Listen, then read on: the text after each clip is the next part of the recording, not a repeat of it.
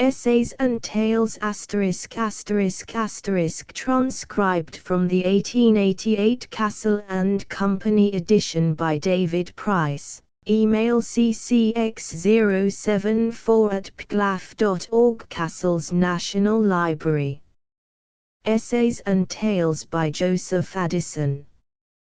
Castle and Company, Limited, London, Paris, New York and Melbourne. 1888 Contents: Introduction, Public Credit, Household Superstitions, Opera, Lions, Women and Wives, The Italian Opera, Lampoons, True and False Humor, Saga Yuen Quarashto's Impressions of London, The Vision of Moreton, 6 papers on Wit, Friendship, Chase, 2 papers, A Dream of the Painter's Spare Time, 2 papers, Censure the English Language, The Vision of Mirza Genius, Theodosius and Constantia, Good Nature, A Grinning Match, Trust in God. Introduction. The 64th volume of this library contains those papers from the Tatler which were especially associated with the imagined character of Isaac Bickerstaff, who was the central figure in that series. And in the 29th volume there is a similar collection of papers relating to the Spectator Club and Sir Roger de Coverley, who was the central figure in Steele and Addison's Spectator. Those volumes contained, no doubt, some of the best essays of Addison and Steele. But in the Tatler and Spectator are full armories of the wit and wisdom of these two writers, who summoned into life the army of the essayists, and led it on to kindly war against the forces of ill temper and ignorance. Envy, hatred, malice, and all their first cousins of the family of uncharitableness, are captains under those two commanders-in-chief, and we can little afford to dismiss from the field 2 of the stoutest combatants against them. In this volume it is only Addison who speaks, and in another volume, presently to follow, there will be the voice of Steele. The two friends differed in temperament and in many of the outward signs of character, but these 2 little books will very distinctly show how wholly they agreed as to essentials. For Addison, literature had a charm of its own. He delighted in distinguishing the finer graces of good style, and he drew from the truths of life the principles of taste in writing. For Steele, literature was the life itself. He loved a true book for the soul he found in it. So he agreed with Addison in judgment. But the 6 papers on wit, the 2 papers on Chase contained in this volume, the 11 papers on imagination and the papers on Paradise Lost which may be given in some future volume, were in a form of study for which Addison was far more apt than Steele. Thus as fellow workers they gave a breadth to the character of Tatler and Spectator that could have been produced by neither of them, singly. The reader of this volume will never suppose that the artist's pleasure in good art and in analysis of its constituents removes him from direct enjoyment of the life about him, that he misses a real contact with all the world gives that is worth his touch. Good art is but nature, studied with love, trained to the most delicate perception, and the good criticism in which the spirit of an artist speaks is, like Addison's, calm, simple, and benign.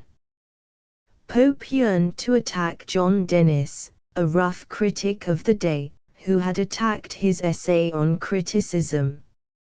Addison had discouraged a very small assault of words. When Dennis attacked Addison's Cato, Pope thought himself free to strike, but Addison took occasion to express, through Steele, a serious regret that he had done so. True criticism may be affected, as Addison's was, by some bias in the canons of taste prevalent in the writer's time, but, as Addison's did in the Chivachase papers, it will dissent from prevalent misapplications of them, and it can never associate perception of the purest truth and beauty with petty arrogance, nor will it so speak as to give pain. When Wordsworth was remembering with love his mother's guidance of his childhood, and wished to suggest that there were mothers less wise in their ways, he was checked, he said, by the unwillingness to join thought of her with any thought that looks at others' blame. So Addison felt towards his mother nature, in literature and in life. He attacked nobody. With a light, kindly humor, that was never personal and never could give pain, he sought to soften the harsh lines of life, abate its follies, and inspire the temper that alone can overcome its wrongs. Politics, in which few then knew how to think calmly and recognize the worth of various opinion, Steele and Addison excluded from the pages of The Spectator. But the first paper in this volume is upon public credit, and it did touch on the position of the country at a time when the shock of change caused by the revolution of 1688–89, and also the strain of foreign war, were being severely felt. Public credit. Quoiquisque fier studio divinctus adheret aut quibus irebus multum sumus anti-morati atquinque ration fuit contenta magis mens, in somnis cadem plurumque vidum obi. Luca, 4. 959. What studies please, what most delight, and fill men's thoughts, they dream them o'er at night. Creech. In one of my rambles, or rather speculations, I looked into the great hall where the bank is kept, and was not a little pleased to see the directors, secretaries, and clerks, with all the other members of that wealthy corporation, ranged in their several stations, according to the parts they act in that just and regular economy. This revived in my memory the many discourses which I had both read and heard concerning the decay of public credit, with the methods of restoring it, and which, in my opinion, have always been defective, because they have always been made with an eye to separate interests and party principles. The thoughts of the day gave my mind employment for the whole night, so that I fell insensibly into a kind of methodical dream, which disposed all my contemplations into a vision, or allegory, or what else the reader shall please to call it. Methoughts I returned to the great hall, where I had been the morning before, but to my surprise, instead of the company that I left there, I saw, towards the upper end of the hall, a beautiful virgin, seated on a throne of gold. Her name, as they told me, was Public Credit. The walls, instead of being adorned with pictures and maps, were hung with many acts of Parliament written in golden letters. At the upper end of the hall was the Magna Charta, with the Act of Uniformity on the right hand, and the Act of Toleration on the left. At the lower end of the hall was the Act of Settlement, which was placed full in the eye of the Virgin that sat upon the throne.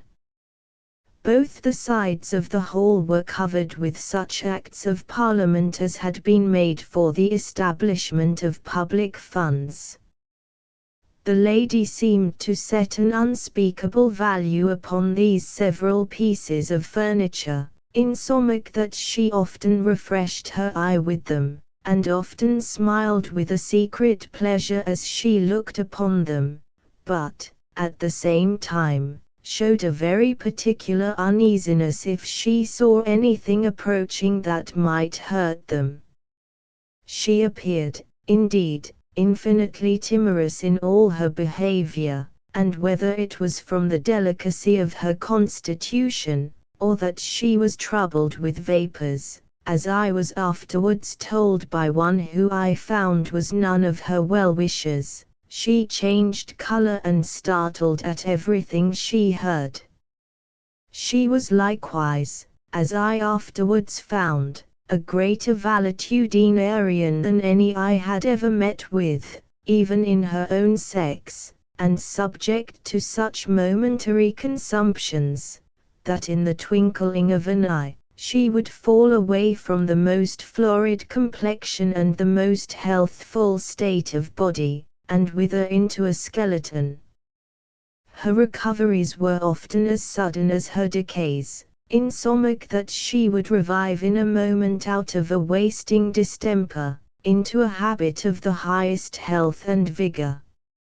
I had very soon an opportunity of observing these quick turns and changes in her constitution.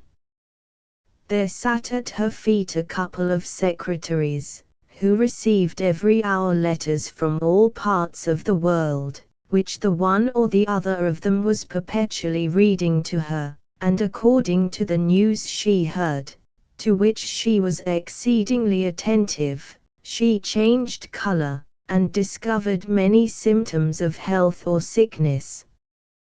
Behind the throne was a prodigious heap of bags of money, which were piled upon one another so high that they touched the ceiling. The floor on her right hand and on her left was covered with vast sums of gold that rose up in pyramids on either side of her. But this I did not so much wonder at, when I heard, upon inquiry, that she had the same virtue in her touch, which the poets tell us a Lydian king was formerly possessed of, and that she could convert whatever she pleased into that precious metal. After a little dizziness, and confused hurry of thought, which a man often meets with in a dream, methoughts the whole was alarmed, the doors flew open, and there entered half a dozen of the most hideous phantoms that I had ever seen, even in a dream, before that time. They came in 2 by 2, though matched in the most dissociable manner, and mingled together in a kind of dance. It would be tedious to describe their habits and persons, for which reason I shall only inform my reader, that the first couple were tyranny and anarchy, the second were bigotry and atheism, the third, the genius of a commonwealth and a young man of about 22 years of age, whose name I could not learn. He had a sword in his right hand, which in the dance he often brandished at the act of settlement, and a citizen, who stood by me, whispered in my ear, that he saw a sponge in his left hand. The dance of so many jarring natures put me in mind of the sun, moon, and earth, in the rehearsal, that danced together for no other end but to eclipse one another. The reader will easily suppose, by what has been before said, that the lady on the throne would have been almost frightened to distraction, had she seen but any one of the spectres. What then must have been her condition when she saw them all in a body? She fainted, and died away at the sight. It nec jam color ist misto candor rubori, nec vigor, it vires, it quam moda rise placebant, nec corpus remane. Ovid, Met. 3 491. Her spirits faint, her blooming cheeks assume a pallid tint, and scarce her form remains. There was as great a change in the hill of moneybags and the heaps of money, the former shrinking and falling into so many empty bags, that I now found not above a 10th part of them had been filled with money. The rest, that took up the same space and made the same figure as the bags that were really filled with money, had been blown up with air, and called into my memory the bags full of wind, which Homer tells us his hero received as a present from Aeolus. The great heaps of gold on either side the throne now appeared to be only heaps of paper, or little piles of notched sticks, bound up together in bundles, like bath faggots. Whilst I was lamenting this sudden desolation that had been made before me, the whole scene vanished. In the room of the frightful spectres, there now entered a second dance of apparitions, very agreeably matched together, and made up of very amiable phantoms. The first pair was Liberty with Monarchy at her right hand, the second was Moderation leading in religion, and the third, a person whom I had never seen, with the genius of Great Britain. At the first entrance, the lady revived, the bags swelled to their former bulk, the piles of faggots and heaps of paper changed into pyramids of guineas, and, for my own part, I was so transported with joy that I awaked, though I must confess I would fain have fallen asleep again to have closed my vision, if I could have done it. Household superstitions. Somnia, terrors magicos, miracula, sagas, nocturnos lemurs, portentarch Thessala rides. Ho, EP. 208. Visions and magic spells, can you despise, and laugh at witches, ghosts, and prodigies? Going yesterday to dine with an old acquaintance, I had the misfortune to find his whole family very much dejected. Upon asking him the occasion of it, he told me that his wife had dreamt a very strange dream the night before, which they were afraid portended some misfortune to themselves or to their children.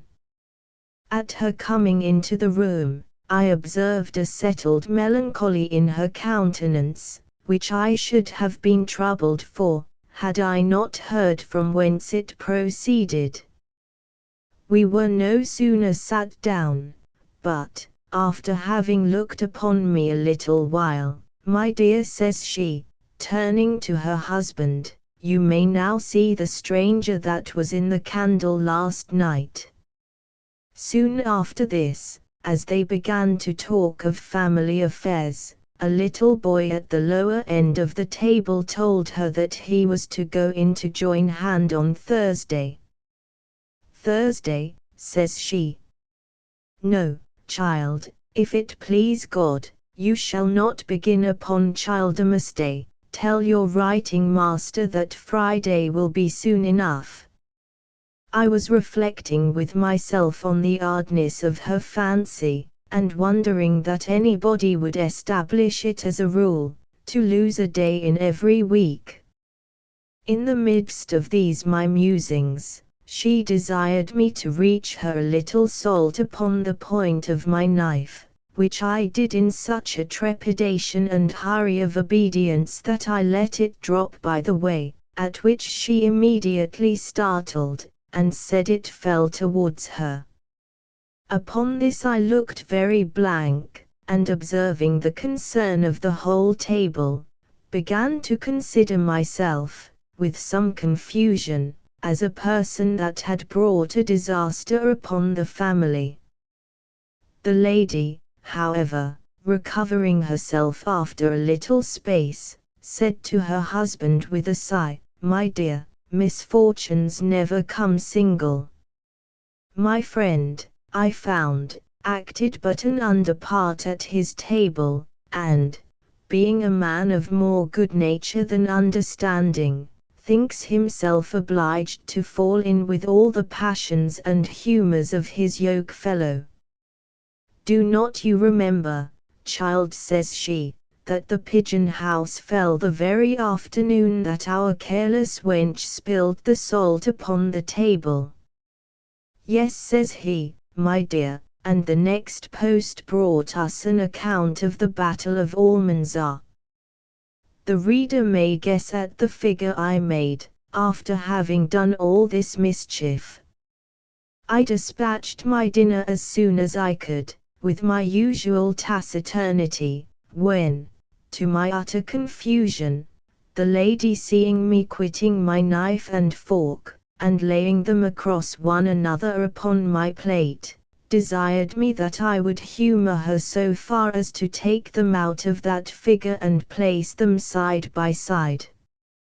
What the absurdity was which I had committed I did not know, but I suppose there was some traditionary superstition in it, and therefore, in obedience to the lady of the house, I disposed of my knife and fork in 2 parallel lines, which is the figure I shall always lay them in for the future, though I do not know any reason for it. It is not difficult for a man to see that a person has conceived an aversion to him.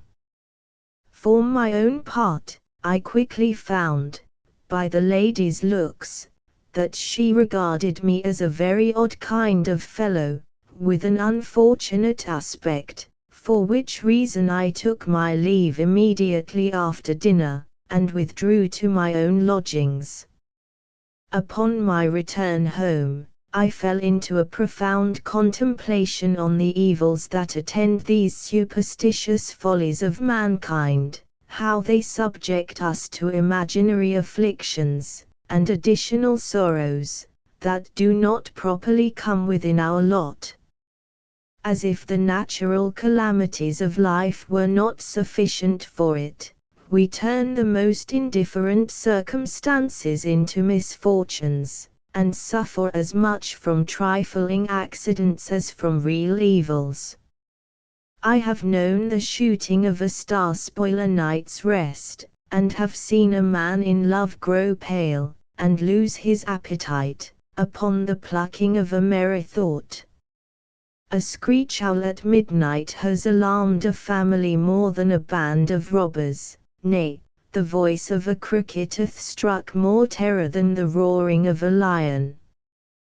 There is nothing so inconsiderable which may not appear dreadful to an imagination that is filled with omens and prognostics. A rusty nail or a crooked pin shoot up into prodigies. I remember I was once in a mixed assembly that was full of noise and mirth, when on a sudden an old woman unluckily observed there were 13 of us in company. This remark struck a panic terror into several who were present, insomuch that 1 or 2 of the ladies were going to leave the room, but a friend of mine, taking notice that one of our female companions was big with child, affirmed there were 14 in the room, and that, instead of portending one of the company should die, it plainly foretold one of them should be born. Had not my friend found this expedient to break the omen, I question not but half the women in the company would have fallen sick that very night. An old maid that is troubled with the vapors produces infinite disturbances of this kind among her friends and neighbors. I know a maiden aunt of a great family, who is one of these antiquated sibyls, that forebodes and prophesies from one end of the year to the other. She is always seeing apparitions and hearing death watches, and was the other day almost frightened out of her wits by the great house dog that howled in the stable, at a time when she lay ill of the toothache. Such an extravagant cast of mind engages multitudes of people not only in impertinent terrors, but in supernumerary duties of life, and arises from that fear and ignorance which are natural to the soul of man. The horror with which we entertain the thoughts of death, or indeed of any future evil, and the uncertainty of its approach, fill a melancholy mind with innumerable apprehensions and suspicions, and consequently dispose it to the observation of such groundless prodigies and predictions. For as it is the chief concern of wise men to retrench the evils of life by the reasonings of philosophy, it is the employment of fools to multiply them by the sentiments of superstition. For my own part, I should be very much troubled were I endowed with this divining quality, though it should inform me truly of everything that can befall me. I would not anticipate the relish of any happiness, nor feel the weight of any misery, before it actually arrives. I know but one way of fortifying my soul against these gloomy presages and terrors of mind, and that is, by securing to myself the friendship and protection of that Being who disposes of events and governs futurity.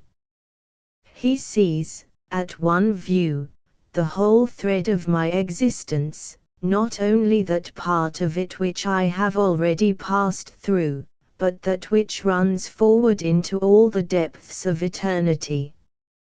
When I lay me down to sleep, I recommend myself to His care; when I awake, I give myself up to His direction.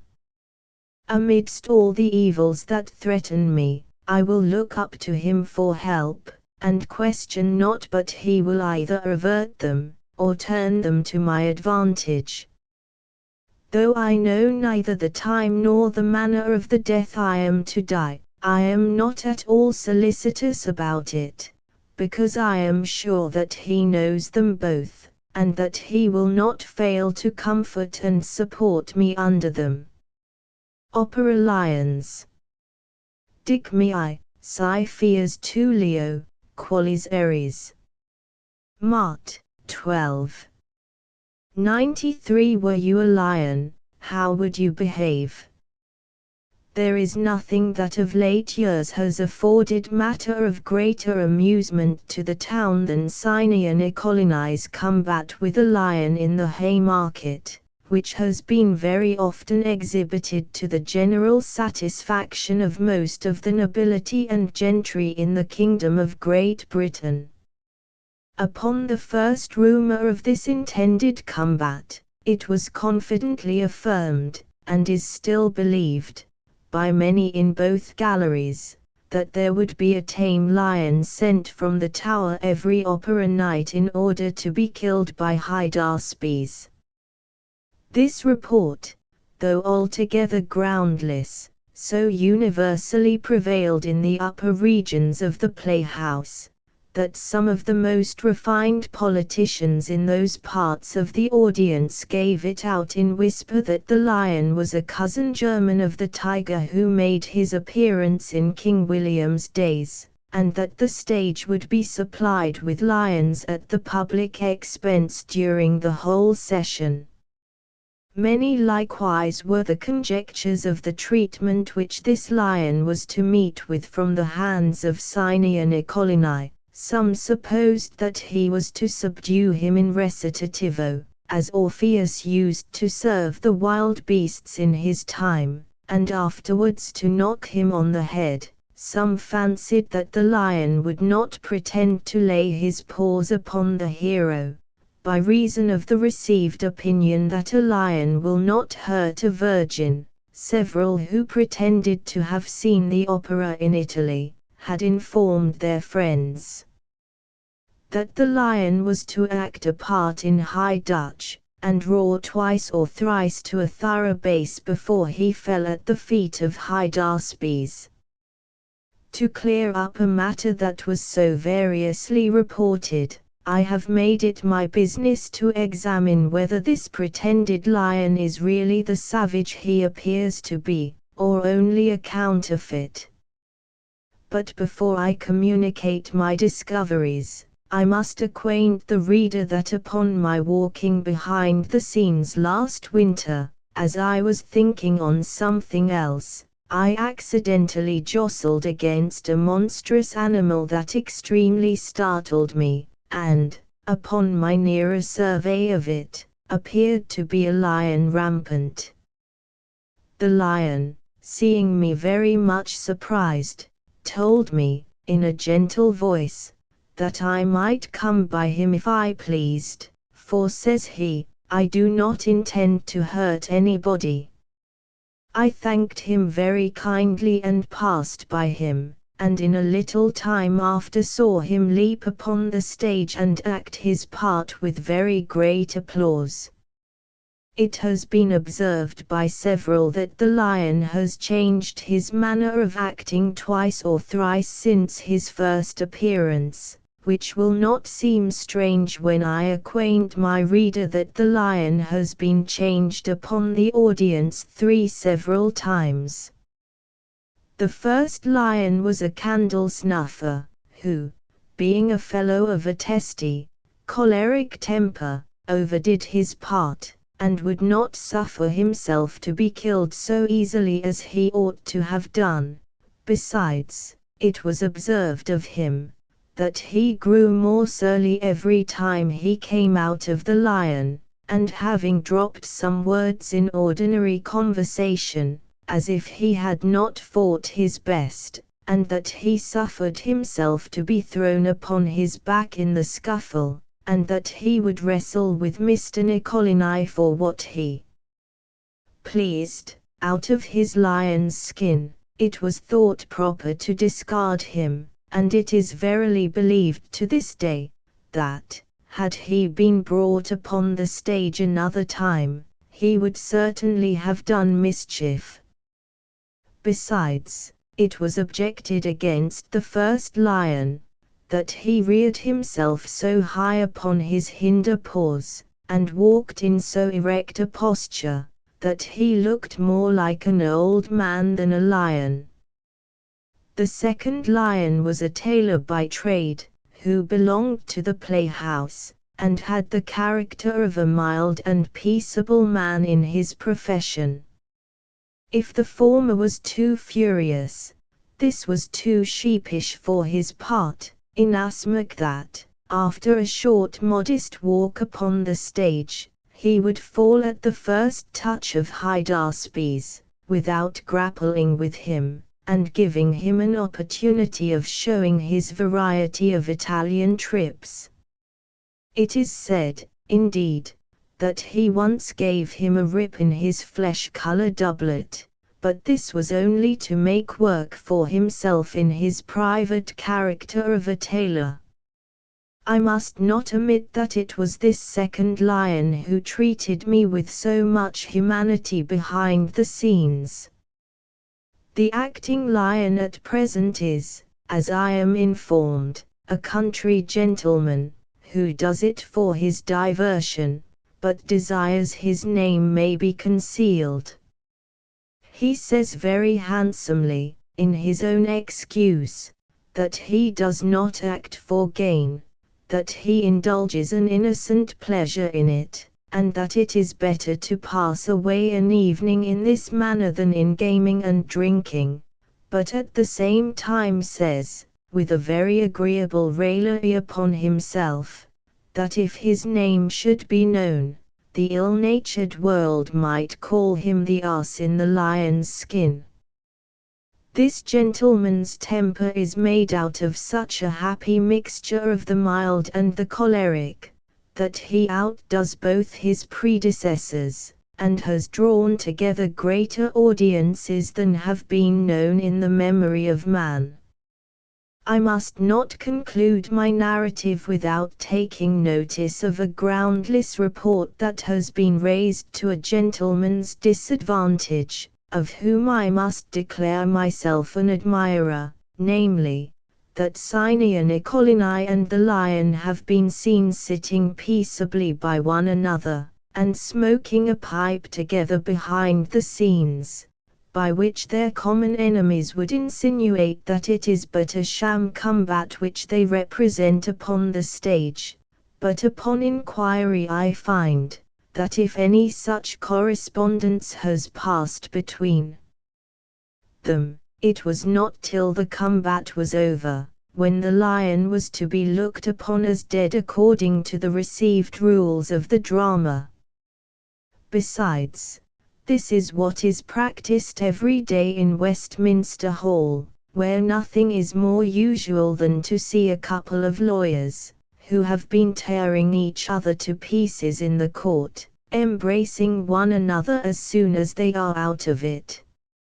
I would not be thought in any part of this relation to reflect upon Sine Nicolini, who, in acting this part, only complies with the wretched taste of his audience. He knows very well that the lion has many more admirers than himself, as they say of the famous equestrian statue on the Pont Neuf at Paris, that more people go to see the horse than the king who sits upon it.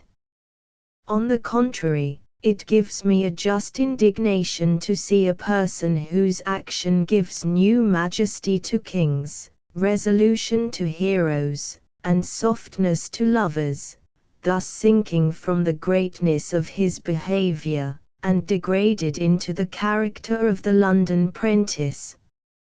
I have often wished that our tragedians would copy after this great master in action. Could they make the same use of their arms and legs, and inform their faces with as significant looks and passions, how glorious would an English tragedy appear with that action which is capable of giving a dignity to the forced thoughts, cold conceits, and unnatural expressions of an Italian opera.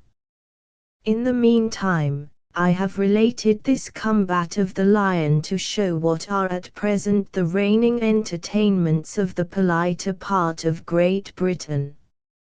Audiences have often been reproached by writers for the coarseness of their taste, but our present grievance does not seem to be the want of a good taste, but of common sense. Women and Wives.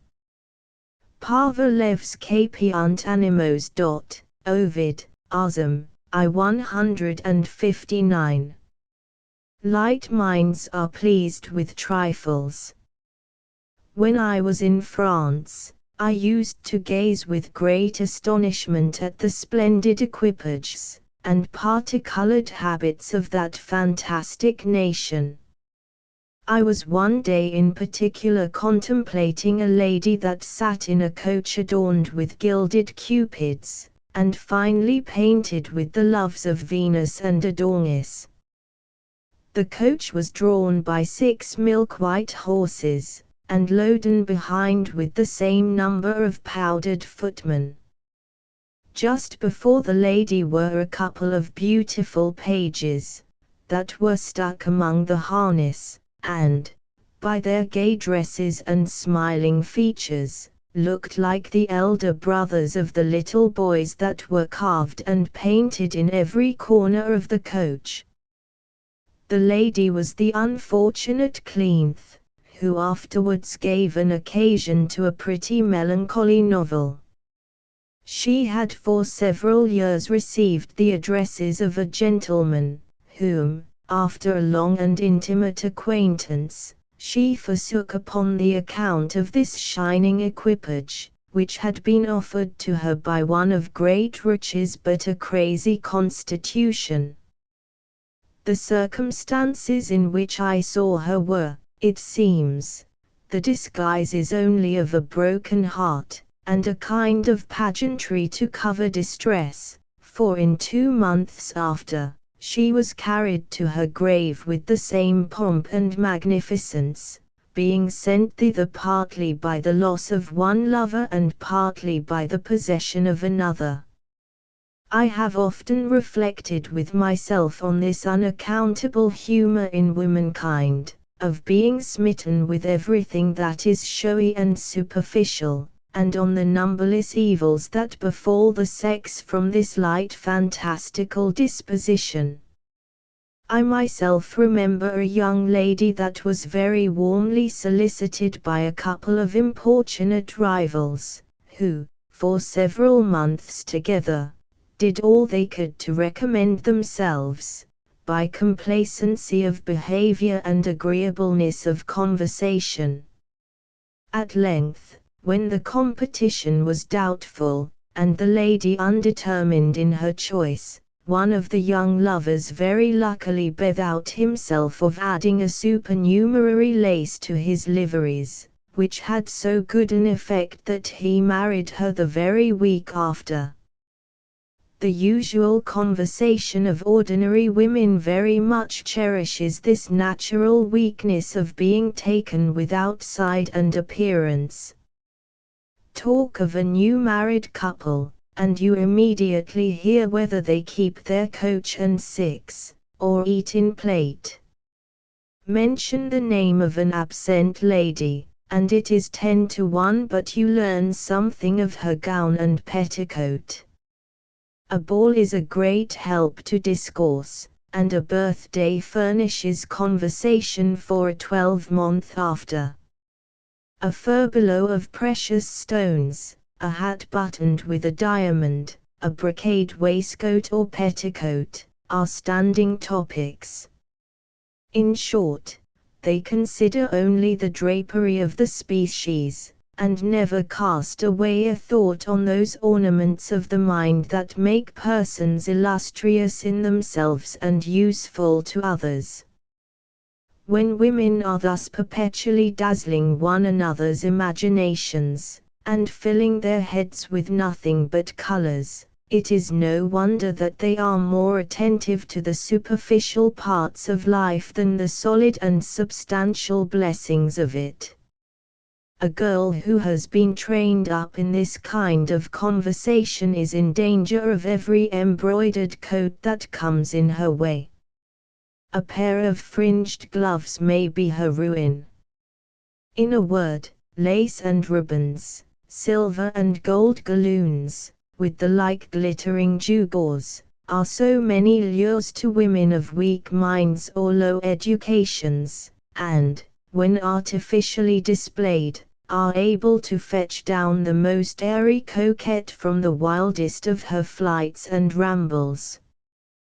True happiness is of a retired nature, and an enemy to pomp and noise. It arises, in the first place, from the enjoyment of one's self, and, in the next, from the friendship and conversation of a few select companions. It loves shade and solitude, and naturally haunts groves and fountains, fields and meadows. In short, it feels everything it wants within itself, and receives no addition from multitudes of witnesses and spectators.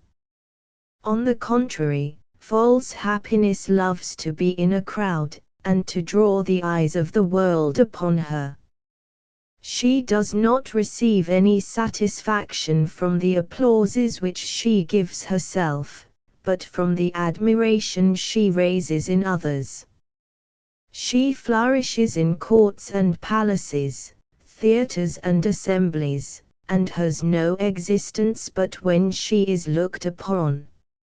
Aurelia, though a woman of great quality, delights in the privacy of a country life, and passes away a great part of her time in her own walks and gardens. Her husband, who is her bosom friend and companion in her solitudes, has been in love with her ever since he knew her. They both abound with good sense, consummate virtue, and a mutual esteem, and are a perpetual entertainment to one another. Their family is under so regular an economy, in its hours of devotion and repast, employment and diversion, that it looks like a little commonwealth within itself. They often go into company, that they may return with the greater delight to one another, and sometimes live in town, not to enjoy it so properly as to grow weary of it, that they may renew in themselves the relish of a country life. By this means they are happy in each other, beloved by their children, adored by their servants, and are become the envy, or rather the delight, of all that know them. How different to this is the life of Fulvia! She considers her husband as her steward, and looks upon discretion and good housewifery as little domestic virtues unbecoming a woman of quality.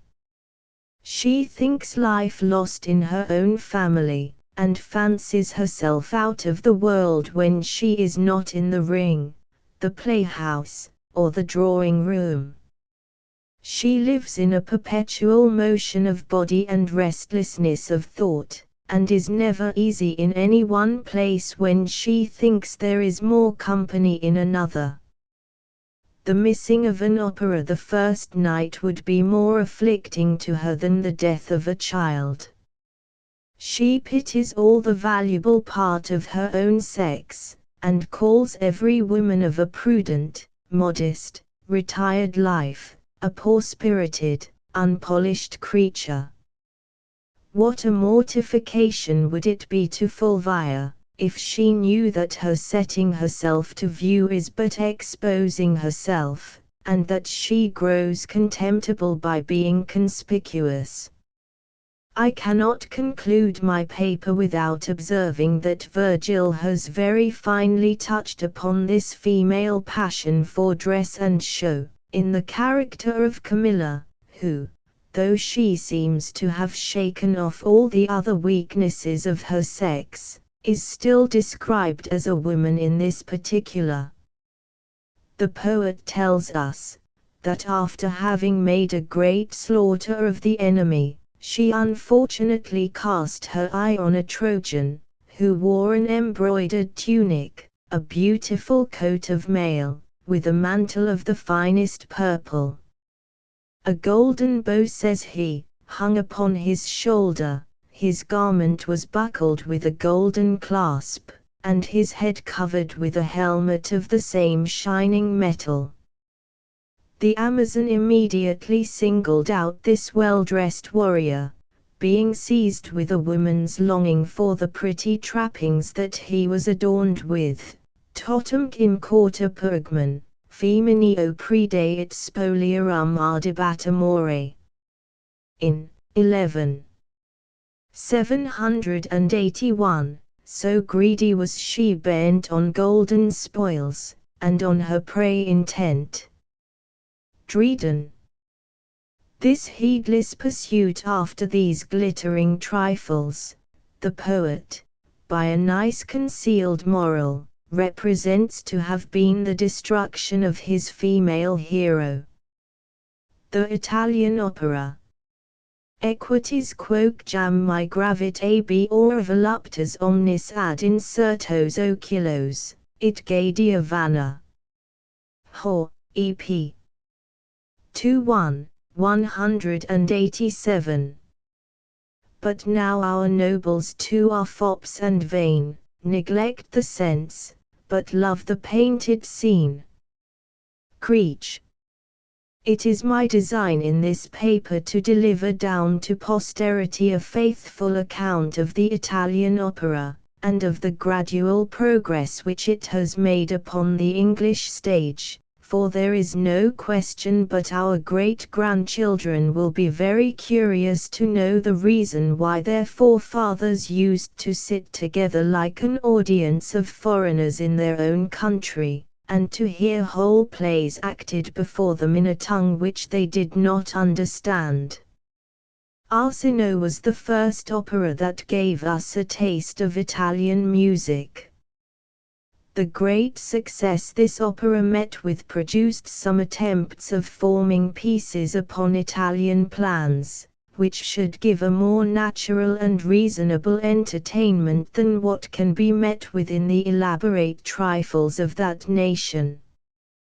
This alarmed the poetasters and fiddlers of the town, who were used to deal in a more ordinary kind of ware, and therefore laid down an established rule, which is received as such to this day, that nothing is capable of being well set to music that is not nonsense.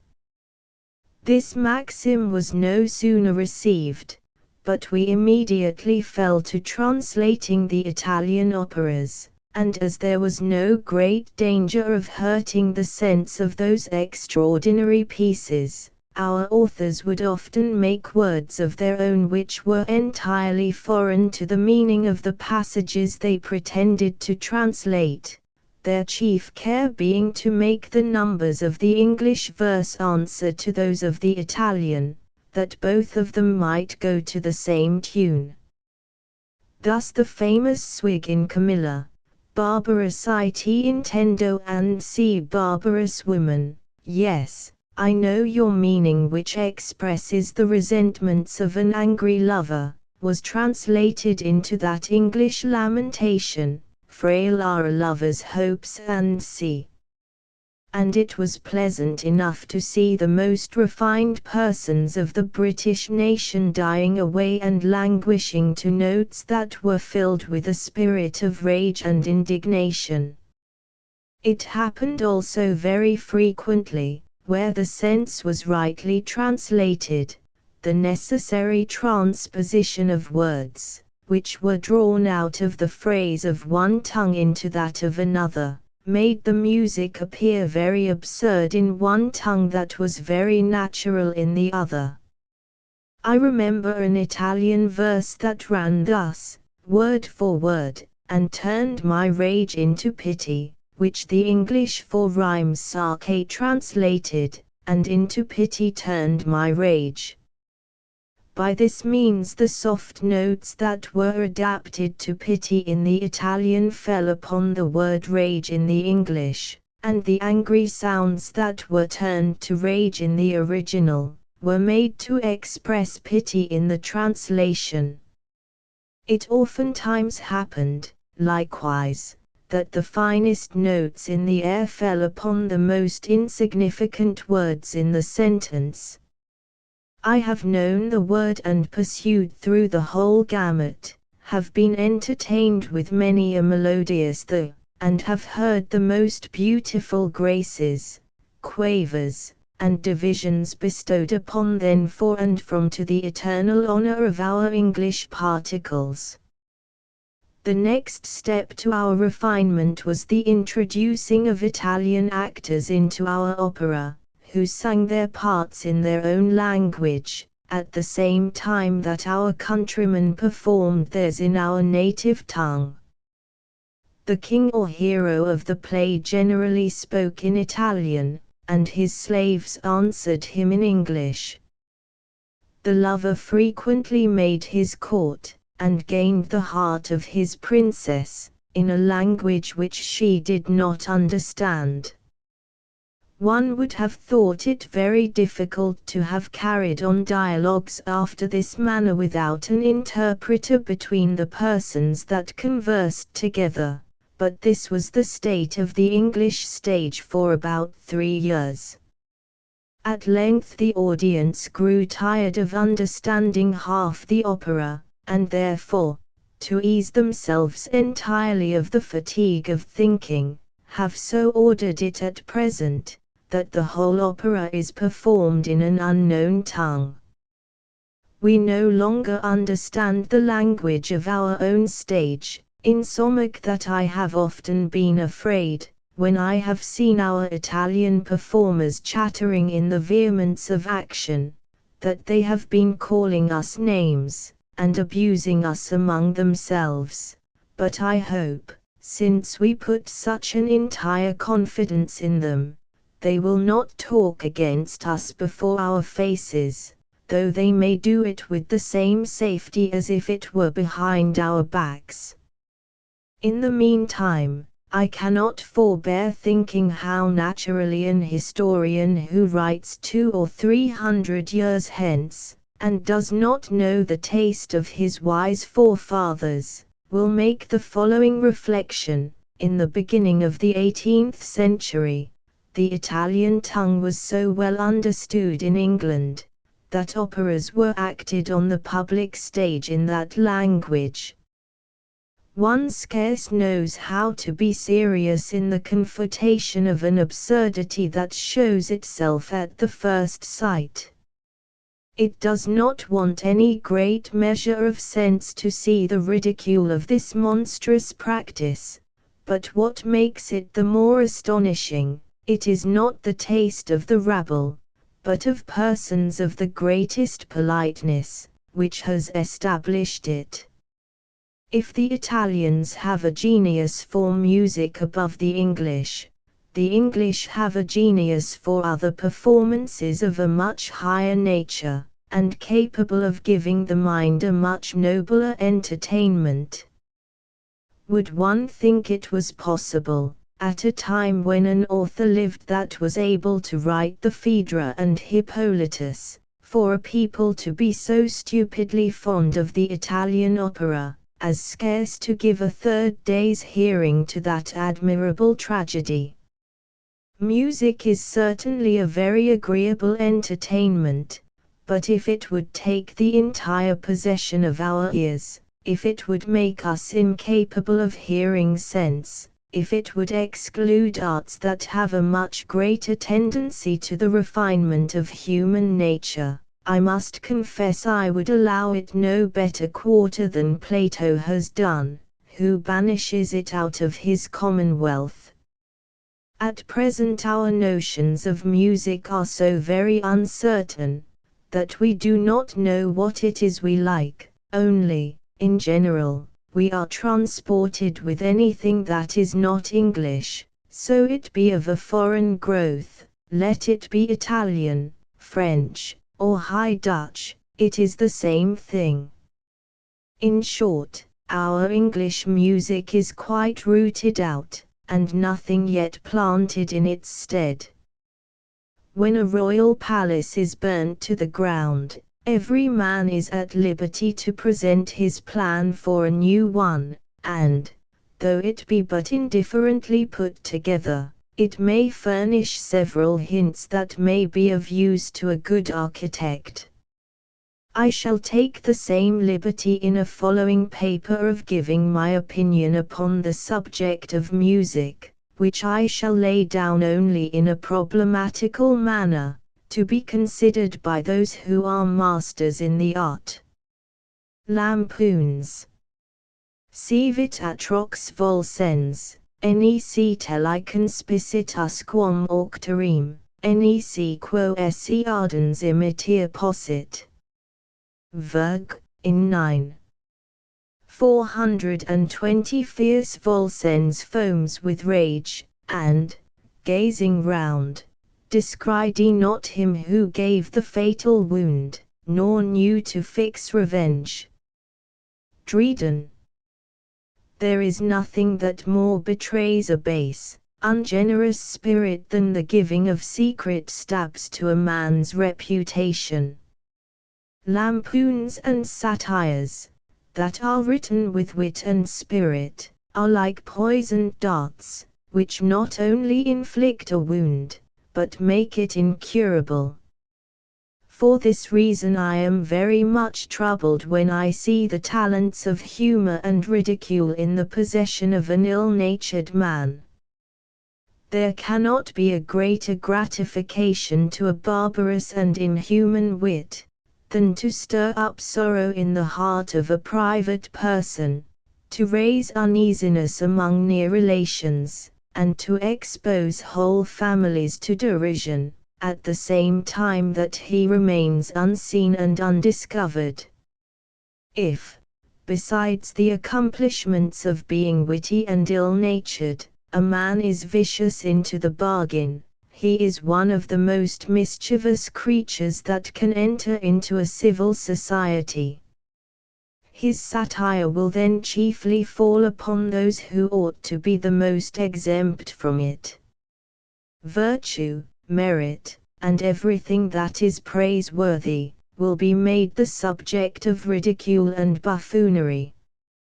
It is impossible to enumerate the evils which arise from these arrows that fly in the dark, and I know no other excuse that is or can be made for them, than that the wounds they give are only imaginary, and produce nothing more than a secret shame or sorrow in the mind of the suffering person.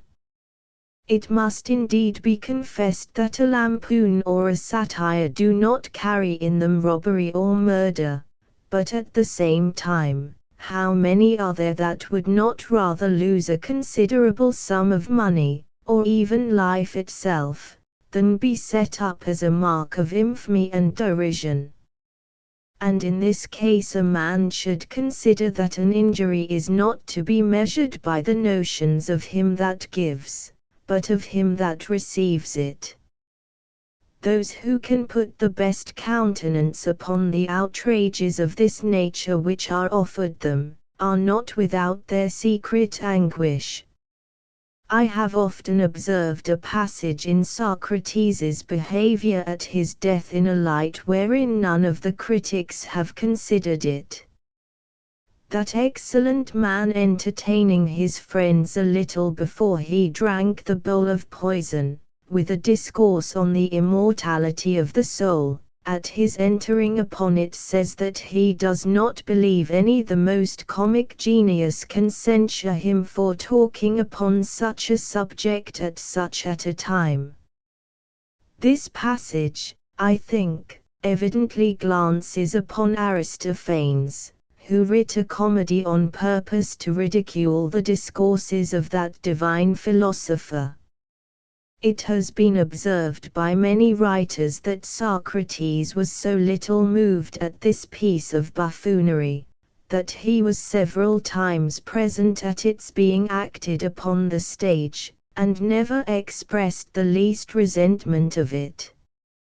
But, with submission, I think the remark I have here made shows us that this unworthy treatment made an impression upon his mind, though he had been too wise to discover it. When Julius Caesar was lampooned by Catullus, he invited him to a supper, and treated him with such a generous civility, that he made the poet his friend ever after.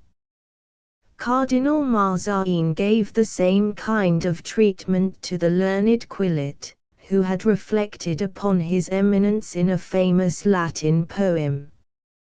The cardinal sent for him, and, after some kind expostulations upon what he had written, assured him of his esteem, and dismissed him with a promise of the next good abbey that should fall, which he accordingly conferred upon him in a few months after. This had so good an effect upon the author, that he dedicated the second edition of his book to the cardinal, after having expunged the passages which had given him offense. Sextus Quintus was not of so generous and forgiving a temper. Upon his being made pope, the statue of Pasquin was one night dressed in a very dirty shirt, with an excuse written under it, that he was forced to wear foul linen because his laundress was made a princess. This was a reflection upon the Pope's sister, who, before the promotion of her brother, was in those mean circumstances that Pasquin represented her. As this Pasquinade made a great noise in Rome, the Pope offered a considerable sum of money to any person that should discover the author of it.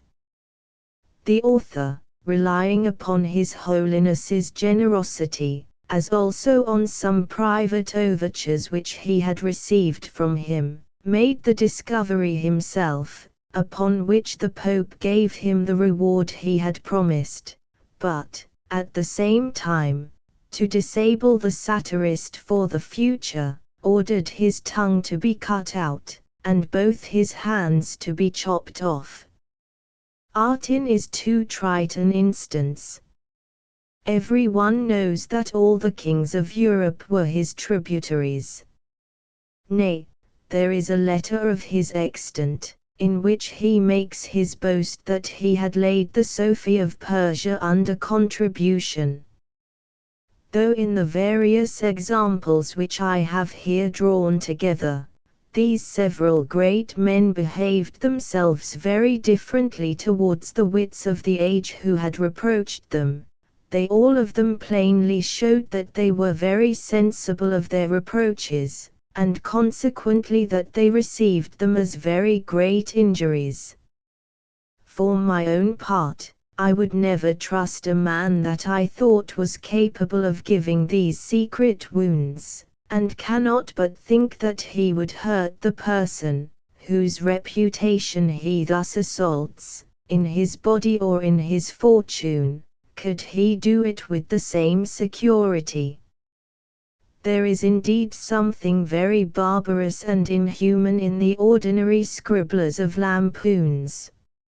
An innocent young lady shall be exposed for an unhappy feature, a father of a family turned to ridicule for some domestic calamity, a wife be made uneasy all her life for a misinterpreted word or action, nay, a good, a temperate, and a just man shall be put out of countenance by the representation of those qualities that should do him honor. So pernicious a thing is wit when it is not tempered with virtue and humanity.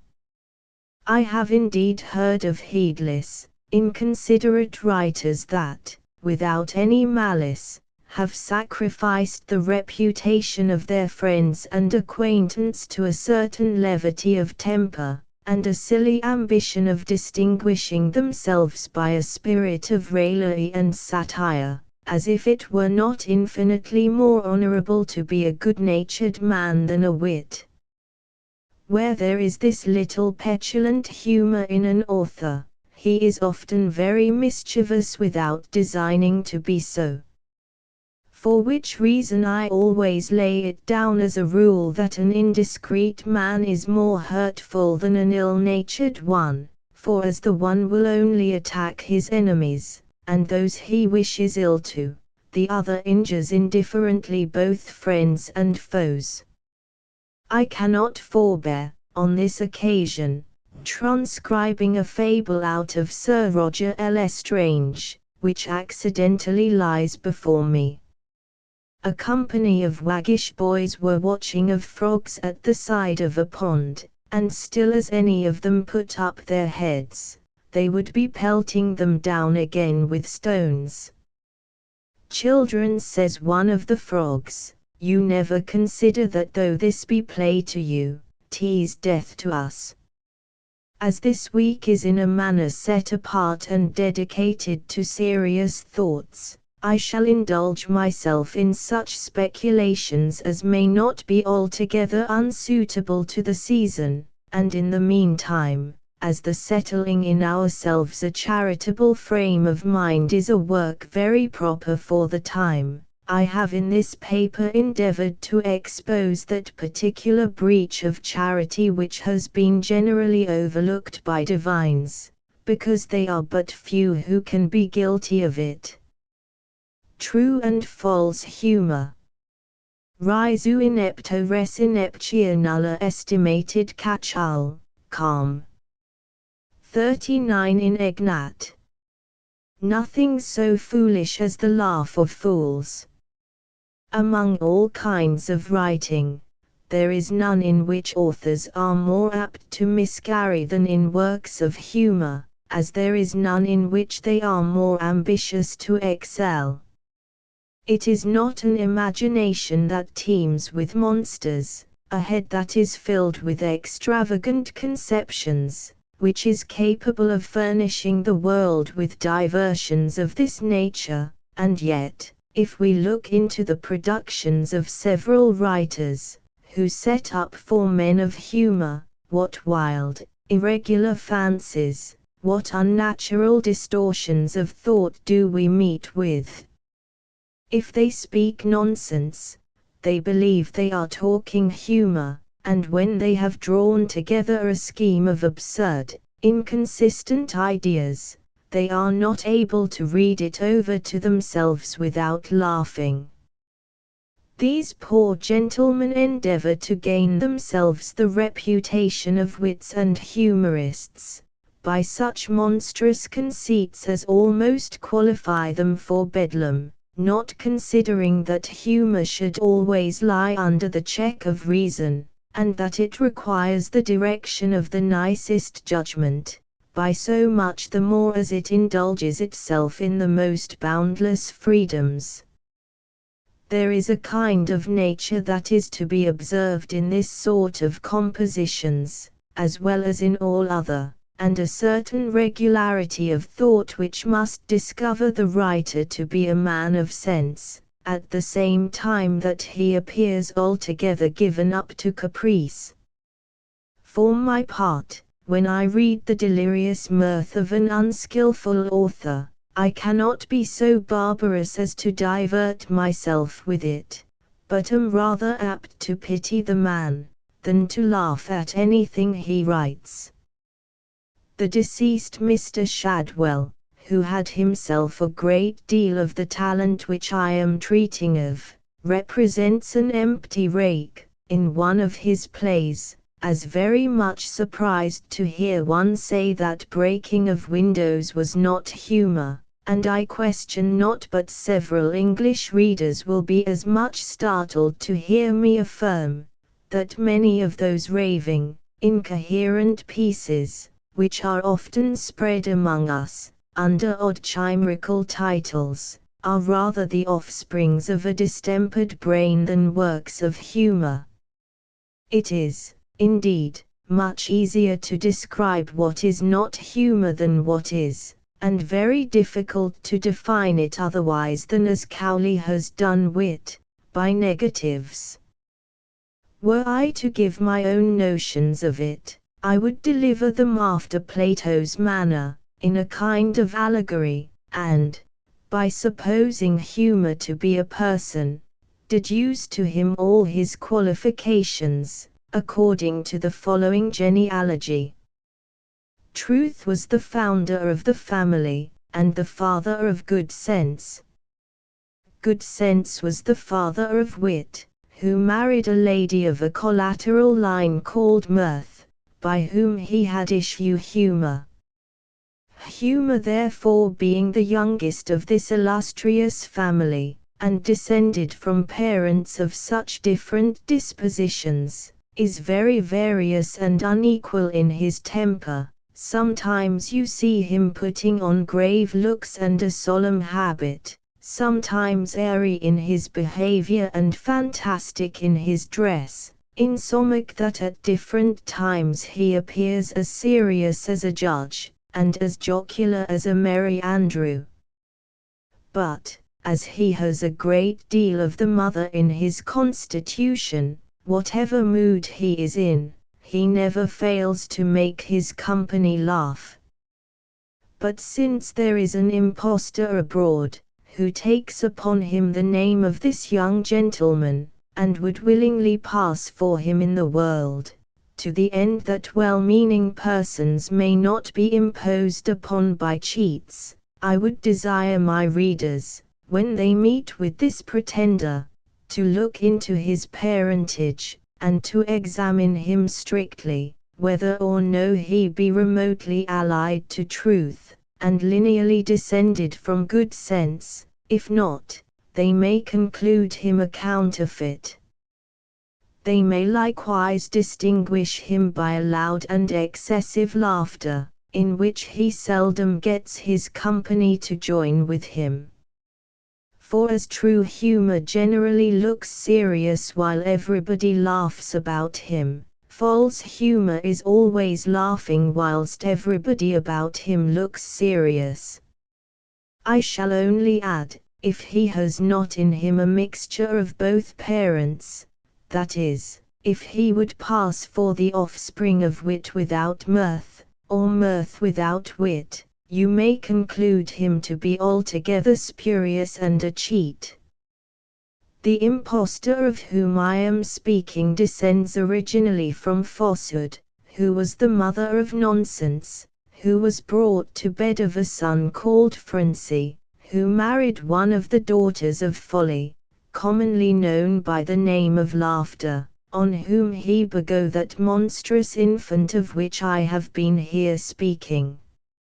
I shall set down at length the genealogical table of false humor, and, at the same time, place under it the genealogy of true humor, that the reader may at one view behold their different pedigrees and relations, falsehood, nonsense, frenzy.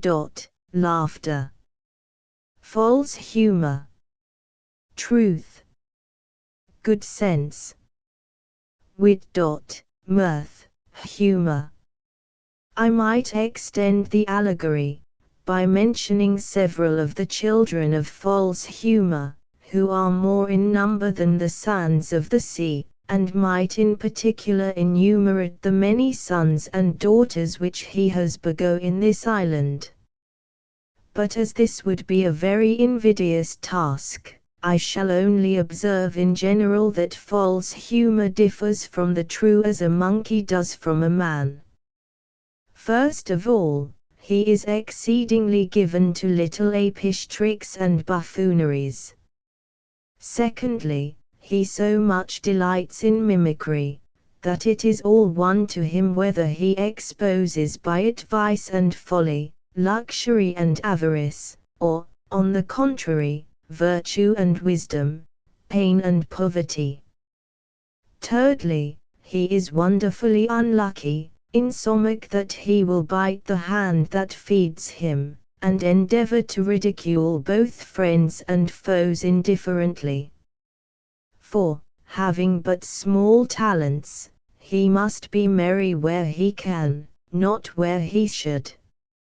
Fourthly, being entirely void of reason, he pursues no point either of morality or instruction, but is ludicrous only for the sake of being so. Fifthly, being incapable of anything but mock representations, his ridicule is always personal, and aimed at the vicious man, or the writer, not at the vice, or at the writing.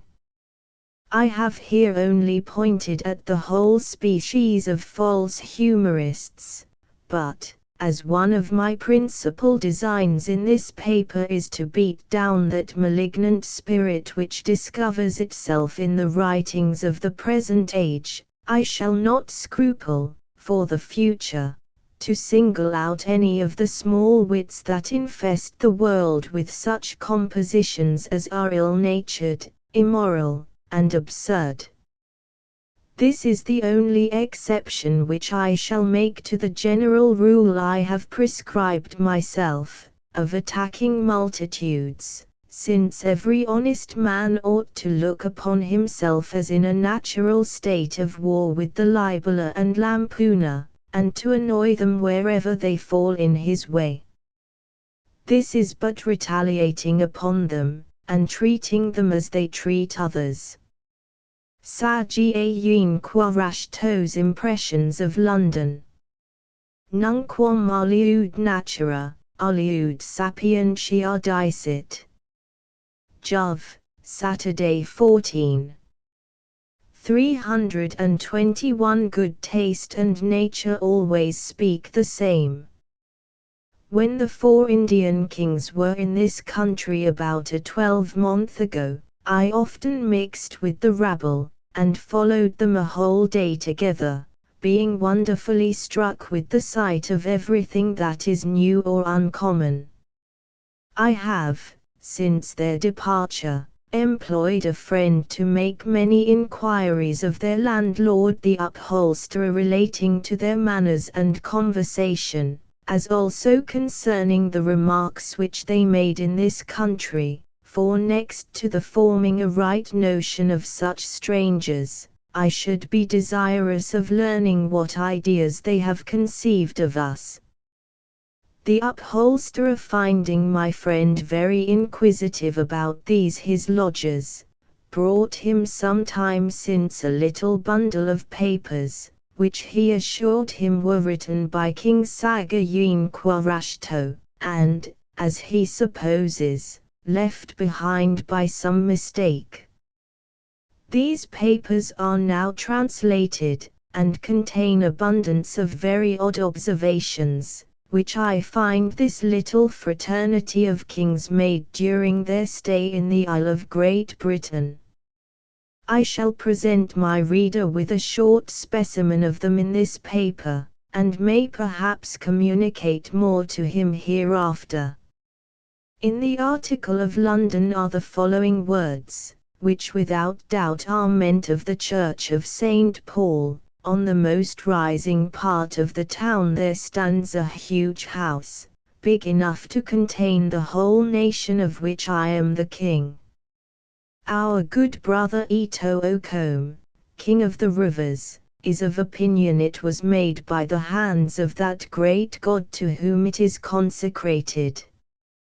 The kings of Granager and of the 6 nations believe that it was created with the earth, and produced on the same day with the sun and moon.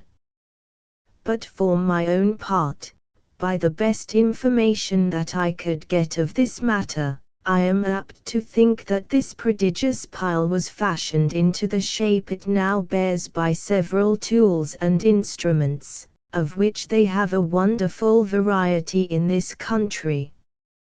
It was probably at first a huge misshapen rock that grew upon the top of the hill, which the natives of the country, after having cut into a kind of regular figure, bored and hollowed with incredible pains and industry, till they had wrought in it all those beautiful vaults and caverns into which it is divided at this day. As soon as this rock was thus curiously scooped to their liking, a prodigious number of hands must have been employed in chipping the outside of it, which is now as smooth as the surface of a pebble, and is in several places hewn out into pillars that stand like the trunks of so many trees bound about the top with garlands of leaves. It is probable that when this great work was begun, which must have been many 100 years ago, there was some religion among this people, for they give it the name of a temple, and have a tradition that it was designed for men to pay their devotion in. And indeed, there are several reasons which make us think that the natives of this country had formerly among them some sort of worship, for they set apart every 7th day as sacred. But upon my going into one of these holy houses on that day, I could not observe any circumstance of devotion in their behavior.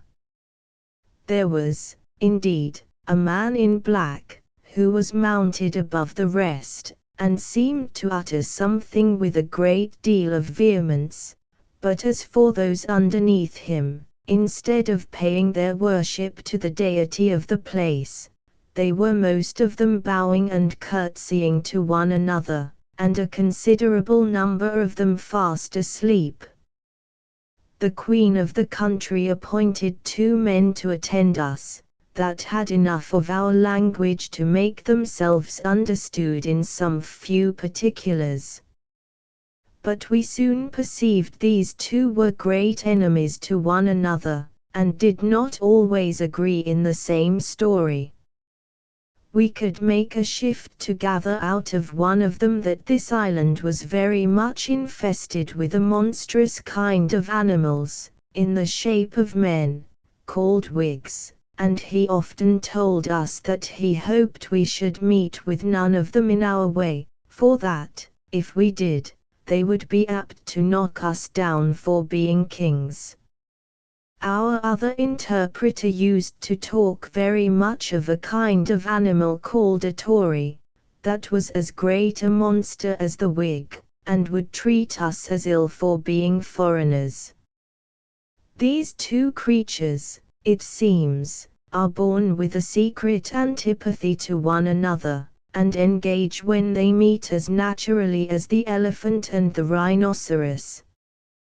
But as we saw none of either of these species, we are apt to think that our guides deceived us with misrepresentations and fictions, and amused us with an account of such monsters as are not really in their country.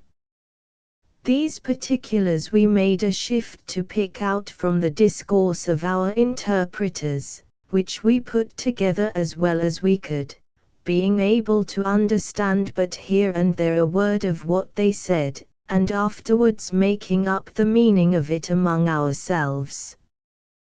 The men of the country are very cunning and ingenious in handicraft works, but withal so very idle, that we often saw young, lusty, raw-boned fellows carried up and down the streets in little covered rooms by a couple of porters, who were hired for that service. Their dress is likewise very barbarous, for they almost strangle themselves about the neck, and bind their bodies with many ligatures, that we are apt to think are the occasion of several distempers among them, which our country is entirely free from. Instead of those beautiful feathers with which we adorn our heads, they often buy up a monstrous bush of hair, which covers their heads, and falls down in a large fleece below the middle of their backs, with which they walk up and down the streets, and are as proud of it as if it was of their own growth. We were invited to one of their public diversions, where we hoped to have seen the great men of their country running down a stag, or pitching a bar, that we might have discovered who were the persons of the greatest abilities among them, but instead of that, they conveyed us into a huge room lighted up with abundance of candles, where this lazy people sat still above 3 hours to see several feats of ingenuity performed by others, who it seems were paid for it. As for the women of the country, not being able to talk with them, we could only make our remarks upon them at a distance. They let the hair of their heads grow to a great length, but as the men make a great show with heads of hair that are none of their own, the women, who they say have very fine heads of hair, tie it up in a knot, and cover it from being seen. The women look like angels, and would be more beautiful than the sun, were it not for little black spots that are apt to break out in their faces, and sometimes rise in very odd figures. I have observed that those little blemishes wear off very soon, but when they disappear in one part of the face, they are very apt to break out in another, insomuch that I have seen a spot upon the forehead in the afternoon which was upon the chin in the morning. The author then proceeds to show the absurdity of breeches and petticoats, with many other curious observations, which I shall reserve for another occasion. I cannot, however, conclude this paper without taking notice that amidst these wild remarks there now and then appears something very reasonable. I cannot likewise forbear observing, that we are all guilty in some measure of the same narrow way of thinking which we meet with in this abstract of the Indian Journal, when we fancy the customs, dresses, and manners of other countries are ridiculous and extravagant if they do not resemble those of our own. The Vision of Marathon. Felices error suo. Lucani 454. Happy in their mistake. The Americans believe that all creatures have souls, not only men and women, but brutes, vegetables, nay, even the most inanimate things, as stocks and stones.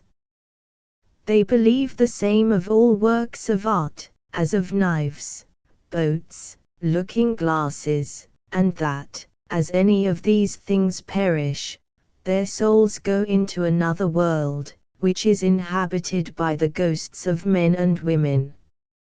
For this reason they always place by the corpse of their dead friend a bow and arrows, that he may make use of the souls of them in the other world, as he did of their wooden bodies in this. How absurd soever such an opinion as this may appear, our European philosophers have maintained several notions altogether as improbable. Some of Plato's followers, in particular, when they talk of the world of ideas, entertain us with substances and beings no less extravagant and chimerical. Many Aristotelians have likewise spoken as unintelligibly of their substantial forms. I shall only instance Albertus Magnus, who, in his dissertation upon the lodestone, observing that fire will destroy its magnetic virtues, tells us that he took particular notice of one as it lay glowing amidst a heap of burning coals, and that he perceived a certain blue vapor to arise from it, which he believed might be the substantial form, that is, in our West Indian phrase, the soul of the lodestone. There is a tradition among the Americans that one of their countrymen descended in a vision to the great repository of souls, or, as we call it here, to the other world, and that upon his return he gave his friends a distinct account of everything he saw among those regions of the dead.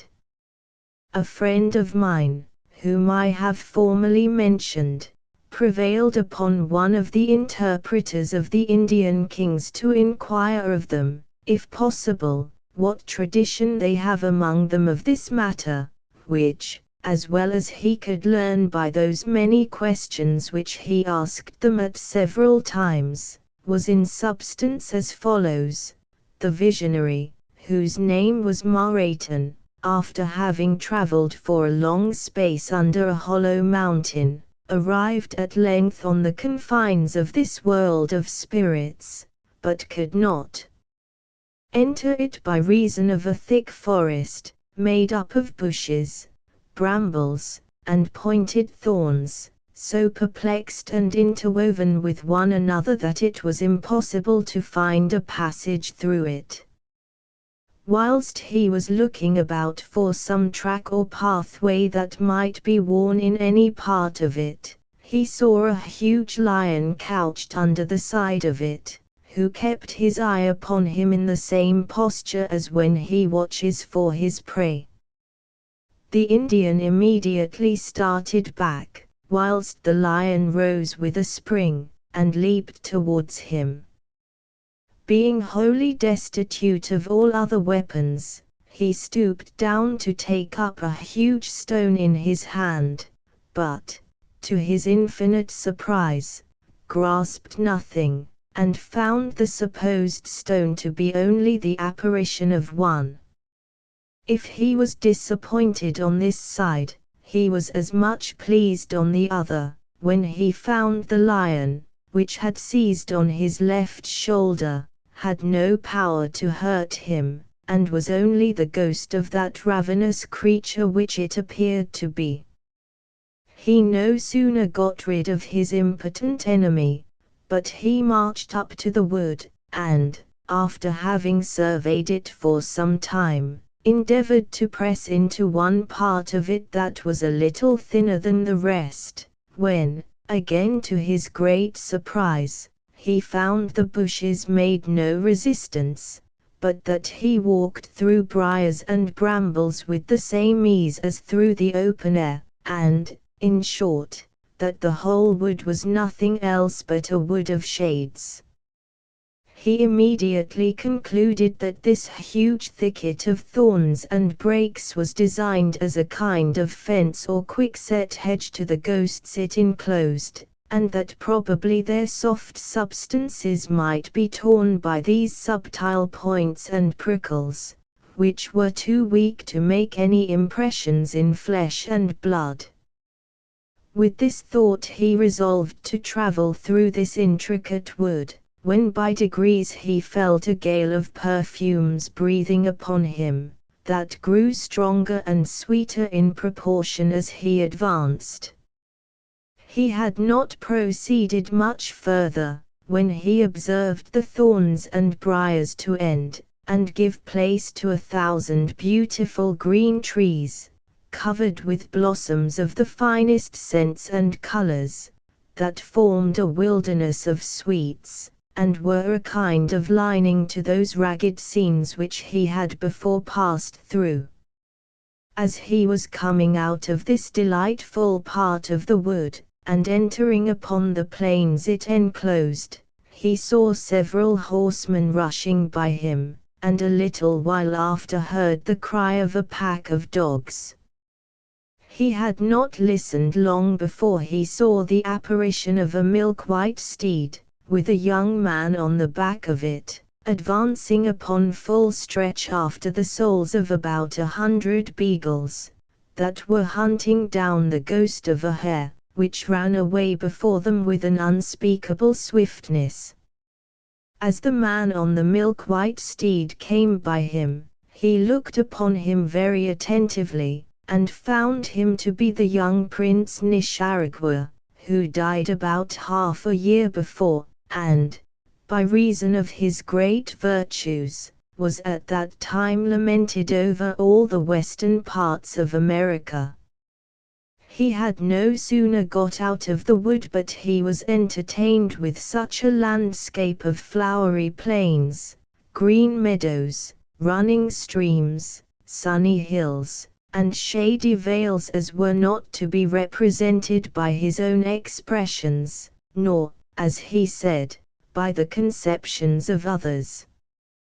This happy region was peopled with innumerable swarms of spirits, who applied themselves to exercises and diversions, according as their fancies led them. Some of them were tossing the figure of a quoit, others were pitching the shadow of a bar, others were breaking the apparition of a horse, and multitudes employing themselves upon ingenious handicrafts with the souls of departed utensils, for that is the name which in the Indian language they give their tools when they are burnt or broken. As he traveled through this delightful scene he was very often tempted to pluck the flowers that rose everywhere about him in the greatest variety and profusion, having never seen several of them in his own country, but he quickly found, that though they were objects of his sight, they were not liable to his touch. He at length came to the side of a great river, and, being a good fisherman himself, stood upon the banks of it some time to look upon an angler that had taken a great many shapes of fishes, which lay flouncing up and down by him. I should have told my reader that this Indian had been formerly married to one of the greatest beauties of his country, by whom he had several children. This couple were so famous for their love and constancy to one another that the Indians to this day, when they give a married man joy of his wife, wish that they may live together like Maratan and Yaratilda. Maratan had not stood long by the fisherman when he saw the shadow of his beloved Yaratilda, who had for some time fixed her eye upon him before he discovered her. Her arms were stretched out towards him, floods of tears ran down her eyes, her looks, her hands, her voice called him over to her, and, at the same time, seemed to tell him that the river was unpassable. Who can describe the passion made up of joy, sorrow, love, desire, astonishment that rose in the Indian upon the sight of his dear Yaratilda? He could express it by nothing but his tears, which ran like a river down his cheeks as he looked upon her. He had not stood in this posture long before he plunged into the stream that lay before him, and finding it to be nothing but the phantom of a river, stalked on the bottom of it till he arose on the other side. At his approach Yaratilda flew into his arms, whilst Marayton wished himself disencumbered of that body which kept her from his embraces. After many questions and endearments on both sides, she conducted him to a bower, which she had dressed with her own hands with all the ornaments that could be met with in those blooming regions. She had made it gay beyond imagination, and was every day adding something new to it. As Marayton stood astonished at the unspeakable beauty of her habitation, and ravished with the fragrancy that came from every part of it, Yaratilda told him that she was preparing this bower for his reception, as well knowing that his piety to his God, and his faithful dealing towards men, would certainly bring him to that happy place whenever his life should be at an end. She then brought 2 of her children to him, who died some years before, and resided with her in the same delightful bower, advising him to breed up those others which were still with him in such a manner that they might hereafter all of them meet together in this happy place. The tradition tells us further that he had afterwards a sight of those dismal habitations which are the portion of ill men after death, and mentions several molten seas of gold, in which were plunged the souls of barbarous Europeans, who put to the sword so many thousands of poor Indians for the sake of that precious metal. But having already touched upon the chief points of this tradition, and exceeded the measure of my paper, I shall not give any further account of it. 6 papers on wit.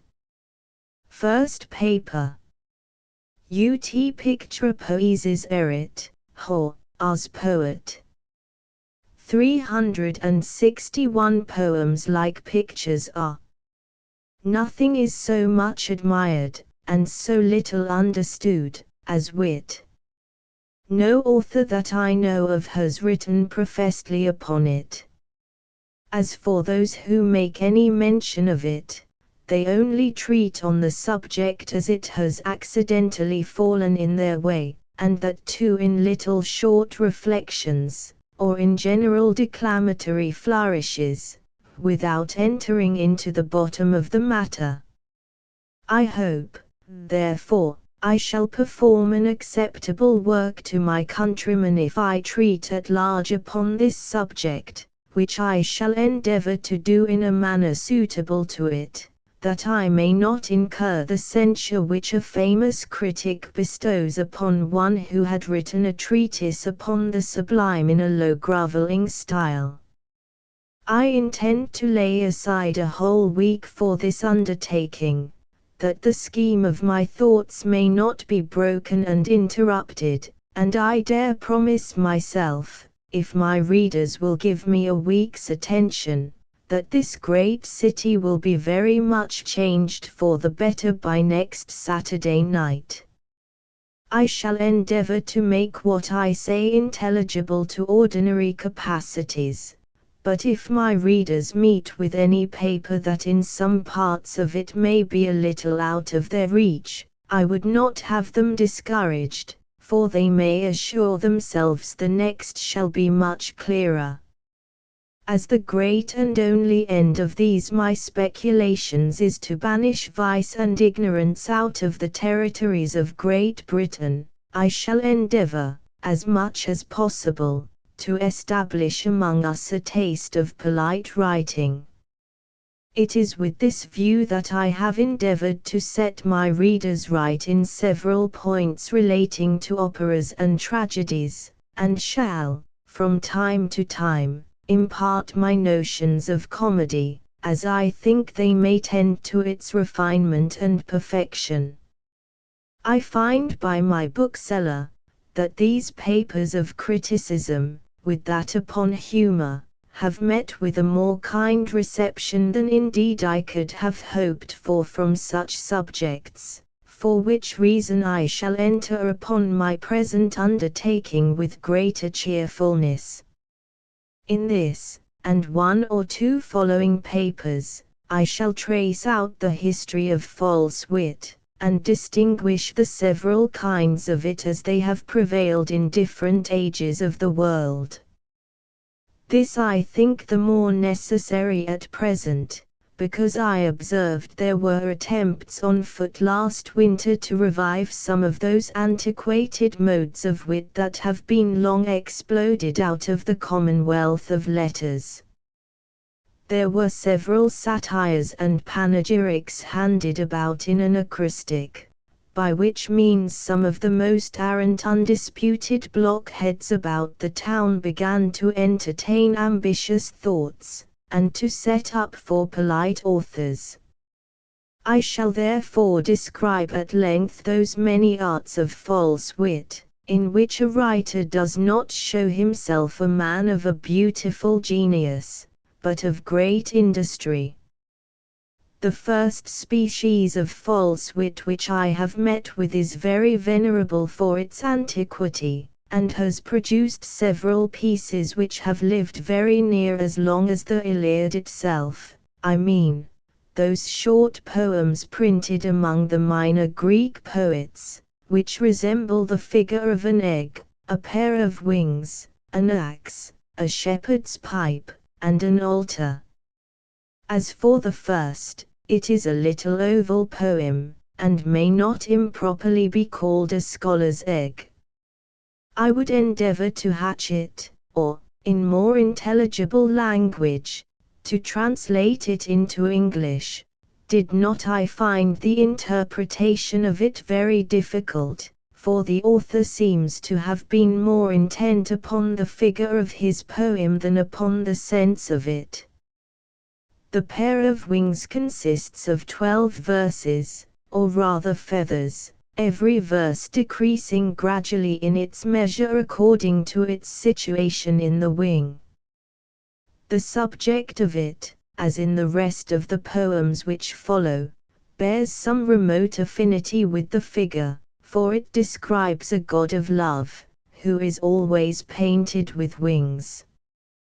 The axe, methinks, would have been a good figure for a lampoon, had the edge of it consisted of the most satirical parts of the work, but as it is in the original, I take it to have been nothing else but the posy of an axe which was consecrated to Minerva, and was thought to be the same that Epus made use of in the building of the Trojan horse, which is a hint I shall leave to the consideration of the critics.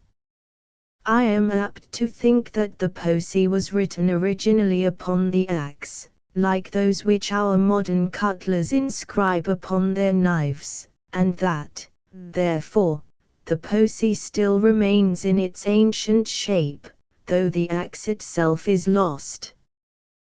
The shepherd's pipe may be said to be full of music, for it is composed of 9 different kinds of verses, which by their several lengths resemble the 9 stops of the old musical instrument, that is likewise the subject of the poem.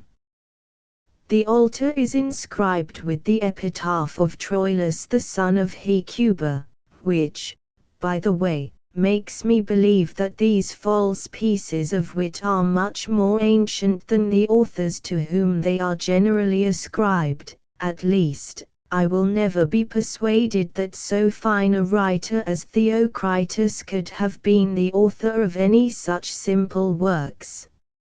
It was impossible for a man to succeed in these performances who was not a kind of painter, or at least a designer.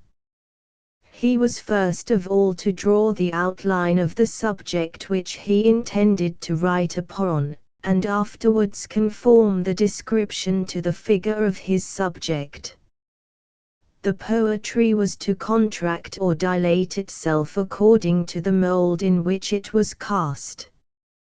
In a word, the verses were to be cramped or extended to the dimensions of the frame that was prepared for them, and to undergo the fate of those persons whom the tyrant Procrustes used to lodge in his iron bed. If they were too short, he stretched them on a rack, and if they were too long, chopped off a part of their legs, till they fitted the couch which he had prepared for them.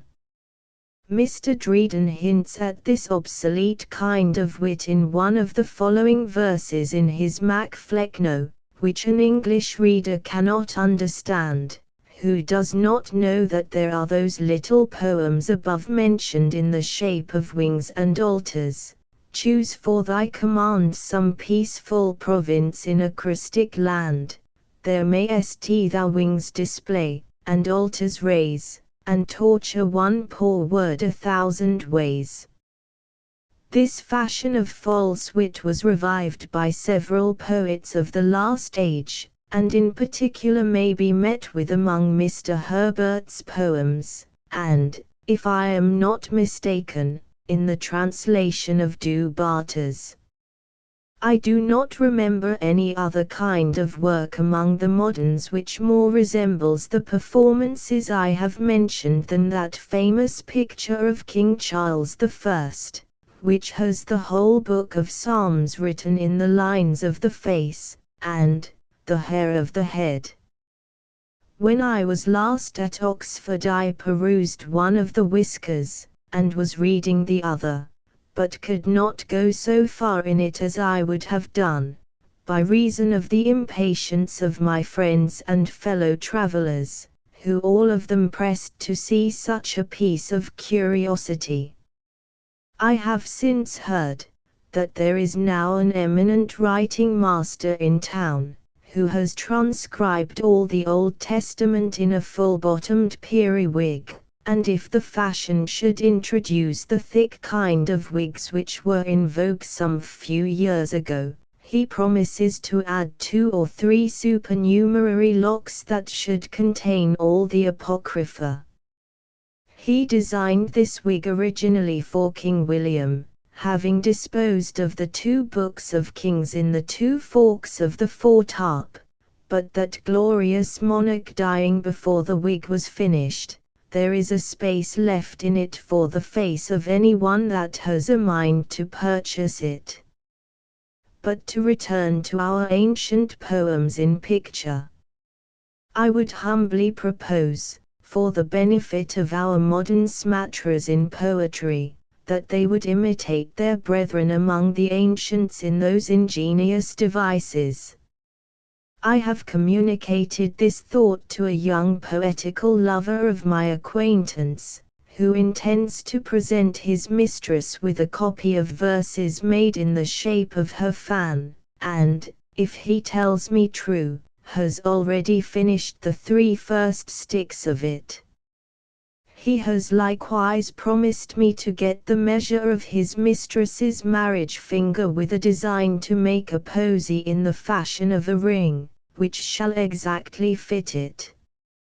It is so very easy to enlarge upon a good hint, that I do not question but my ingenious readers will apply what I have said to many other particulars, and that we shall see the town filled in a very little time with poetical tippets, handkerchiefs, snuff-boxes, and the like female ornaments.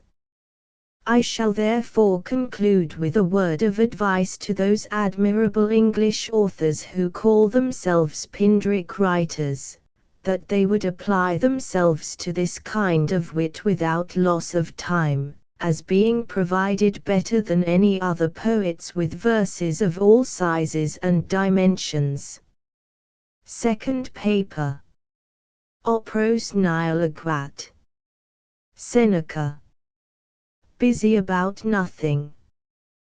There is nothing more certain than that every man would be a wit if he could, and notwithstanding pedants of pretended depth and solidity are apt to decry the writings of a polite author, as flash and froth, they all of them show, upon occasion, that they would spare no pains to arrive at the character of those whom they seem to despise.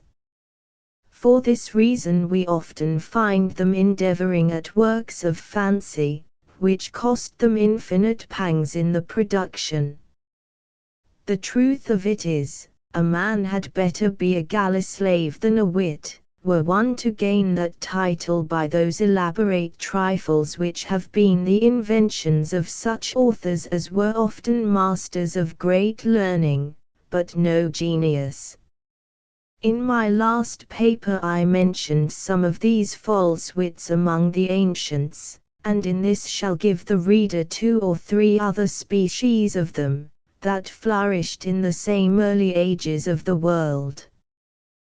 The first I shall produce are the lepogrammatists or letter-droppers of antiquity, that would take an exception, without any reason, against some particular letter in the alphabet, so as not to admit it once into a whole poem. One Triphyodorus was a great master in this kind of writing. He composed an Odyssey or epic poem on the adventures of Ulysses, consisting of 24 books, having entirely banished the letter A from his first book, which was called Alpha, as Lucas a non lucendo, because there was not an alpha in it. His second book was inscribed Beta for the same reason.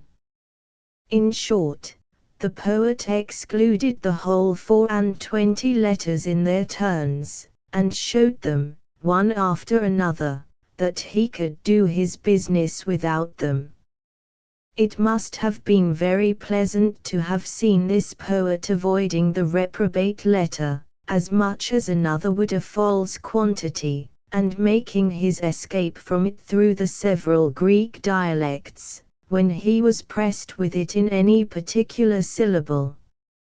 For the most apt and elegant word in the whole language was rejected, like a diamond with a flaw in it, if it appeared blemished with a wrong letter. I shall only observe upon this head, that if the work I have here mentioned had been now extant, the Odyssey of Triphyodorus, in all probability, would have been oftener quoted by our learned pedants than the Odyssey of Homer. What a perpetual fund would it have been of obsolete words and phrases, unusual barbarisms and rusticities, absurd spellings and complicated dialects.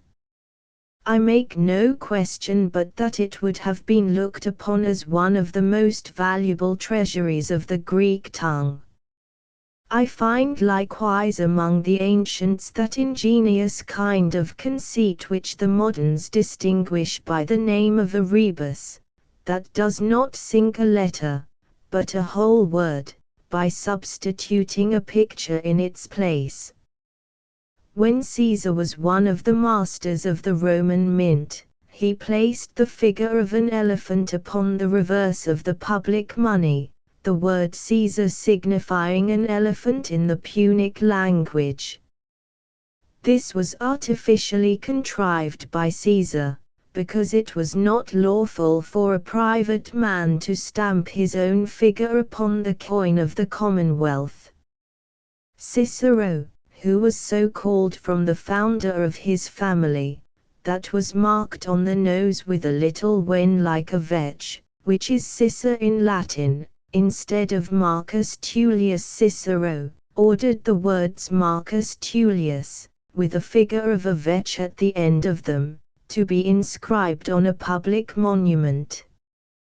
This was done probably to show that he was neither ashamed of his name nor family, notwithstanding the envy of his competitors had often reproached him with both.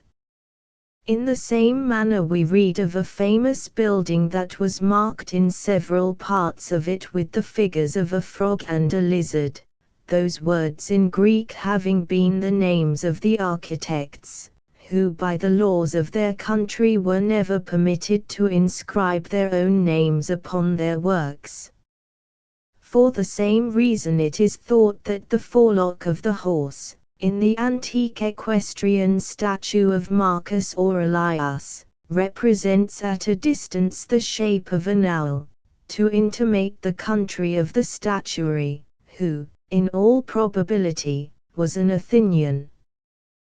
This kind of wit was very much in vogue among our own countrymen about an age or two ago, who did not practice it for any oblique reason, as the ancients above mentioned, but purely for the sake of being witty. Among innumerable instances that may be given of this nature, I shall produce the device of one Mr. Newbery, as I find it mentioned by our learned Camden in his Remains. Mr. Newbery, to represent his name by a picture, hung up at his door the sign of a yew tree, that has several berries upon it, and in the midst of them a great golden N hung upon a bough of the tree, which by the help of a little false spelling made up the word Newbery. I shall conclude this topic with a rebus, which has been lately hewn out in freestone, and erected over two of the portals of Blenheim House, being the figure of a monstrous lion tearing to pieces a little cock. For the better understanding of which device I must acquaint my English reader that a cock has the misfortune to be called in Latin by the same word that signifies a Frenchman, as a lion is the emblem of the English nation. Such a device in so noble a pile of building looks like a pun in an heroic poem, and I am very sorry the truly ingenious architect would suffer the statuary to blemish his excellent plan with so poor a conceit. But I hope what I have said will gain quarter for the cock, and deliver him out of the lion's paw. I find likewise in ancient times the conceit of making an echo talk sensibly, and give rational answers. If this could be excusable in any writer, it would be in Ovid, where he introduces the echo as a nymph, before she was worn away into nothing but a voice. The learned Erasmus, though a man of wit and genius, has composed a dialogue upon this silly kind of device, and made use of an echo, who seems to have been a very extraordinary linguist, for she answers the person she talks with in Latin, Greek, and Hebrew, according as she found the syllables which she was to repeat in any of those learned languages. Hudibras, in ridicule of this false kind of wit, has described Bruin bewailing the loss of his bear to the solitary echo, who is of great use to the poet in several distiches, as she does not only repeat after him, but helps out his verse, and furnishes him with rhymes. He raged, and kept as heavy a coil as stout Hercules for loss of Hylas, forcing the valleys to repeat the accents of his sad regret. He beat his breast, and tore his hair, for loss of his dear crony bear, that echo from the hollow ground his doleful wailings did resound more wistfully by many times, than in small poets' splayfoot rhymes, that make her, in their rueful stories, to answer to interrogatories, and most unconscionably depose things of which she nothing knows, and when she has said all she can say, 'tis rested to the lover's fancy. Quoth he, O whither, wicked Bruin, art thou fled to my echo ruin? I thought hadst scorned thee to budge a step for fear. Quoth echo, marry Gep. Am I not here to take thy part? Then what has quelled thee thy stubborn heart? Have these bones rattled, and this head so often in thy quarrel bled? Nor did I ever winch or grudge it, for thy dear sake. Quoth she, Ma'am budget. Thinkest thou 'twill not be laid ith dish, thou turn dst thy back? Quoth echo, pish. To run from those hadst overcome thus cowardly. Quoth echo, Mum. But what a vengeance makes thee fly from me too as thine enemy? Or if thou hadst no thought of me, nor what I have endured for thee, yet shame and honor might prevail to keep thee thus from turning tail, for who would grudge to spend his blood in his honor's cause? Quoth she, a pudding. Part I, Cant. 3, 183. Third paper. Hoc est quod Pauls. Circes non prandet, hoc est. Pus, Saturday 3. 85. Is it for this you gain those meager looks, and sacrifice your dinner to your books? Several kinds of false wit that vanished in the refined ages of the world, discovered themselves again in the times of monkish ignorance.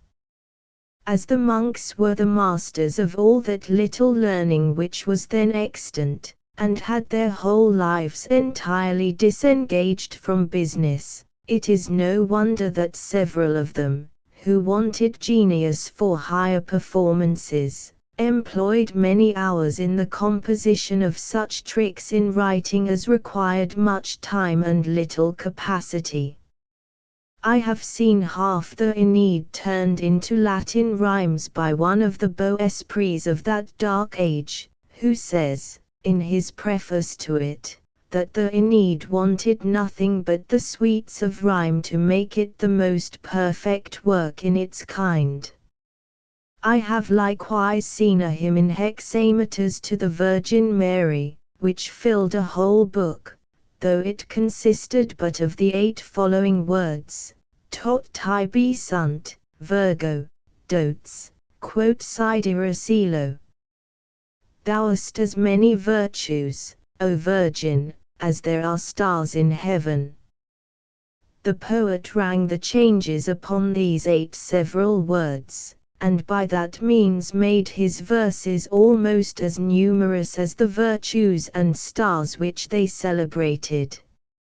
It is no wonder that men who had so much time upon their hands did not only restore all the antiquated pieces of false wit, but enriched the world with inventions of their own. It is to this age that we owe the production of anagrams, which is nothing else but a transmutation of one word into another, or the turning of the same set of letters into different words, which may change night into day, or black into white, if chance, who is the goddess that presides over these sorts of composition, shall so direct.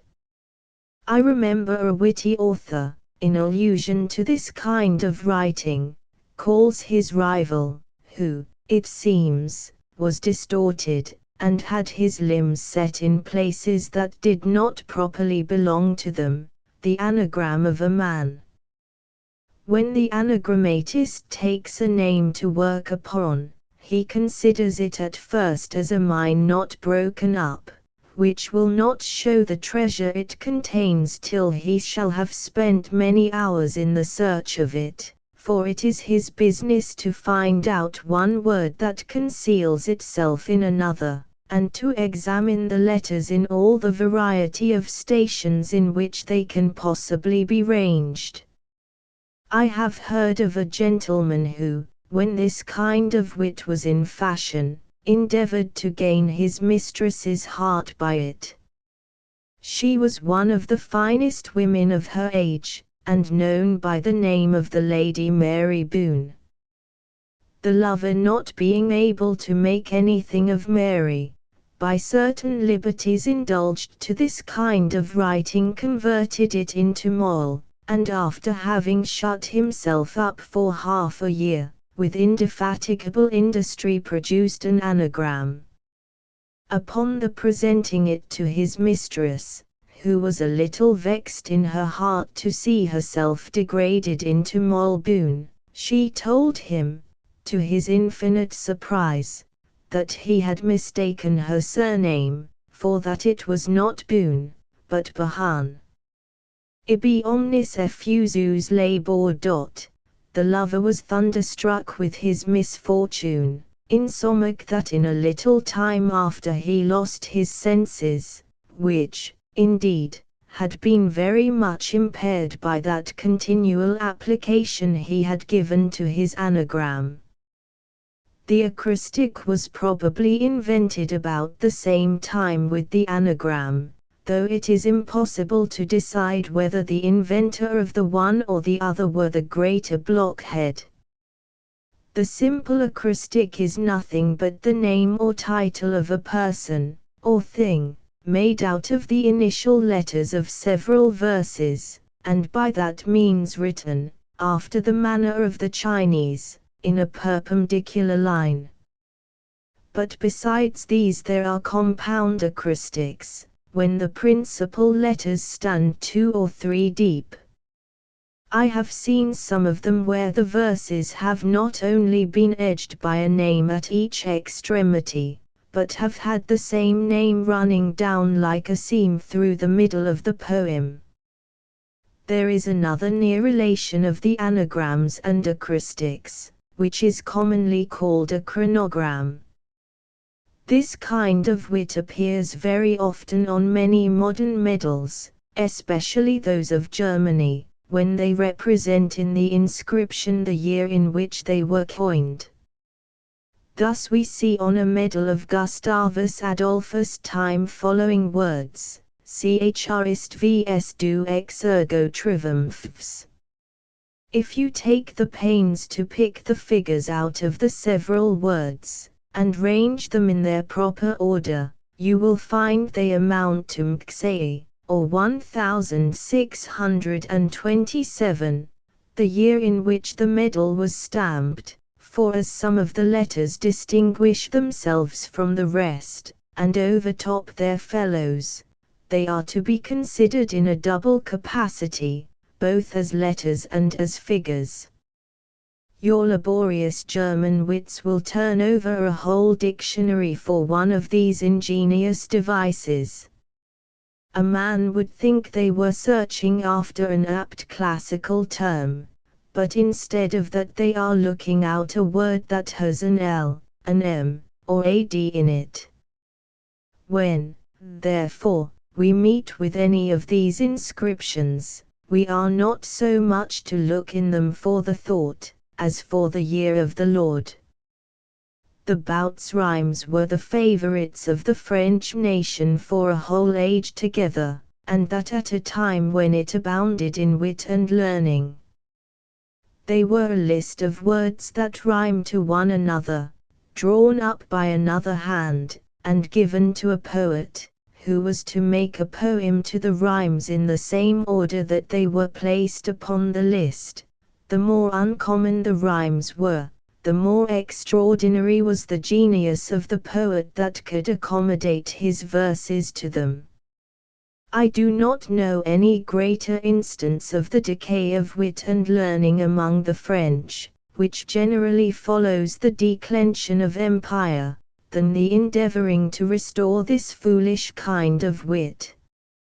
If the reader will be at trouble to see examples of it, let him look into the new Mercure Gallant, where the author every month gives a list of rhymes to be filled up by the ingenious, in order to be communicated to the public in the Mercure for the succeeding month.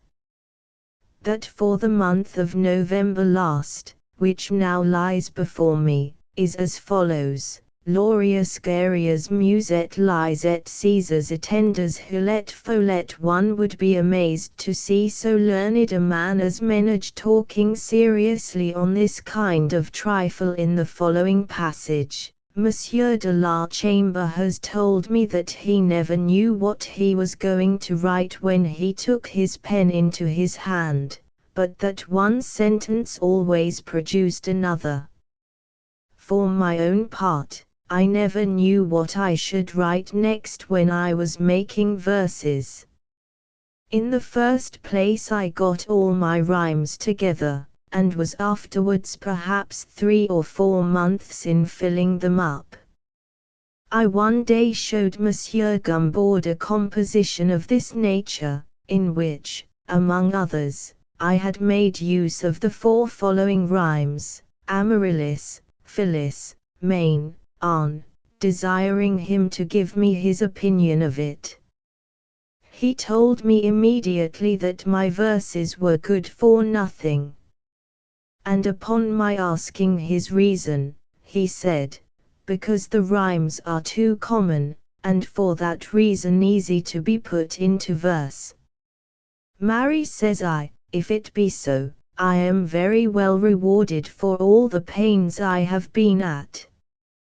But by Monsieur Gumbord's leave, notwithstanding the severity of the criticism, the verses were good. Vide Menagiana. Thus far the learned Menage, whom I have translated word for word. The first occasion of these bouts rhymes made them in some manner excusable, as they were tasks which the French ladies used to impose on their lovers. But when a grave author, like him above mentioned, tasked himself, could there be anything more ridiculous? Or would not one be apt to believe that the author played booty, and did not make his list of rhymes till he had finished his poem? I shall only add that this piece of false wit has been finely ridiculed by Monsieur Sarrazin, in a poem entitled La Défaite des Bouts Rhymes. The rout of the bouts rhymes. I must subjoin to this last kind of wit the double rhymes, which are used in doggerel poetry, and generally applauded by ignorant readers.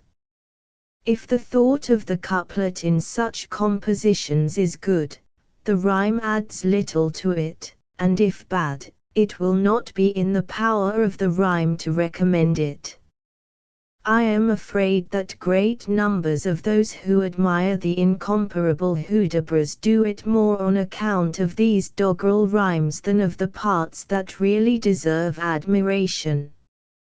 I am sure I have heard the pulpit, drum ecclesiastic, was beat with fist, instead of a stick, Canto I, II, and there was an ancient philosopher who had read Alexander Rossover, Part I, Canto II, 1, more frequently quoted than the finest pieces of wit in the whole poem. Fourth paper. Non equidem hoc studio bullatis ut mihi nugis pagina turgescat, der pondus idunia fumo. Pus, Saturday v19.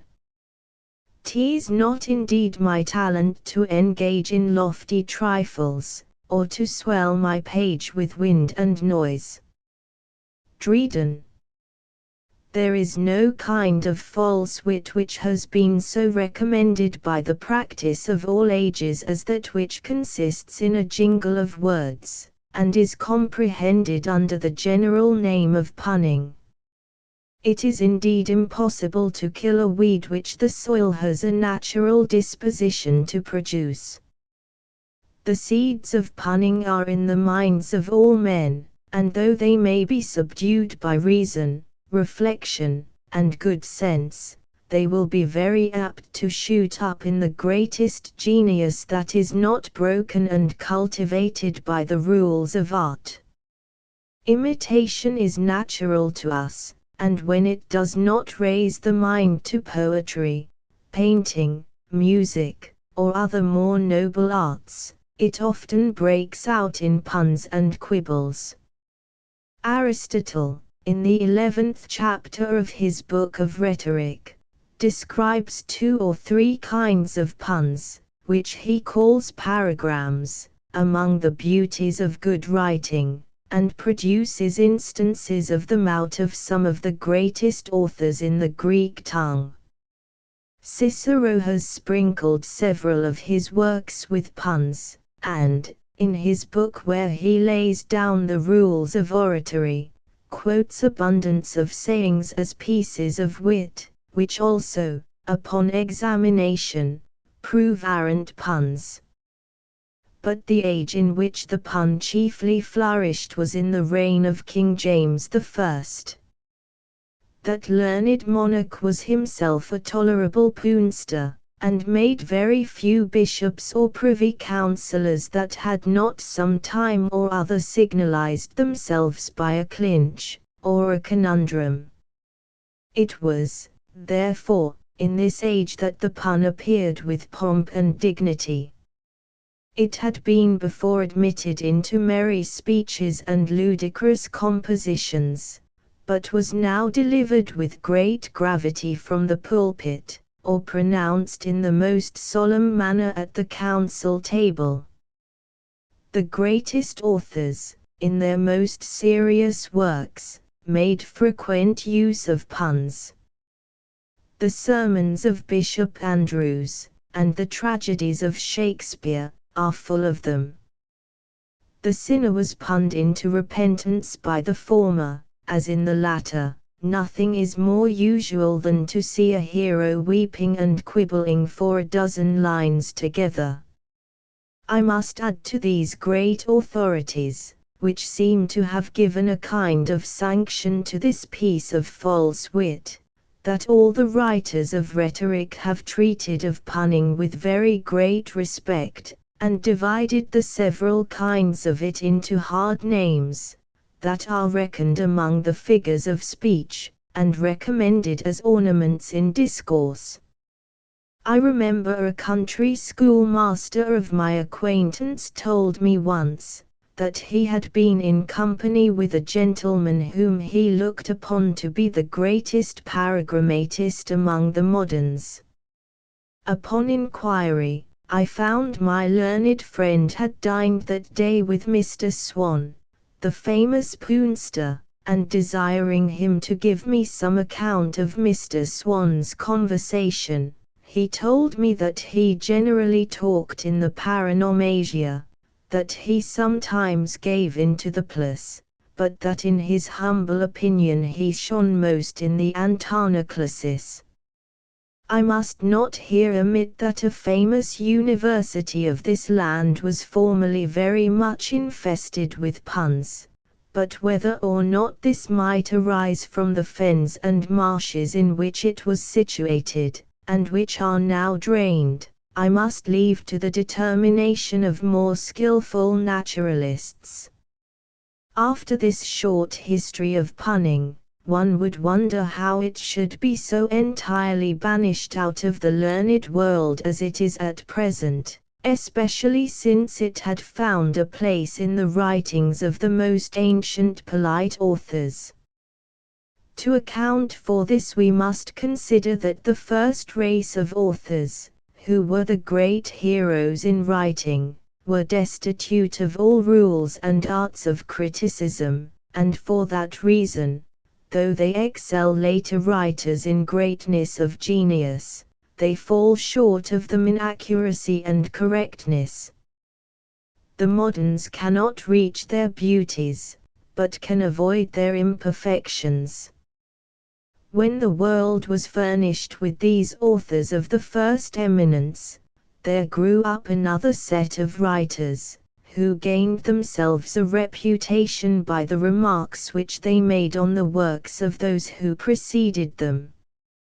It was one of the employments of these secondary authors to distinguish the several kinds of wit by terms of art, and to consider them as more or less perfect, according as they were founded in truth.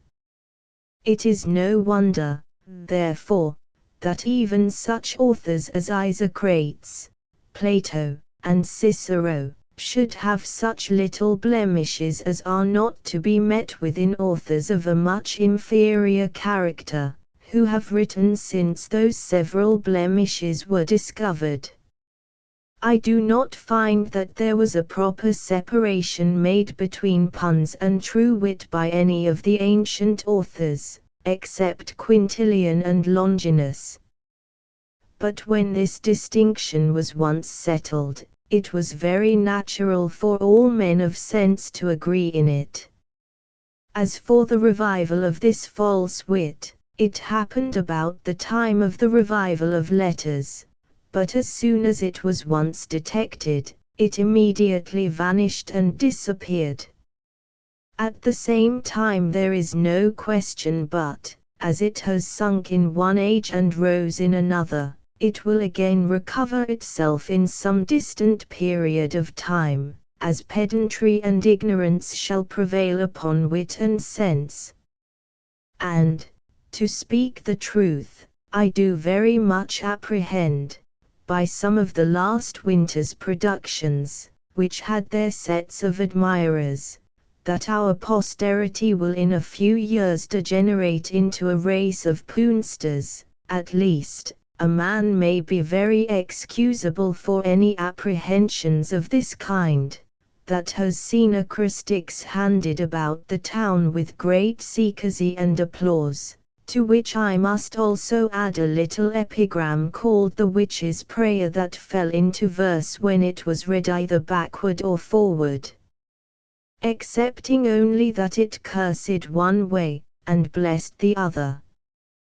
When one sees there are actually such pains-takers among our British wits, who can tell what it may end in?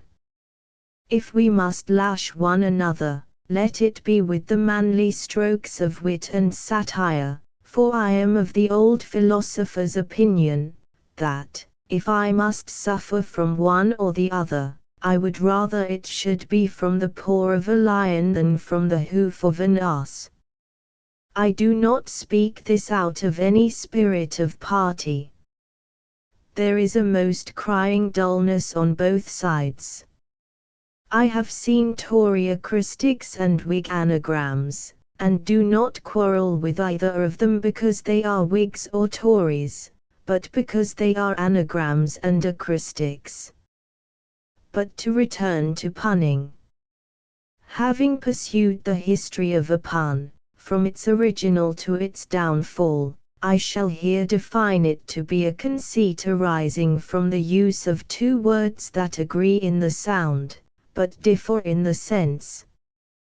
The only way, therefore, to try a piece of wit is to translate it into a different language. If it bears the test, you may pronounce it true, but if it vanishes in the experiment, you may conclude it to have been a pun. In short, one may say of a pun, as the countryman described his nightingale, that it is voxit praeterea nihil, a sound, and nothing but a sound. On the contrary, one may represent true wit by the description which Aristoenetus makes of a fine woman: when she is dressed she is beautiful, when she is undressed she is beautiful, or, as Mercerus has translated it more emphatically, indicia, formosa est, exutur, ipsa forma estimated 5th paper. Scribendi rect sapereris it principium, it fons. Ho, as poet. 309 Sound judgment is the ground of writing well. Roscommon. Mr. Locke has an admirable reflection upon the difference of wit and judgment, whereby he endeavors to show the reason why they are not always the talents of the same person. His words are as follow, and hence, perhaps, may be given some reason of that common observation, that men who have a great deal of wit, and prompt memories, have not always the clearest judgment or deepest reason.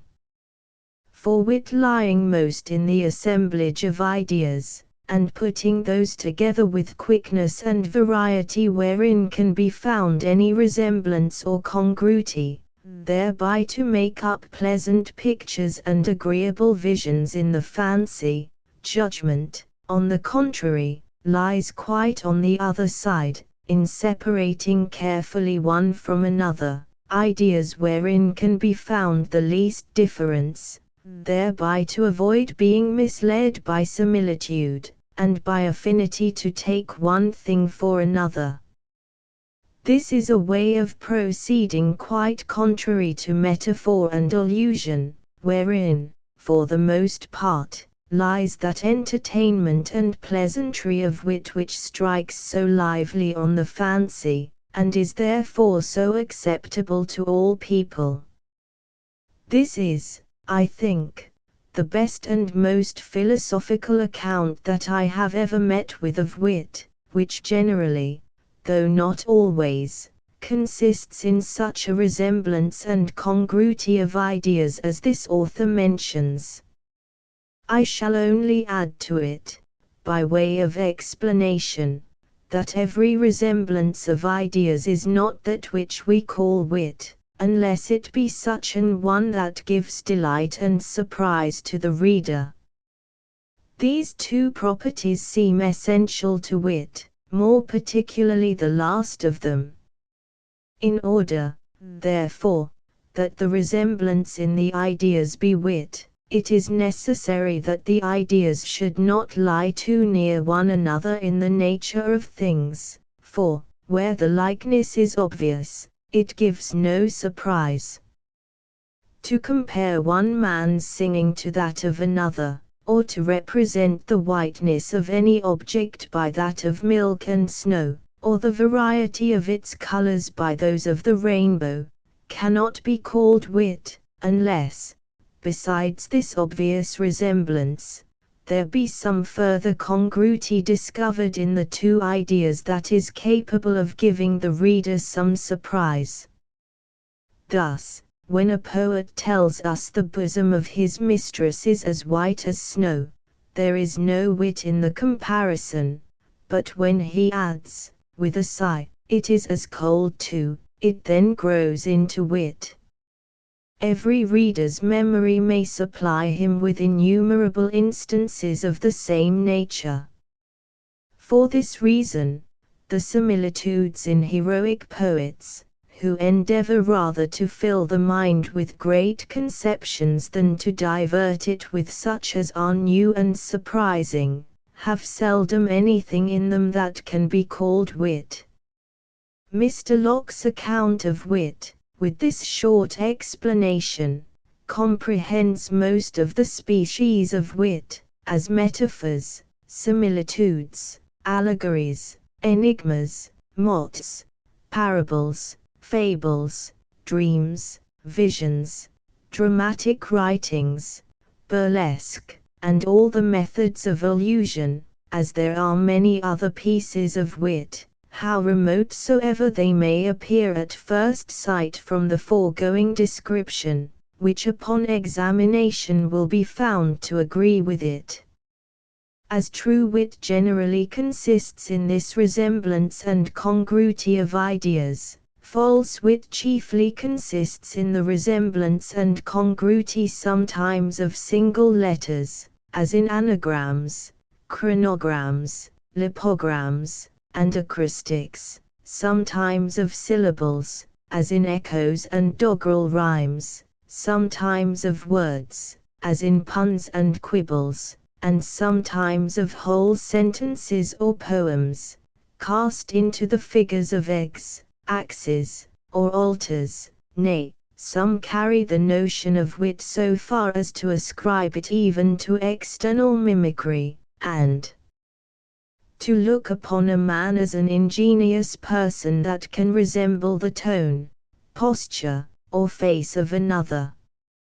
As true wit consists in the resemblance of ideas, and false wit in the resemblance of words, according to the foregoing instances, there is another kind of wit which consists partly in the resemblance of ideas and partly in the resemblance of words, which for distinction's sake I shall call mixed wit. This kind of wit is that which abounds in Cowley more than in any author that ever wrote. Mr. Waller has likewise a great deal of it. Mr. Dryden is very sparing in it. Milton had a genius much above it. Spenser is in the same class with Milton. The Italians, even in their epic poetry, are full of it. Monsieur Boileau, who formed himself upon the ancient poets, has everywhere rejected it with scorn. If we look after mixed wit among the Greek writers, we shall find it nowhere but in the epigrammatists. There are indeed some strokes of it in the little poem ascribed to Musus, which by that as well as many other marks betrays itself to be a modern composition. If we look into the Latin writers we find none of this mixed wit in Virgil, Lucretius, or Catullus, very little in Horace, but a great deal of it in Ovid, and scarce anything else in Martial. Out of the innumerable branches of mixed wit, I shall choose one instance which may be met with in all the writers of this class. The passion of love in its nature has been thought to resemble fire, for which reason the words fire and flame are made use of to signify love. The witty poets, therefore, have taken an advantage, from the doubtful meaning of the word fire to make an infinite number of witticisms. Cowley, observing the cold regard of his mistress's eyes, and at the same time the power of producing love in him, considers them as burning glasses made of ice, and, finding himself able to live in the greatest extremities of love, concludes the torrid zone to be habitable. When his mistress has read his letter written in juice of lemon, by holding it to the fire, he desires her to read it over a second time by love's flames. When she weeps, he wishes it were inward heat that distilled those drops from the limbeck. When she is absent, he is beyond 80, that is, 30 degrees nearer the pole than when she is with him. His ambitious love is a fire that naturally mounts upwards, his happy love is the beams of heaven, and his unhappy love flames of hell. When it does not let him sleep, it is a flame that sends up no smoke. When it is opposed by counsel and advice, it is a fire that rages the more by the winds blowing upon it. Upon the dying of a tree, in which he had cut his loves, he observes that his written flames had burnt up and withered the tree. When he resolves to give over his passion, he tells us that one burnt like him forever dreads the fire. His heart is an Etna, that, instead of Vulcan's shop, encloses Cupid's forge in it. His endeavoring to drown his love in wine is throwing oil upon the fire. He would insinuate to his mistress that the fire of love, like that of the sun, which produces so many living creatures, should not only warm, but beget. Love in another place cooks pleasure at his fire. Sometimes the poet's heart is frozen in every breast, and sometimes scorched in every eye. Sometimes he is drowned in tears and burnt in love, like a ship set on fire in the middle of the sea. The reader may observe in every one of these instances that the poet mixes the qualities of fire with those of love, and in the same sentence, speaking of it both as a passion and as real fire, surprises the reader with those seeming resemblances or contradictions that make up all the wit in this kind of writing. Mixed wit, therefore, is a composition of pun and true wit, and is more or less perfect as the resemblance lies in the ideas or in the words. Its foundations are laid partly in falsehood and partly in truth. Reason puts in her claim for one half of it, and extravagance for the other. The only province, therefore, for this kind of wit is epigram, or those little occasional poems that in their own nature are nothing else but a tissue of epigrams. I cannot conclude this head of mixed wit without owning that the admirable poet, out of whom I have taken the examples of it, had as much true wit as any author that ever wrote, and indeed all other talents of an extraordinary genius. It may be expected, since I am upon this subject, that I should take notice of Mr. Dryden's definition of wit, which, with all the deference that is due to the judgment of so great a man, is not so properly a definition of wit as of good writing in general. Wit, as he defines it, is a propriety of words and thoughts adapted to the subject. If this be a true definition of wit, I am apt to think that Euclid was the greatest wit that ever set pen to paper. It is certain there never was a greater propriety of words and thoughts adapted to the subject than what that author has made use of in his Elements. I shall only appeal to my reader if this definition agrees with any notion he has of wit. If it be a true one, I am sure Mr. Dryden was not only a better poet, but a greater wit than Mr. Cowley, and Virgil a much more facetious man than either Ovid or Martial. Boers, whom I look upon to be the most penetrating of all the French critics, has taken pains to show that it is impossible for any thought to be beautiful which is not just, and has not its foundation in the nature of things, that the basis of all wit is truth, and that no thought can be valuable of which good sense is not the groundwork. Boileau has endeavored to inculcate the same notion in several parts of his writings, both in prose and verse.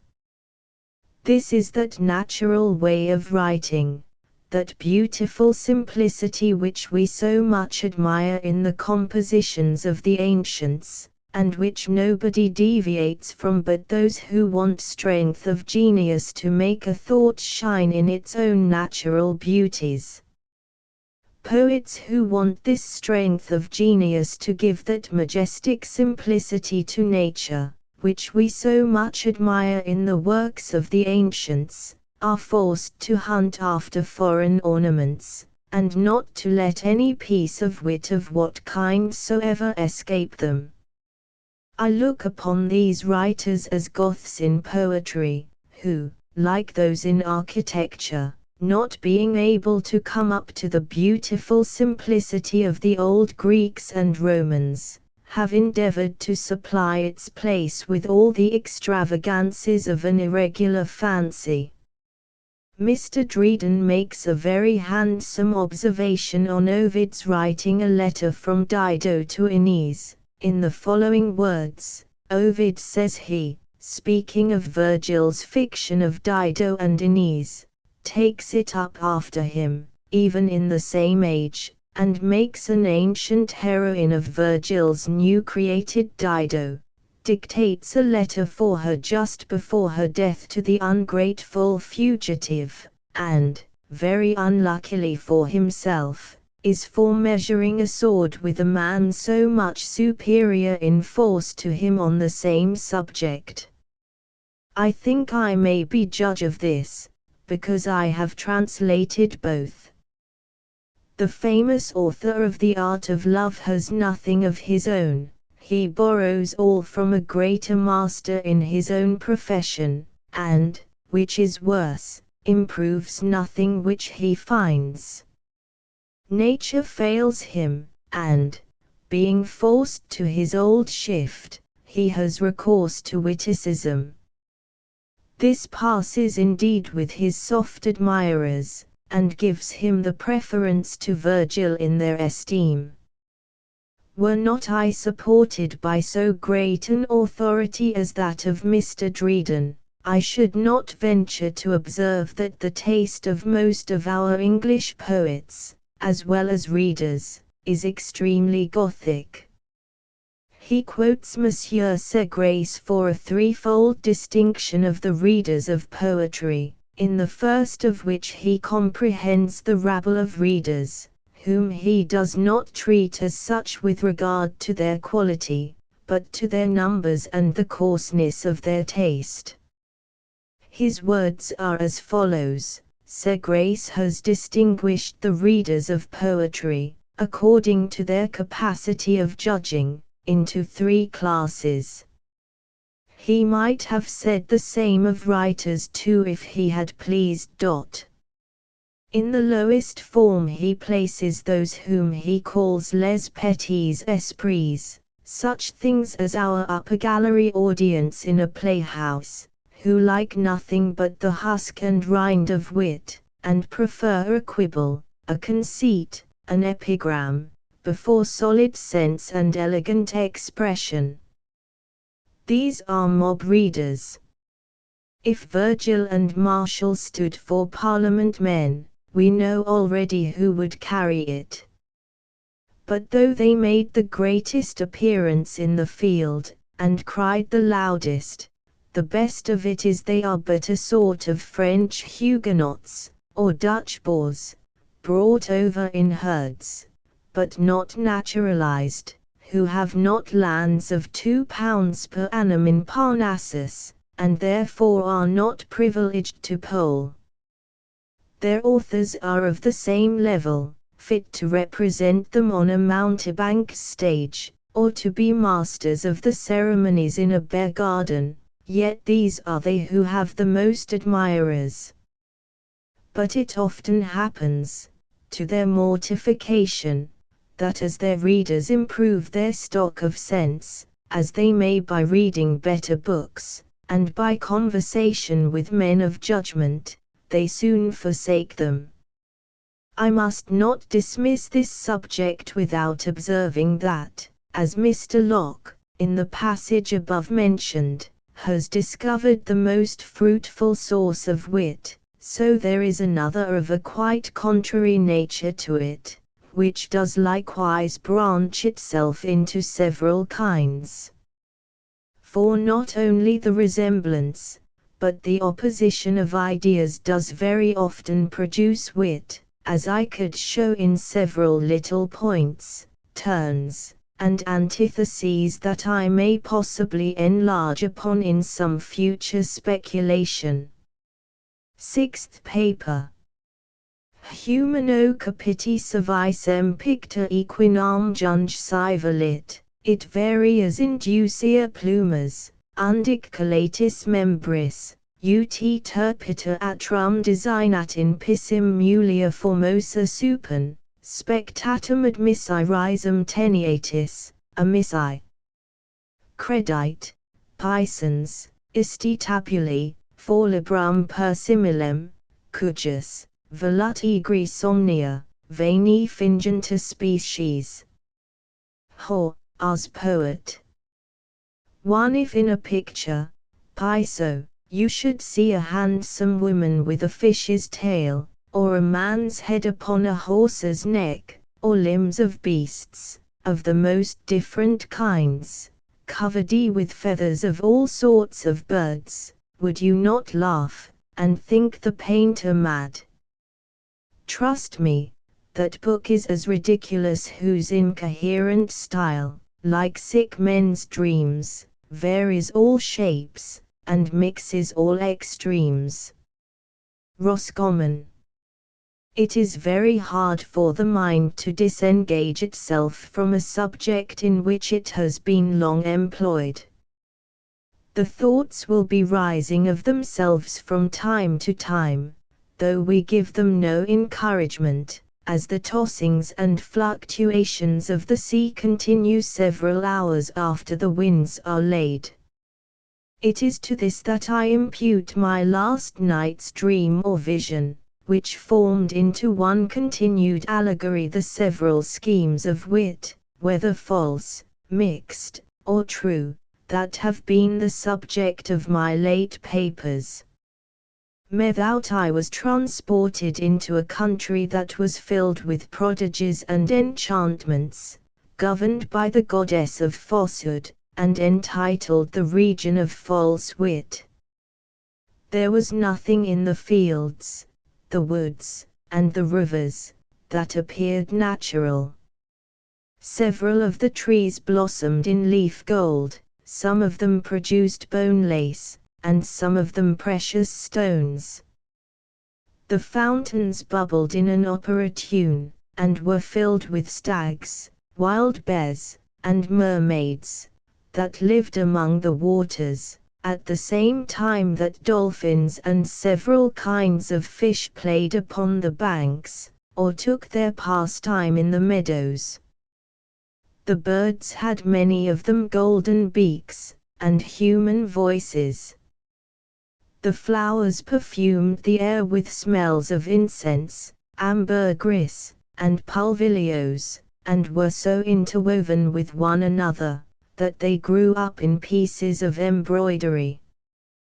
The winds were filled with sighs and messages of distant lovers.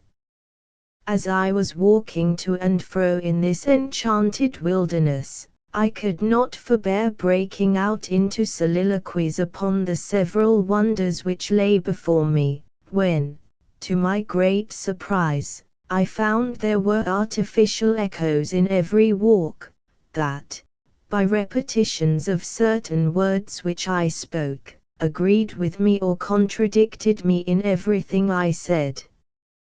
In the midst of my conversation with these invisible companions, I discovered in the center of a very dark grove a monstrous fabric built after the Gothic manner, and covered with innumerable devices in that barbarous kind of sculpture. I immediately went up to it, and found it to be a kind of heathen temple consecrated to the god of dullness. Upon my entrance I saw the deity of the place, dressed in the habit of a monk, with a book in one hand and a rattle in the other. Upon his right hand was Industry, with a lamp burning before her, and on his left, Caprice, with a monkey sitting on her shoulder. Before his feet there stood an altar of a very odd make, which, as I afterwards found, was shaped in that manner to comply with the inscription that surrounded it. Upon the altar there lay several offerings of axes, wings, and eggs, cut in paper, and inscribed with verses.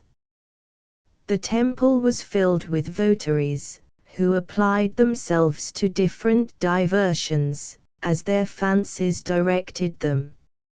In one part of it I saw a regiment of anagrams, who were continually in motion, turning to the right or to the left, facing about, doubling their ranks, shifting their stations, and throwing themselves into all the figures and countermarches of the most changeable and perplexed exercise. Not far from these was the body of acrostics, made up of very disproportioned persons. It was disposed into 3 columns, the officers planting themselves in a line on the left hand of each column. The officers were all of them at least 6 feet high, and made 3 rows of very proper men, but the common soldiers, who filled up the spaces between the officers, were such dwarfs, cripples, and scarecrows, that one could hardly look upon them without laughing. There were behind the acrostics 2 or 3 files of chronograms, which differed only from the former as their officers were equipped, like the figure of time, with an hourglass in one hand, and a scythe in the other, and took their posts promiscuously among the private men whom they commanded.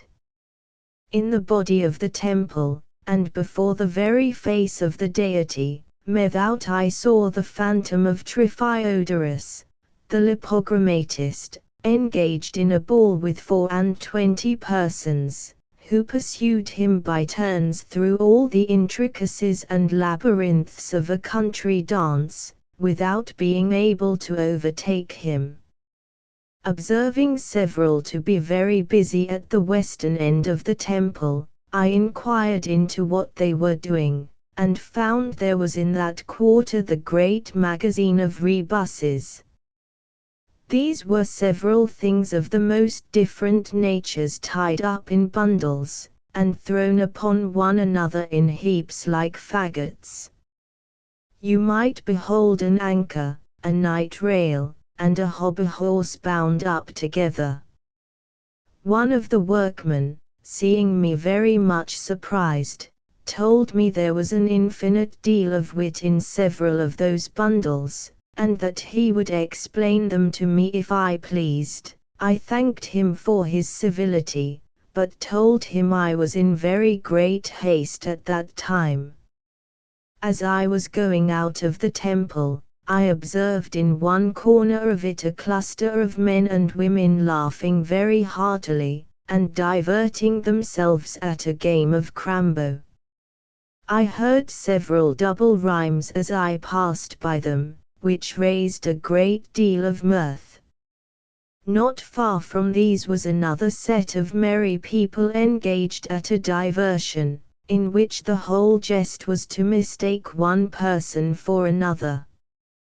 To give occasion for these ludicrous mistakes, they were divided into pairs, every pair being covered from head to foot with the same kind of dress, though perhaps there was not the least resemblance in their faces. By this means an old man was sometimes mistaken for a boy, a woman for a man, and a blackamoor for an European, which very often produced great peals of laughter. These I guessed to be a party of puns. But being very desirous to get out of this world of magic, which had almost turned my brain, I left the temple and crossed over the fields that lay about it with all the speed I could make. I was not gone far before I heard the sound of trumpets and alarms, which seemed to proclaim the march of an enemy, and, as I afterwards found, was in reality what I apprehended it.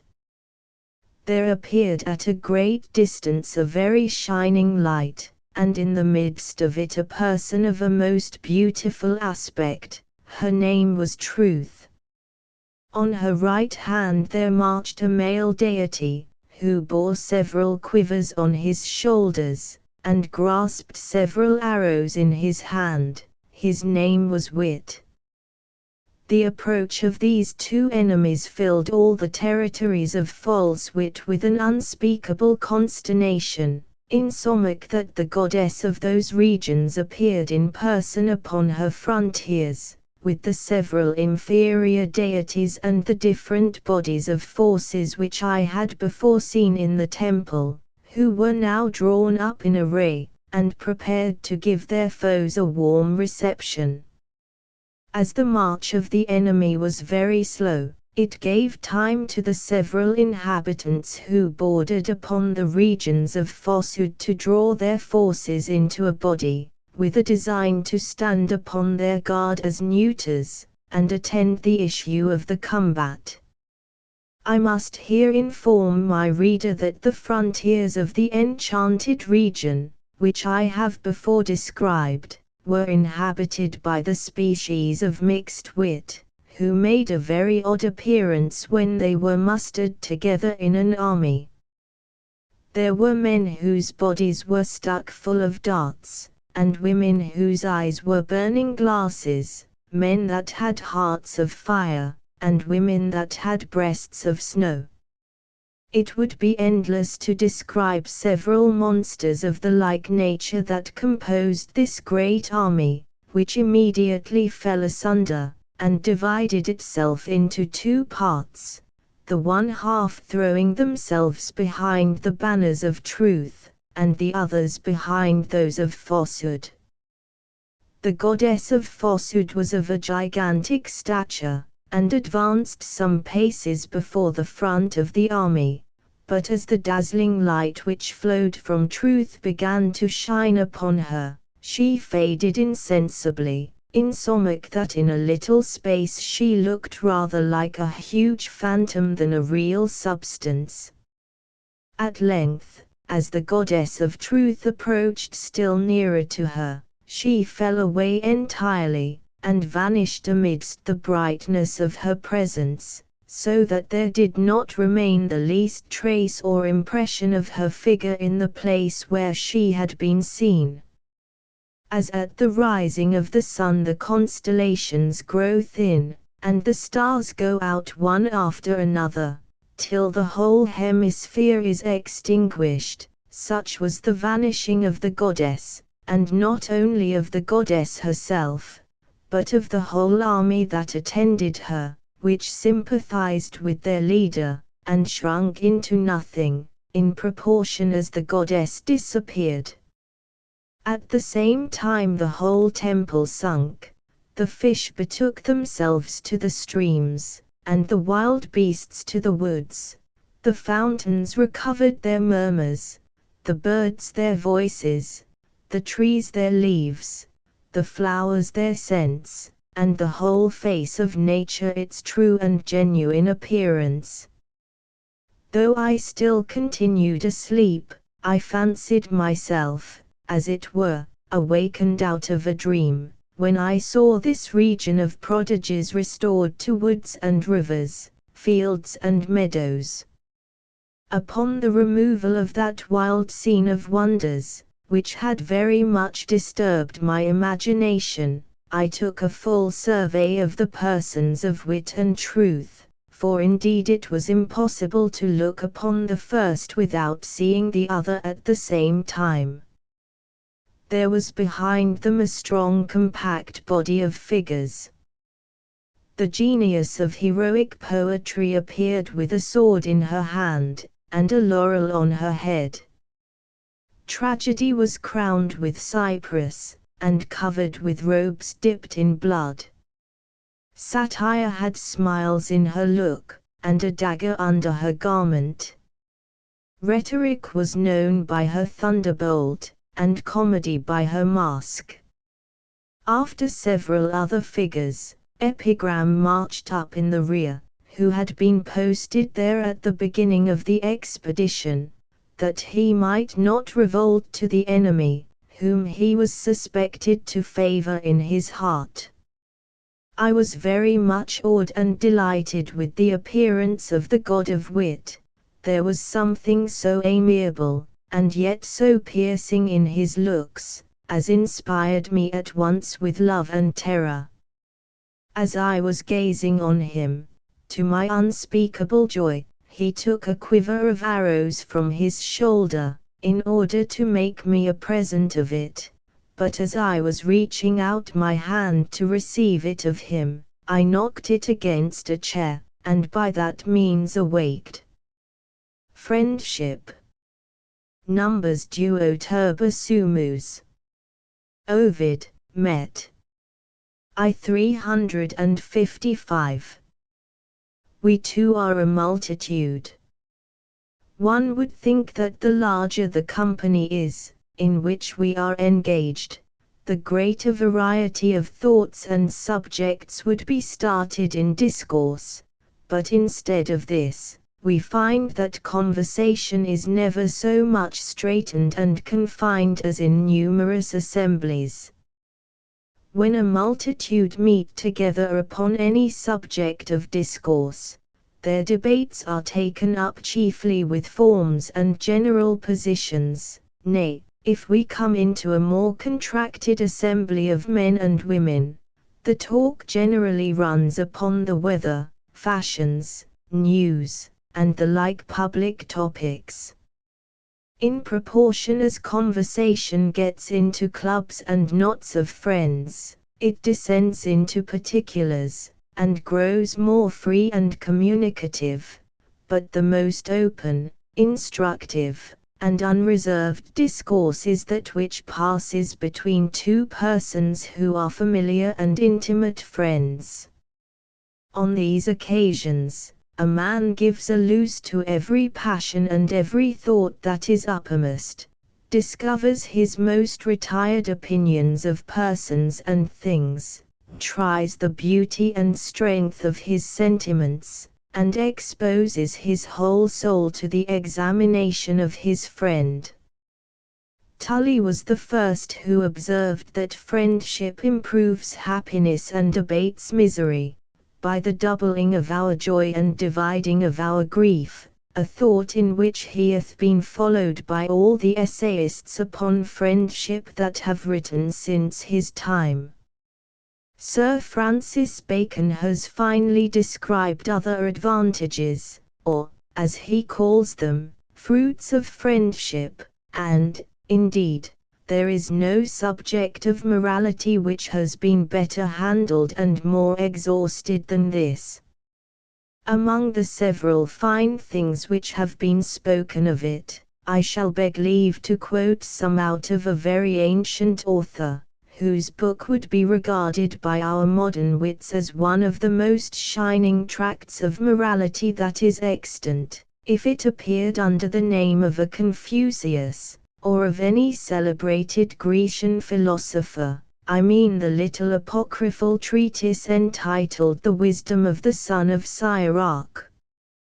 How finely has he described the art of making friends by an obliging and affable behavior, and laid down that precept, which a late excellent author has delivered as his own, that we should have many well-wishers, but few friends. Sweet language will multiply friends, and a fair-speaking tongue will increase kind greetings. Be in peace with many, nevertheless have but one counselor of 1,000. With what prudence does he caution us in the choice of our friends!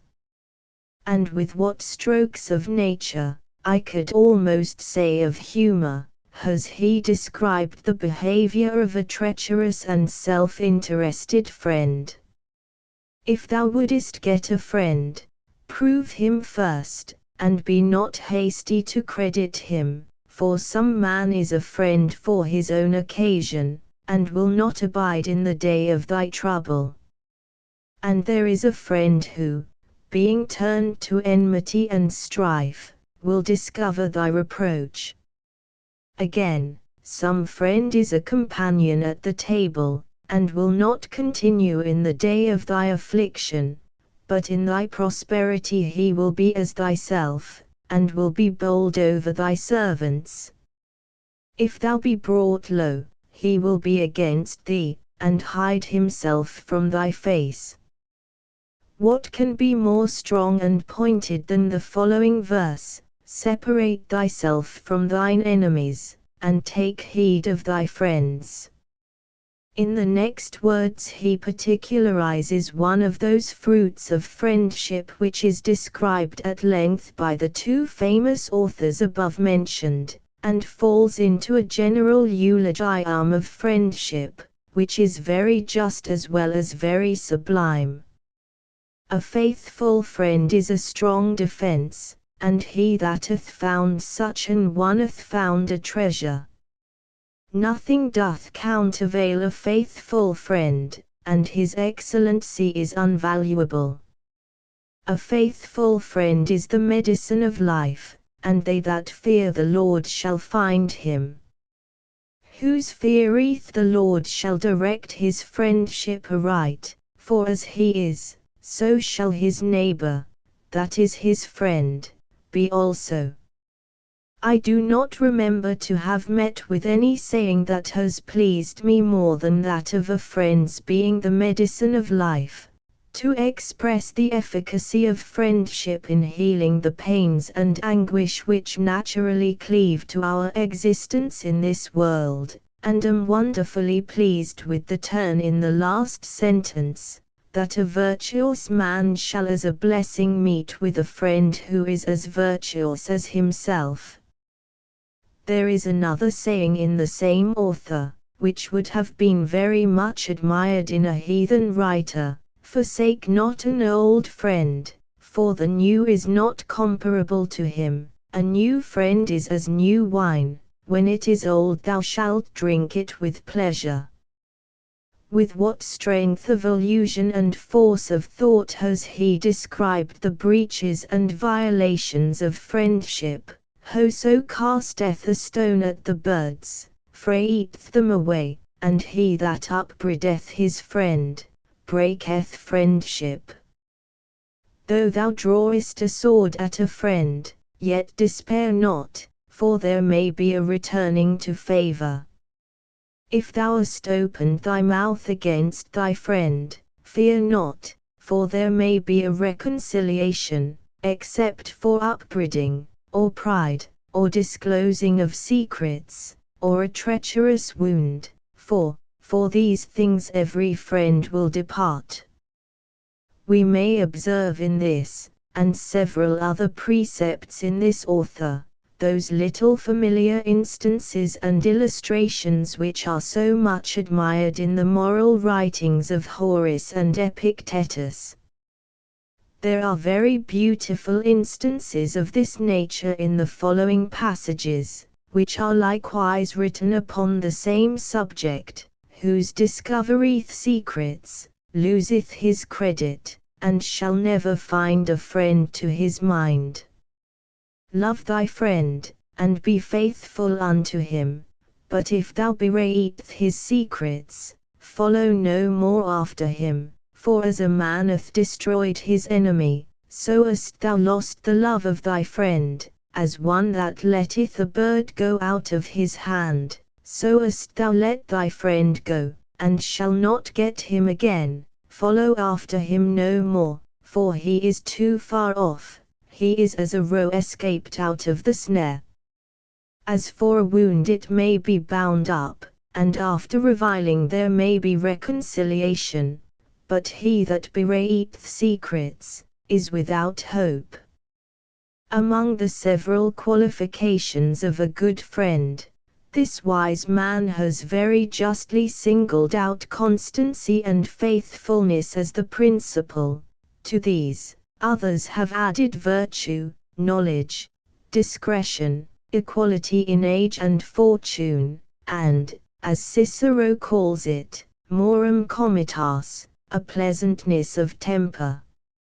If I were to give my opinion upon such an exhausted subject, I should join to these other qualifications a certain equability or evenness of behavior. A man often contracts a friendship with one whom perhaps he does not find out till after a year's conversation, when on a sudden some latent ill humor breaks out upon him, which he never discovered or suspected at his first entering into an intimacy with him. There are several persons who in some certain periods of their lives are inexpressibly agreeable, and in others as odious and detestable. Martial has given us a very pretty picture of one of this species, in the following epigram: difficilis, facilis, jucundus, acerbus esidem, nec tecum possum vivere, nec sine te. EP 1247. In all thy humours, whether grave or mellow, thou art such a touchy, testy, pleasant fellow, hast so much wit, and mirth, and spleen about thee, there is no living with thee, nor without thee. It is very unlucky for a man to be entangled in a friendship with one who, by these changes and vicissitudes of humour, is sometimes amiable and sometimes odious, and as most men are at some times in admirable frame and disposition of mind, it should be one of the greatest tasks of wisdom to keep ourselves well when we are so, and never to go out of that which is the agreeable part of our character. Civichase. Part 1. Interdum vulgus rectum vide. Hor, EP 2:1-63. Sometimes the vulgar see and judge aright. When I travelled I took a particular delight in hearing the songs and fables that are come from father to son, and are most in vogue among the common people of the countries through which I passed, for it is impossible that anything should be universally tasted and approved by a multitude, though they are only the rabble of a nation, which hath not in it some peculiar aptness to please and gratify the mind of man. Human nature is the same in all reasonable creatures, and whatever falls in with it will meet with admirers amongst readers of all qualities and conditions. Molière, as we are told by Monsieur Boileau, used to read all his comedies to an old woman who was his housekeeper as she sat with him at her work by the chimney corner, and could foretell the success of his play in the theatre from the reception it met at his fireside, for he tells us the audience always followed the old woman, and never failed to laugh in the same place. I know nothing which more shows the essential and inherent perfection of simplicity of thought, above that which I call the Gothic manner in writing, than this, that the first pleases all kinds of palates, and the latter only such as have formed to themselves a wrong artificial taste upon little fanciful authors and writers of epigram. Homer, Virgil, or Milton, so far as the language of their poems is understood, will please a reader of plain common sense, who would neither relish nor comprehend an epigram of Martial, or a poem of Cowley. So, on the contrary, an ordinary song or ballad that is the delight of the common people cannot fail to please all such readers as are not unqualified for the entertainment by their affectation of ignorance, and the reason is plain, because the same paintings of nature which recommend it to the most ordinary reader will appear beautiful to the most refined. The old song of Chevachase is the favourite ballad of the common people of England, and Ben Jonson used to say he had rather have been the author of it than of all his works. Sir Philip Sidney, in his Discourse of Poetry, speaks of it in the following words: I never heard the old song of Percy and Douglas that I found not my heart more moved than with a trumpet. And yet it is sung by some blind crowder with no rougher voice than rude style, which being so evil apparelled in the dust and cobweb of that uncivil age, what would it work trimmed in the gorgeous eloquence of Pindar? For my own part, I am so professed an admirer of this antiquated song, that I shall give my reader a critique upon it without any further apology for so doing. The greatest modern critics have laid it down as a rule that an heroic poem should be founded upon some important precept of morality adapted to the constitution of the country in which the poet writes. Homer and Virgil have formed their plans in this view. As Greece was a collection of many governments, who suffered very much among themselves, and gave the Persian emperor, who was their common enemy, many advantages over them by their mutual jealousies and animosities, Homer, in order to establish among them an union which was so necessary for their safety, grounds his poem upon the discords of the several Grecian princes who were engaged in a confederacy against an Asiatic prince, and the several advantages which the enemy gained by such discords. At the time the poem we are now treating of was written, the dissensions of the barons, who were then so many petty princes, ran very high, whether they quarrelled among themselves or with their neighbours, and produced unspeakable calamities to the country. The poet, to deter men from such unnatural contentions, describes a bloody battle and dreadful scene of death, occasioned by the mutual feuds which reigned in the families of an English and Scotch nobleman.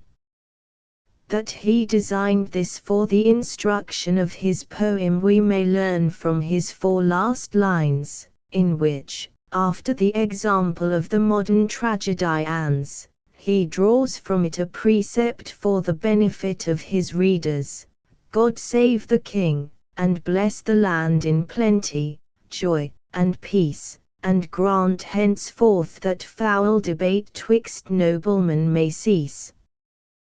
The next point observed by the greatest heroic poets hath been to celebrate persons and actions which do honor to their country. Thus Virgil's hero was the founder of Rome, Homer's a prince of Greece, and for this reason valorous Flaccus and Statius, who were both Romans, might be justly derided for having chosen the expedition of the Golden Fleece and the Wars of Thebes for the subjects of their epic writings. The poet before us has not only found out a hero in his own country, but raises the reputation of it by several beautiful incidents. The English are the first who take the field and the last who quit it. The English bring only 1,500 to the battle, the Scotch 2,000. The English keep the field with 53, the Scotch retire with 55, all the rest on each side being slain in battle. But the most remarkable circumstance of this kind is the different manner in which the Scotch and English kings receive the news of this fight, and of the great men's deaths who commanded in it. This news was brought to Edinburgh, where Scotland's king did reign, that brave Earl Douglas suddenly was with an arrow slain. O heavy news! King James did say, Scotland can witness be, I have not any captain more of such account as he. Like tidings to King Henry came, within as short a space, that Percy of Northumberland was slain in Chivachase. Now God be with him, said our king, sith 'twill no better be, I trust I have within my realm 500 as good as he. Yet shall not Scot nor Scotland say but I will vengeance take, and be revenged on them all for brave Lord Percy's sake. This vow full well the king performed after on Humbledown, in one day 50 knights were slain, with lords of great renown. And of the rest of small account did many thousands die, and see. At the same time that our poet shows a laudable partiality to his countrymen, he represents the Scots after a manner not unbecoming so bold and brave a people. Earl Douglas on a milk-white steed, most like a baron bold, rode foremost of the company, whose armor shone like gold. His sentiments and actions are every way suitable to a hero. One of us too, says he, must die. I am an earl as well as yourself, so that you can have no pretence for refusing the combat. However, says he, it is pity, and indeed would be a sin, that so many innocent men should perish for our sakes. Rather let you and I end our quarrel in single fight, ere thus I will outbraved be. One of us too shall die, I know thee well, an earl thou art, Lord Percy, so am I, but trust me, Percy, pity it were and great offence to kill any of these our harmless men, for they have done no ill. Let thou and I the battle try, and set our men aside. Accursed be he, Lord Percy said, by whom this is denied ye. When these brave men had distinguished themselves in the battle and in single combat with each other, in the midst of a generous parley, full of heroic sentiments, the Scotch Earl falls, and with his dying words encourages his men to revenge his death, representing to them, as the most bitter circumstance of it, that his rival saw him fall, with that there came an arrow keen out of an English bow, which struck Earl Douglas to the heart a deep and deadly blow. Who never spoke more words than these, "Fight on, my merry men all, for why, my life is at an end, Lord Percy sees my fall." Merry men, in the language of those times, is no more than a cheerful word for companions and fellow soldiers. A passage in the 11th book of Virgil's Aeneid is very much to be admired, where Camilla, in her last agonies, instead of weeping over the wound she had received, as one might have expected from a warrior of her sex, considers only, like the hero of whom we are now speaking, how the battle should be continued after her death, tum sic experens, and Seaverg, in 11:820 a gathering mist o'er clouds her cheerful eyes, and from her cheeks the rosy colour flies, then turns to her, whom of her female train she trusted most, and thus she speaks with pain, "Acca, 'tis past. He swims before my sight, inexorable death, and claims his right. Bear my last words to Turnus, fly with speed and bid him timely to my charge succeed, repel the Trojans, and the town relieve, farewell." Dryden. Turnus did not die in so heroic a manner, though our poet seems to have had his eye upon Turnus's speech in the last verse, "Lord Percy sees my fall. Vicisti, it victum tendere palmas Orsini viderea." Verg. in 12:936 the Latin chiefs have seen me beg my life. Dryden. Earl Percy's lamentation over his enemy is generous, beautiful, and passionate. I must only caution the reader not to let the simplicity of the style, which one may well pardon in so old a poet, prejudice him against the greatness of the thought. Then leaving life, Earl Percy took the dead man by the hand, and said, "Earl Douglas, for thy life would I had lost my land. O Christ, my very heart doth bleed with sorrow for thy Sake, for sure a more renowned knight mischance did never take." That beautiful line, taking the dead man by the hand, will put the reader in mind of Aeneas's behavior towards Lausus, whom he himself had slain as he came to the rescue of his aged father, "at vero ut vultum vidit morientis ora modis ancides palentiam mairis, injmut, miserans gravita, dextram contendit." Verg. in X 821. The pious prince beheld young Lausus dead, he grieved, he wept, then grasped his hand and said, "Poor hapless youth, what praises can be paid to worth so great?" Dryden. I shall take another opportunity to consider the other parts of this old song. Part 2. Pendant opera interrupta. Verg. in 4:88 the works unfinished and neglected lie. In my last Monday's paper I gave some general instances of those beautiful strokes which please the reader in the old song of Chivichase. I shall here, according to my promise, be more particular, and show that the sentiments in that ballad are extremely natural and poetical, and full of the majestic simplicity which we admire in the greatest of the ancient poets, for which reason I shall quote several passages of it, in which the thought is altogether the same with what we meet in several passages of the Aeneid, not that I would infer from thence that the poet, whoever he was, proposed to himself any imitation of those passages, but that he was directed to them in general by the same kind of poetical genius, and by the same copyings after nature.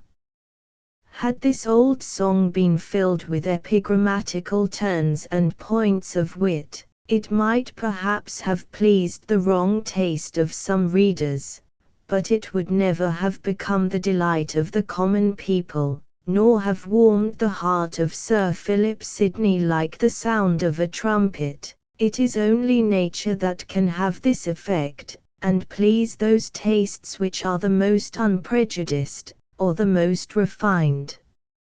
I must, however, beg leave to dissent from so great an authority as that of Sir Philip Sidney, in the judgment which he has passed as to the rude style and evil apparel of this antiquated song, for there are several parts in it where not only the thought but the language is majestic, and the numbers sonorous. At least the apparel is much more gorgeous than many of the poets made use of in Queen Elizabeth's time, as the reader will see in several of the following quotations.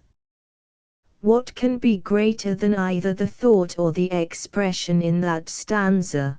To drive the deer with hound and horn Earl Percy took his way, the child may rue that is unborn the hunting of that day. This way of considering the misfortunes which this battle would bring upon posterity, not only on those who were born immediately after the battle, and lost their fathers in it, but on those also who perished in future battles which took their rise from this quarrel of the two earls, is wonderfully beautiful and conformable to the way of thinking among the ancient poets. Audiet pugnas vicio parentum. Rara juventus. Hor, od. I2, 23. Posterity, thinned by their fathers' crimes, shall read, with grief, the story of their times. What can be more sounding and poetical, or resemble more the majestic simplicity of the ancients, than the following stanzas? The stout Earl of Northumberland a vow to God did make, his pleasure in the Scottish woods 3 summer's days to take.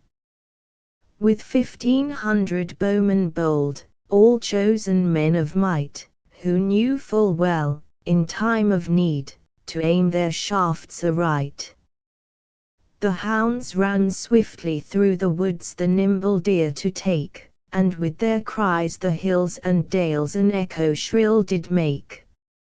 Vocat ingenti clamor Cytharan, tagetique canes, Dimitrix Cepidara sicarum, it vox ascensu memoram ingminator mugit. Verg, Jog. 343. Cytharan loudly calls me to my way, thy hounds, Tagetus, open, and pursue their prey. High Epidaurus urges on my speed, famed for his hills, and for his horses' breed. From hills and dales the cheerful cries rebound, for echo hunts along, and propagates the sound. Dredon. Lo, yonder doth Earl Douglas come, his men in armour bright, full 200 Scottish spears, all marching in our sight. All men of pleasant Tividale, fast by the river Tweed, and see. The country of the Scotch warrior, described in these 2 last verses, has a fine romantic situation, and affords a couple of smooth words for verse. If the reader compares the foregoing 6 lines of the song with the following Latin verses, he will see how much they are written in the spirit of Virgil, adversi campo apparent, hastes creductis protendunt long dextris, id spicula vibrant, quic altum prenestvari, quic ava gabini junanis, gelidum conionem, id rosida ruvis hernica saxa collant, qui rosia rua villini, qui tetrisi herentis rubs, montem qe severum, casperium collant, pruloscit flumini melli, qui tiberim faberim bibant. In 11. 605, 7. 682, 712. Advancing in a line they couch their spears, Prenest sends a chosen band, with those who plough Saturnia's Gabine land, besides the succours which cold Onion yields, the rocks of Hernicus, besides a band that followed from Velinum's dewy land, and mountaineers that from Severus came, and from the craggy cliffs of Tetrica, and those where yellow Tiber takes his way, and where Imella's wanton waters play, Casperia sends her arms, with those that lie by Fabaris, and fruitful Foruli. Dredon. But to proceed, Earl Douglas on a milk-white steed, most like a baron bold, rode foremost of the company, whose armour shone like gold. Turnus, ut anti volens tardum praesa seratagmen, and si vidisti, quo Turnus equo, quibus ibat in armis orcus, in 9. 47, 269. Our English archers bent their bows, their hearts were good and true, at the first flight of arrows sent, full 60 Scots they slew. They closed full fast on every side, no slackness there was found, and many a gallant gentleman lay gasping on the ground. With that there came an arrow keen out of an English bow, which struck Earl Douglas to the heart, a deep and deadly blow. Innes was wounded after the same manner by an unknown hand in the midst of a parley. Hus inter voces, media inter talia verba, eciviro stridens aliis alapsa sagitta ist, incertum qua pulsa manu, in 12. 318. Thus, while he spake, unmindful of defence, a winged arrow struck the pious prince, but whether from a human hand it came, or hostile god, is left unknown by fame. Dredon. But of all the descriptive parts of this song, there are none more beautiful than the 4 following stanzas, which have a great force and spirit in them, and are filled with very natural circumstances. The thought in the 3rd stanza was never touched by any other poet, and is such a one as would have shone in Homer or in Virgil. So thus did both these nobles die, whose courage none could stain. An English archer then perceived the noble earl was slain. He had a bow bent in his hand, made of a trusty tree, an arrow of a cloth yard long unto the head drew he. Against Sir Hugh Montgomery so right his shaft he set, the grey goose wing that was thereon in his heart blood was wet. This fight did last from break of day till setting of the sun, for when they rung the evening bell the battle scarce was done. One may observe, likewise, that in the catalogue of the slain, the author has followed the example of the greatest ancient poets, not only in giving a long list of the dead, but by diversifying it with little characters of particular persons. And with Earl Douglas there was slain Sir Hugh Montgomery, Sir Charles Carroll, that from the field 1 foot would never fly. Sir Charles Merrill of Radcliffe too, his sister's son was he, Sir David Lamb so well esteemed, yet saved could not be. The familiar sound in these names destroys the majesty of the description. For this reason I do not mention this part of the poem, but to show the natural cast of thought which appears in it, as the two last verses look almost like a translation of Virgil. Caditit Ruffius justissimus unus qui fuit integris it servantissimus aci. Desolita visum. In 426 then Ruffius fell in the unequal fight, just of his word, observant of the right, heaven thought not so. Dryden. In the catalogue of the English who fell, Witherington's behaviour is in the same manner particularized very artfully, as the reader is prepared for it by that account which is given of him in the beginning of the battle, though I am satisfied your little buffoon readers, who have seen that passage ridiculed in Hudibras, will not be able to take the beauty of it, for which reason I dare not so much as quote it. Then stepped a gallant squire forth, Witherington was his name, who said, I would not have it told to Henry our king for shame, that my captain fought on foot, and I stood looking on. We meet with the same heroic sentiment in Virgil, non pude, o Ruculi, cunctis pro talibus unum objecta animam. Numero non veribus aci non sumus. In 229 for shame, Rutilians, can you hear the sight of one exposed for all, in single fight? Can we before the face of heaven confess our courage colder, or our numbers less? Dryden. What can be more natural, or more moving, than the circumstances in which he describes the behavior of those women who had lost their husbands on this fatal day? Next day did many widows come their husbands to bewail, they washed their wounds in brinish tears, but all would not prevail.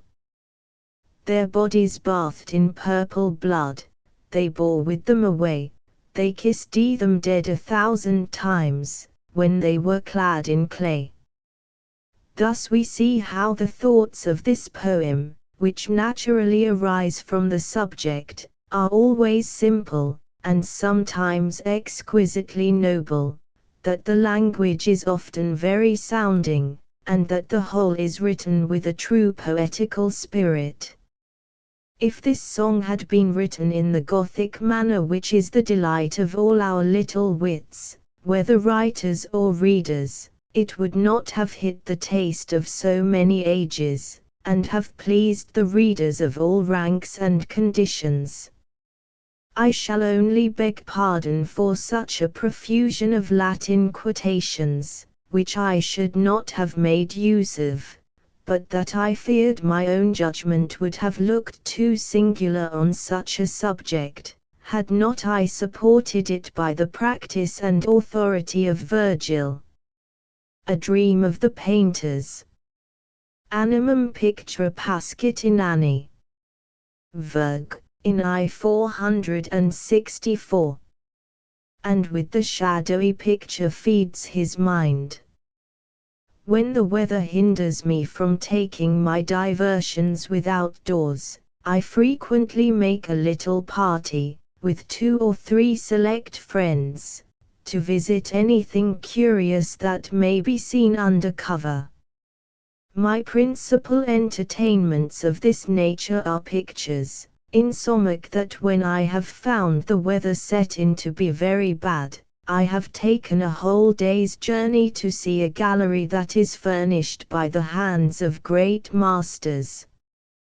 By this means, when the heavens are filled with clouds, when the earth swims in rain, and all nature wears a lowering countenance, I withdraw myself from these uncomfortable scenes, into the visionary worlds of art, where I meet with shining landscapes, gilded triumphs, beautiful faces, and all those other objects that fill the mind with gay ideas, and disperse that gloominess which is apt to hang upon it in those dark disconsolate seasons.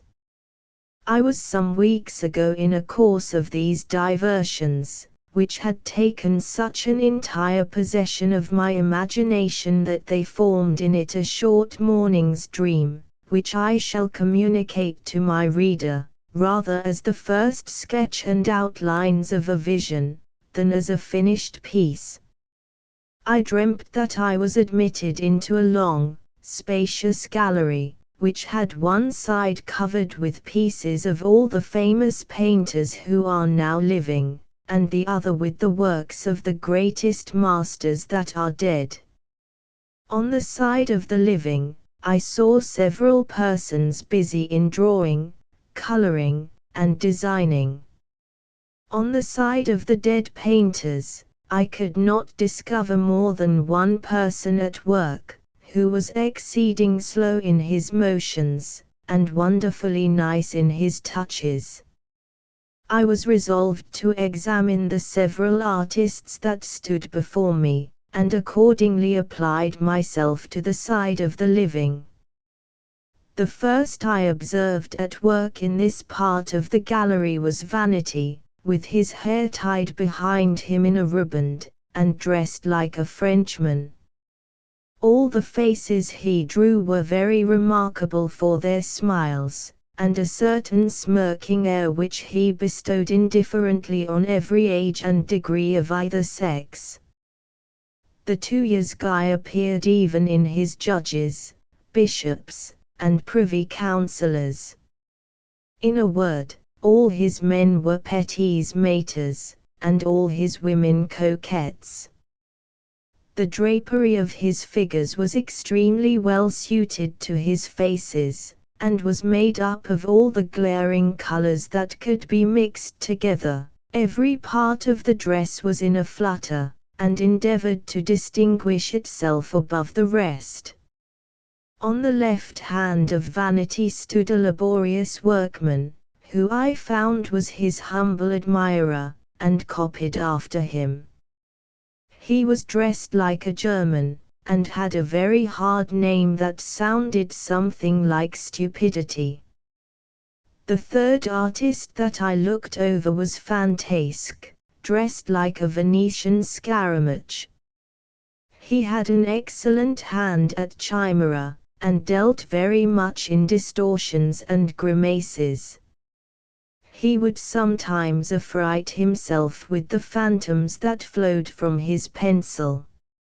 In short, the most elaborate of his pieces was at best but a terrifying dream, and one could say nothing more of his finest figures than that they were agreeable monsters.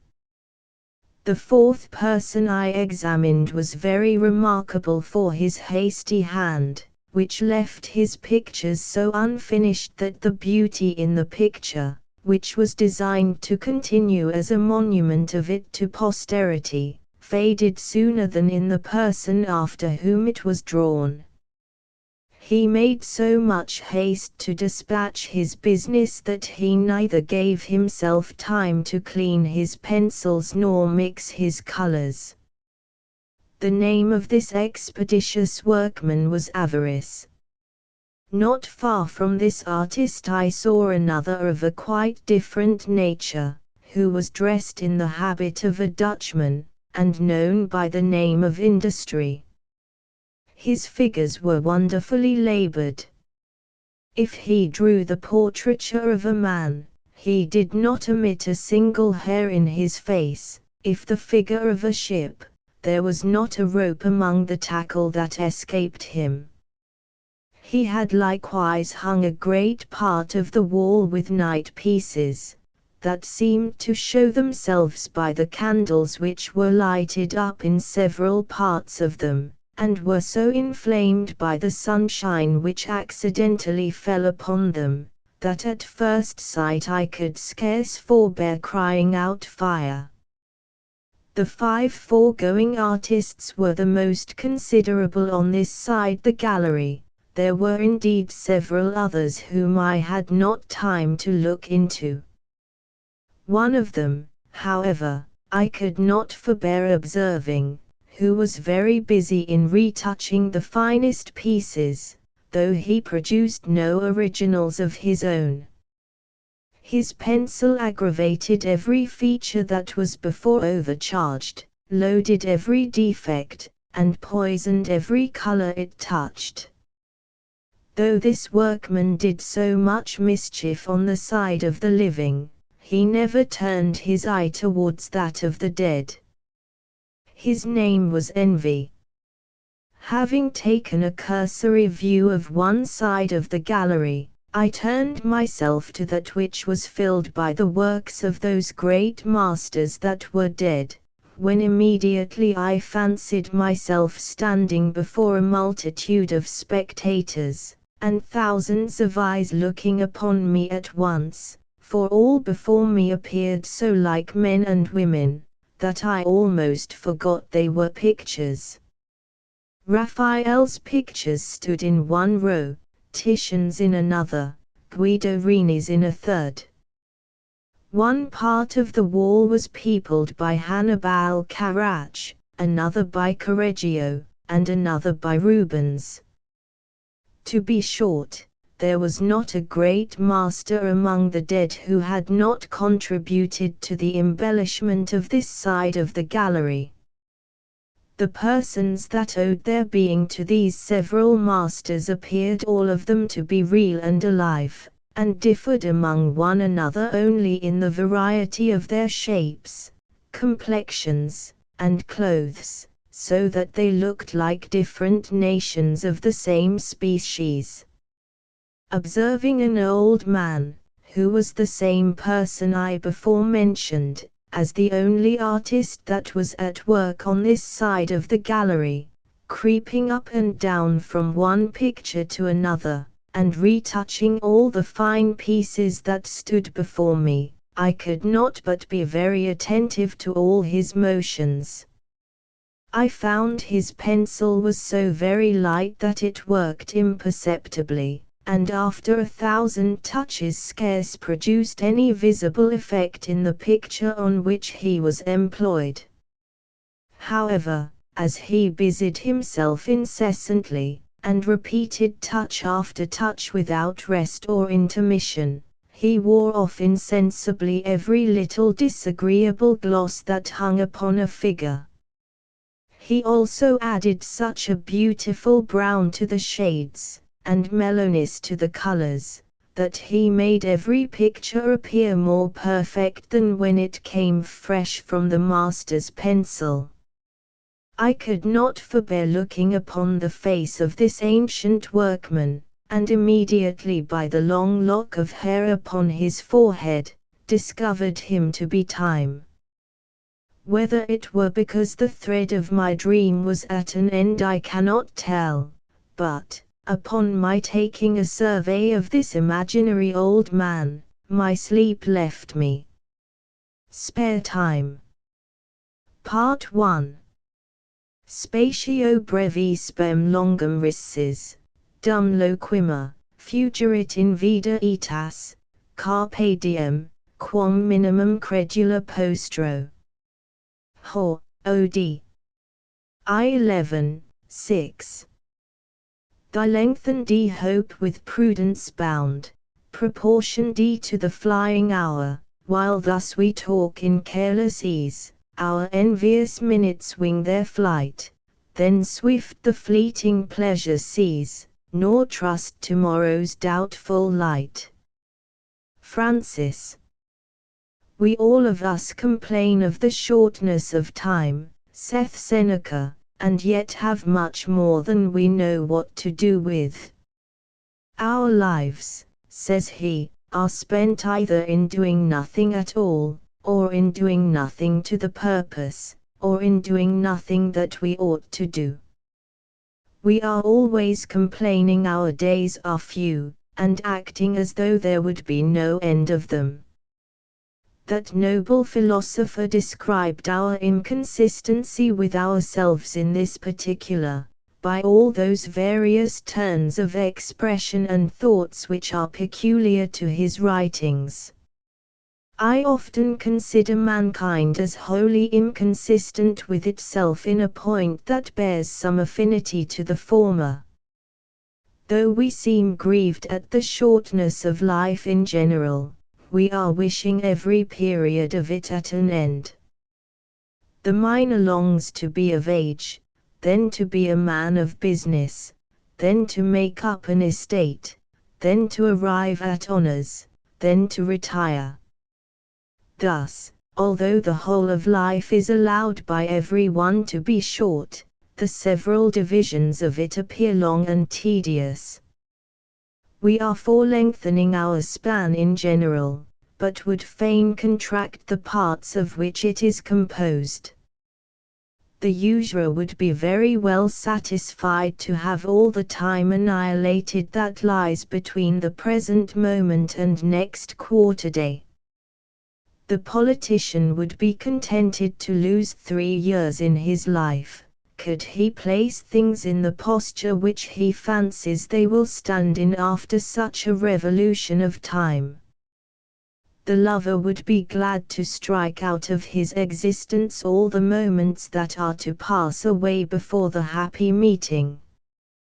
Thus, as fast as our time runs, we should be very glad, in most part of our lives, that it ran much faster than it does.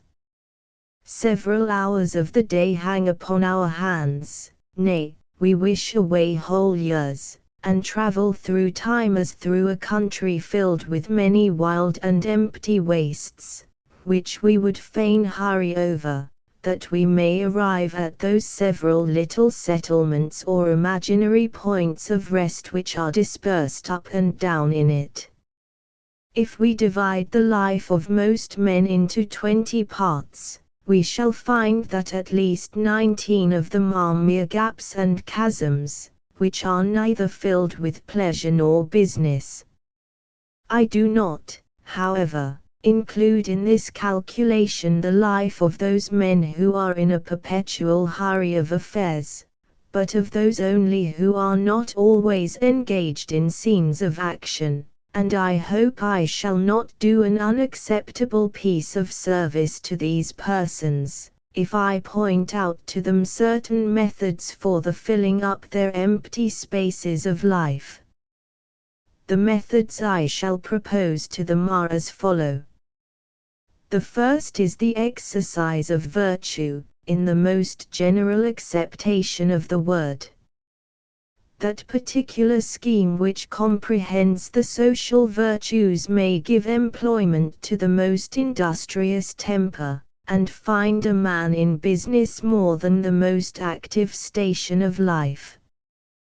To advise the ignorant, relieve the needy, comfort the afflicted, are duties that fall in our way almost every day of our lives.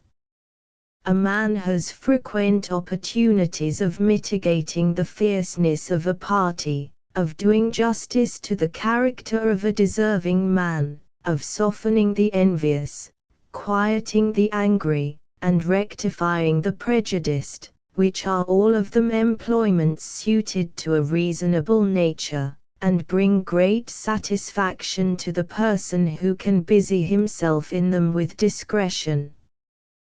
There is another kind of virtue that may find employment for those retired hours in which we are altogether left to ourselves, and destitute of company and conversation. I mean that intercourse and communication which every reasonable creature ought to maintain with the great author of his being. The man who lives under an habitual sense of the divine presence, keeps up a perpetual cheerfulness of temper, and enjoys every moment the satisfaction of thinking himself in company with his dearest and best of friends. The time never lies heavy upon him, it is impossible for him to be alone. His thoughts and passions are the most busied at such hours when those of other men are the most inactive. He no sooner steps out of the world but his heart burns with devotion, swells with hope, and triumphs in the consciousness of that presence which everywhere surrounds him, or, on the contrary, pours out its fears, its sorrows, its apprehensions, to the great supporter of its existence. I have here only considered the necessity of a man's being virtuous, that he may have something to do.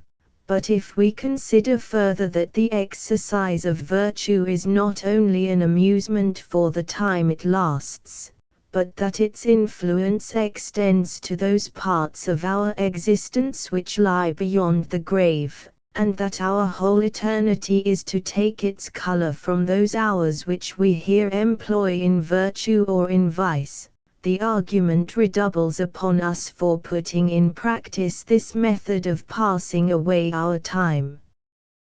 When a man has but a little stock to improve, and has opportunities of turning it all to good account, what shall we think of him if he suffers 19 parts of it to lie dead, and perhaps employs even the 20th to his ruin or disadvantage? But, because the mind cannot be always in its fervors, nor strained up to a pitch of virtue, it is necessary to find out proper employments for it in its relaxations. The next method, therefore, that I would propose to fill up our time, should be useful and innocent diversions. I must confess I think it is below reasonable creatures to be altogether conversant in such diversions as are merely innocent, and have nothing else to recommend them but that there is no hurt in them. Whether any kind of gaming has even thus much to say for itself, I shall not determine. But I think it is very wonderful to see persons of the best sense passing away a dozen hours together in shuffling and dividing a pack of cards, with no other conversation but what is made up of a few game phrases, and no other ideas but those of black or red spots ranged together in different figures. Would not a man laugh to hear any one of this species complaining that life is short? The stage might be made a perpetual source of the most noble and useful entertainments, were it under proper regulations. But the mind never unbends itself so agreeably as in the conversation of a well-chosen friend. There is indeed no blessing of life that is any way comparable to the enjoyment of a discreet and virtuous friend. It eases and unloads the mind, clears and improves the understanding, engenders thoughts and knowledge, animates virtue and good resolutions, soothes and allays the passions, and finds employment for most of the vacant hours of life. Next to such an intimacy with a particular person, one would endeavor after a more general conversation with such as are able to entertain and improve those with whom they converse, which are qualifications that seldom go asunder. There are many other useful amusements of life which one would endeavor to multiply, that one might on all occasions have recourse to something rather than suffer the mind to lie idle, or run adrift with any passion that chances to rise in it. A man that has a taste of music, painting, or architecture, is like one that has another sense, when compared with such as have no relish of those arts. The florist, the planter, the gardener, the husbandman, when they are only as accomplishments to the man of fortune, are great reliefs to a country life, and many ways useful to those who are possessed of them. But of all the diversions of life, there is none so proper to fill up its empty spaces as the reading of useful and entertaining authors.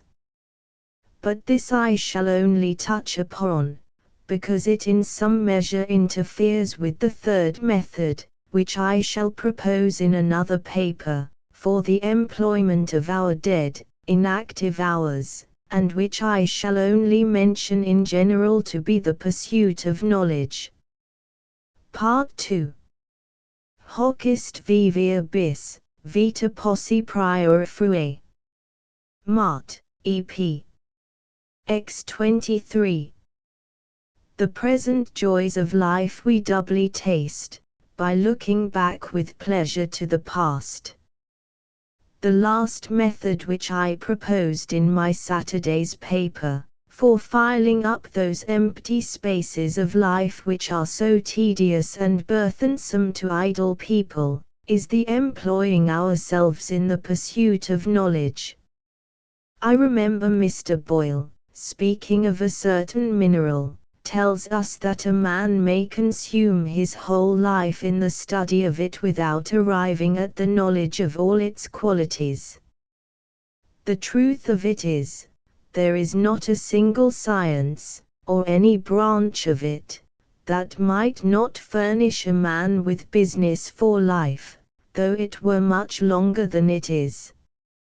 I shall not here engage on those beaten subjects of the usefulness of knowledge, nor of the pleasure and perfection it gives the mind, nor on the methods of attaining it, nor recommend any particular branch of it, all which have been the topics of many other writers, but shall indulge myself in a speculation that is more uncommon, and may therefore, perhaps, be more entertaining.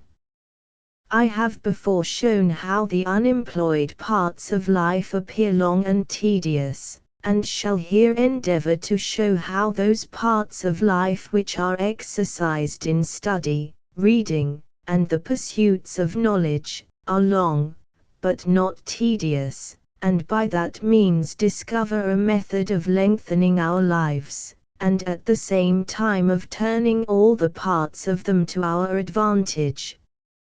Mr. Locke observes, that we get the idea of time or duration, by reflecting on that train of ideas which succeed one another in our minds, that, for this reason, when we sleep soundly without dreaming, we have no perception of time, or the length of it whilst we sleep, and that the moment wherein we leave off to think, till the moment we begin to think again, seems to have no distance.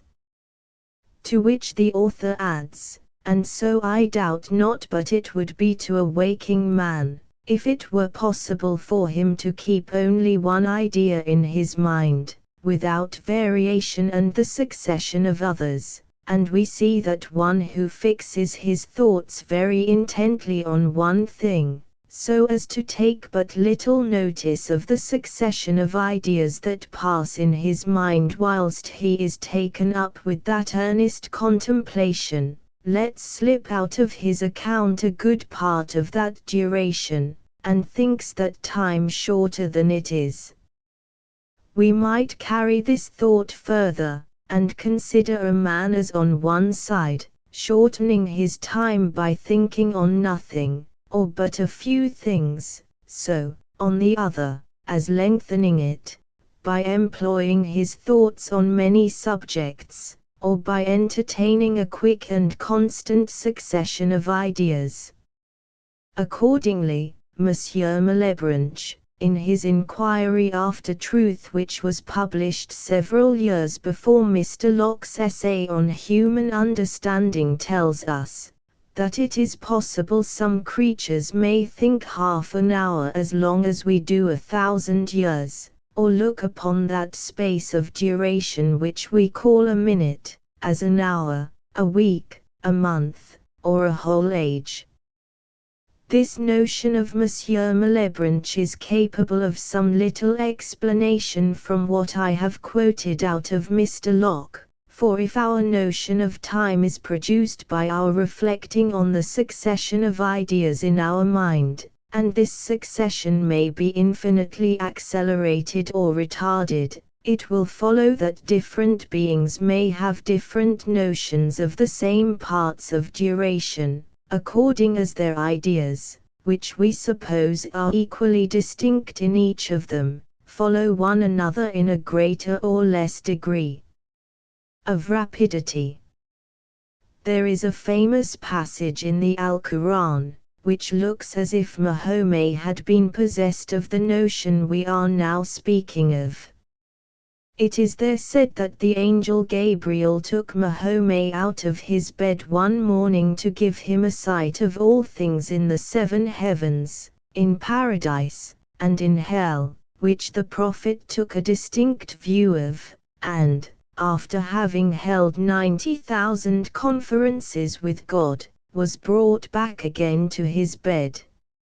All this, says the Al-Quran, was transacted in so small a space of time, that Mahomet at his return found his bed still warm, and took up an earthen pitcher, which was thrown down at the very instant that the angel Gabriel carried him away, before the water was all spilt. There is a very pretty story in the Turkish tales, which relates to this passage of that famous impostor, and bears some affinity to the subject we are now upon. A sultan of Egypt, who was an infidel, used to laugh at this circumstance in Mahomet's life, as what was altogether impossible and absurd, but conversing one day with a great doctor in the law, who had the gift of working miracles, the doctor told him he would quickly convince him of the truth of this passage in the history of Mahomet, if he would consent to do what he should desire of him.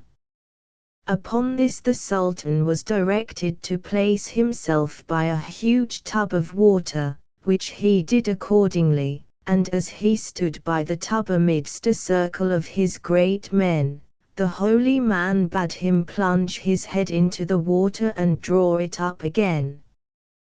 The king accordingly thrust his head into the water, and at the same time found himself at the foot of a mountain on the seashore. The king immediately began to rage against his doctor for this piece of treachery and witchcraft, but at length, knowing it was in vain to be angry, he set himself to think on proper methods for getting a livelihood in this strange country.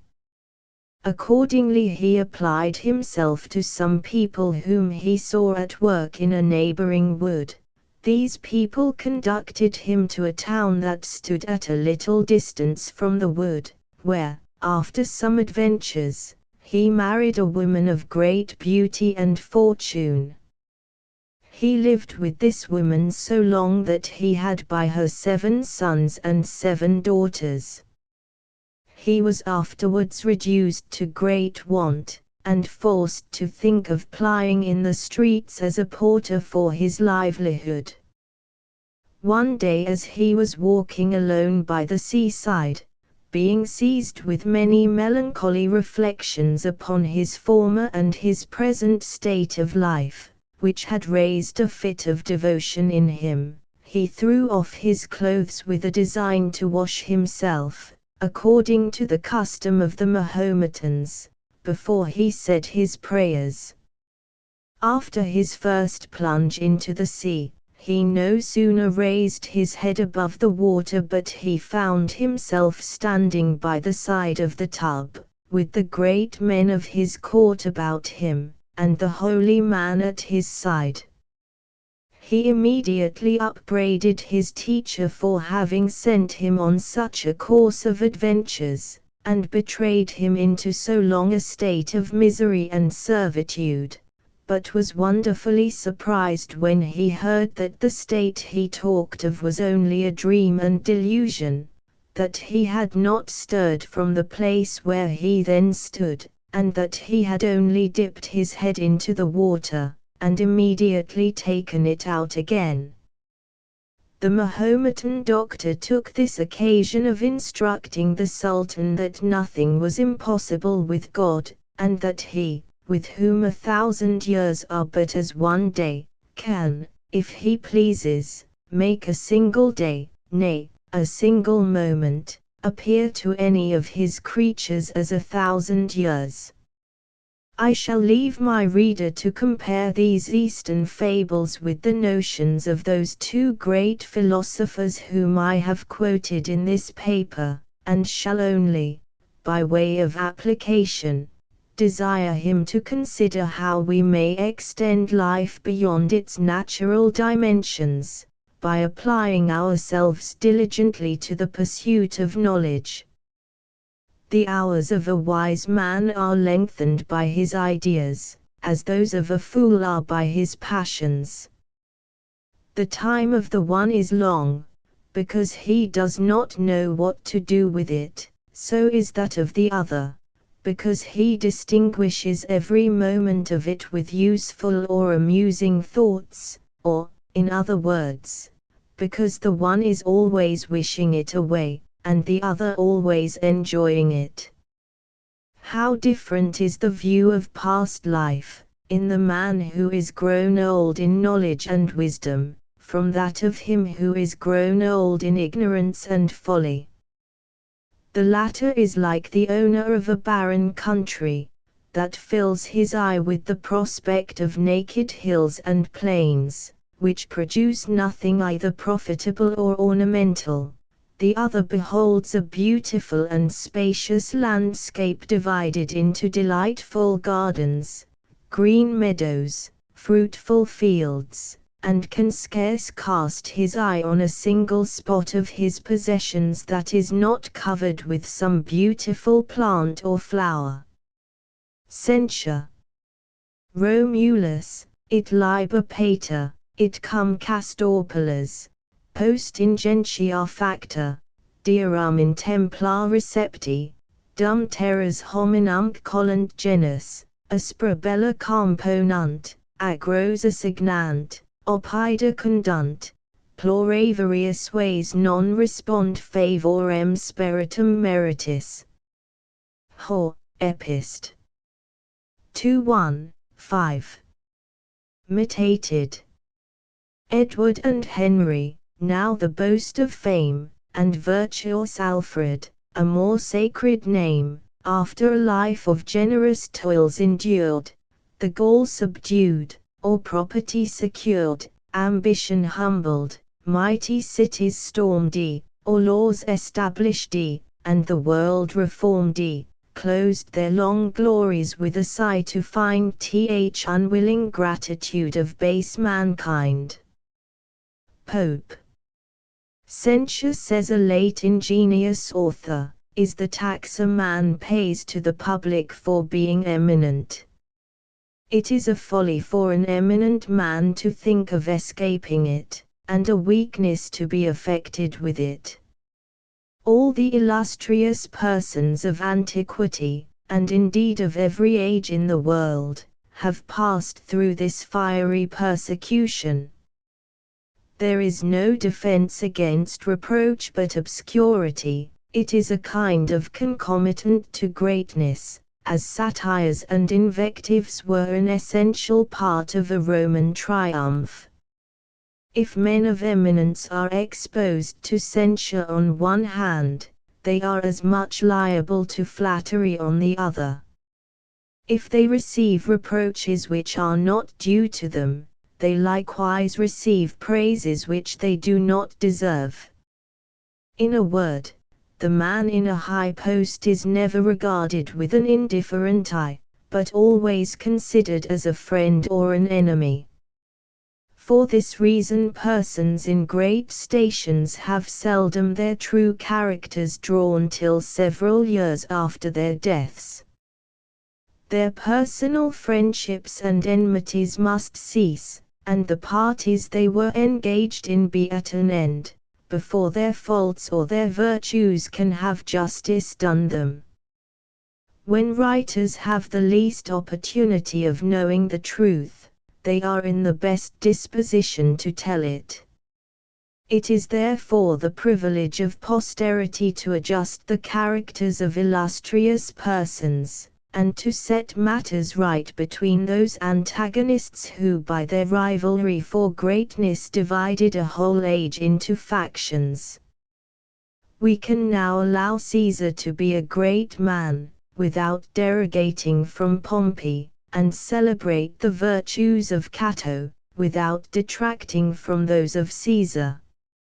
Every one that has been long dead has a due proportion of praise allotted him, in which, whilst he lived, his friends were too profuse, and his enemies too sparing.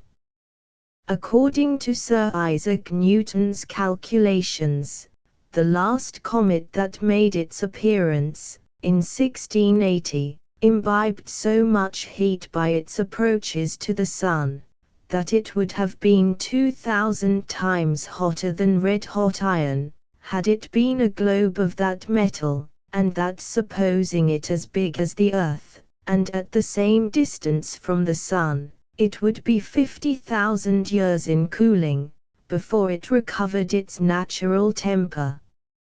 In the like manner, if an Englishman considers the great ferment into which our political world is thrown at present, and how intensely it is heated in all its parts, he cannot suppose that it will cool again in less than 300 years. In such a tract of time it is possible that the heats of the present age may be extinguished, and our several classes of great men represented under their proper characters. Some eminent historian may then probably arise that will not write recentibus odiis, as Tacitus expresses it, with the passions and prejudices of a contemporary author, but make an impartial distribution of fame among the great men of the present age.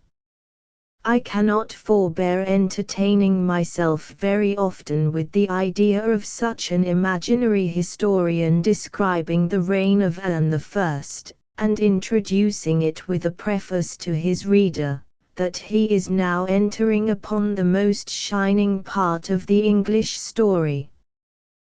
The great rivals in fame will be then distinguished according to their respective merits, and shine in their proper points of light.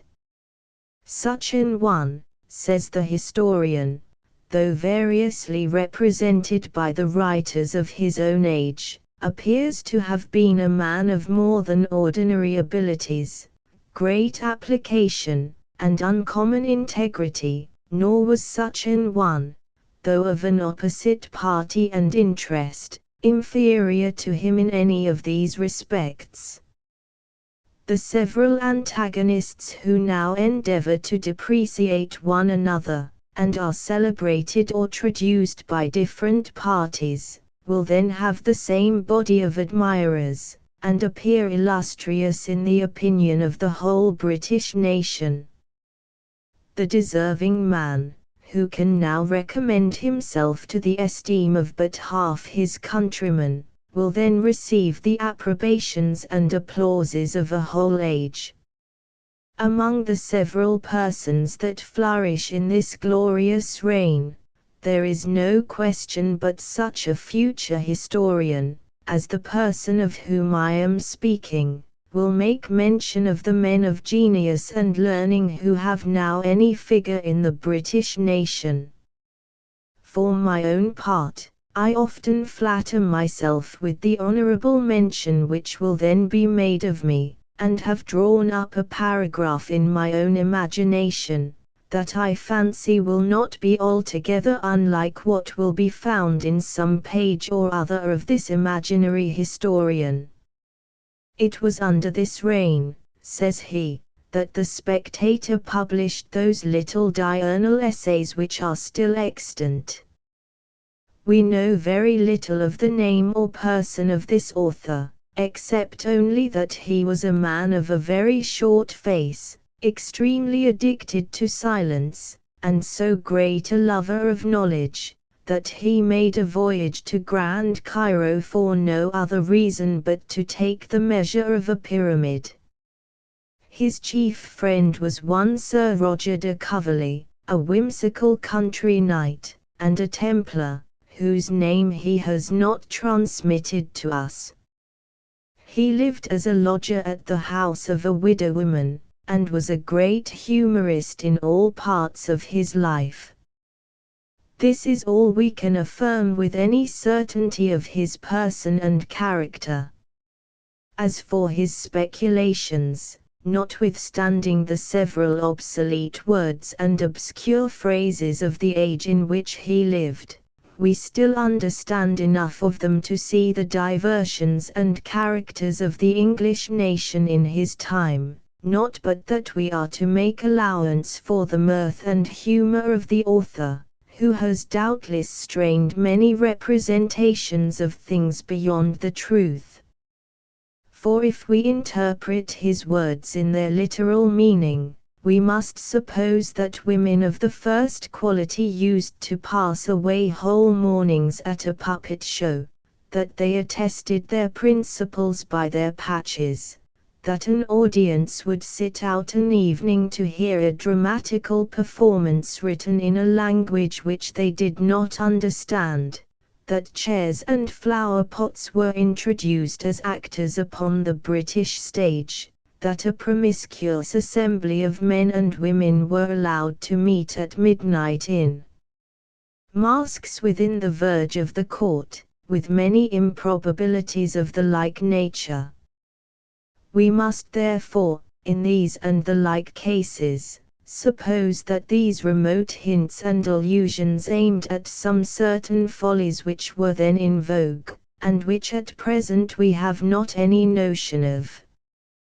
We may guess by several passages in the Speculations, that there were writers who endeavored to detract from the works of this author, but as nothing of this nature is come down to us, we cannot guess at any objections that could be made to his paper. If we consider his style with that indulgence which we must show to old English writers, or if we look into the variety of his subjects, with those several critical dissertations, moral reflections, the following part of the paragraph is so much to my advantage, and beyond anything I can pretend to, that I hope my reader will excuse me for not inserting it. The English language. Ist brevitate opus, ut curat sententia, ho, Saturday I-10, 9. Let brevity dispatch the rapid thought. I have somewhere read of an eminent person who used in his private offices of devotion to give thanks to heaven that he was born a Frenchman. For my own part I look upon it as a peculiar blessing that I was born an Englishman. Among many other reasons, I think myself very happy in my country, as the language of it is wonderfully adapted to a man who is sparing of his words, and an enemy to loquacity.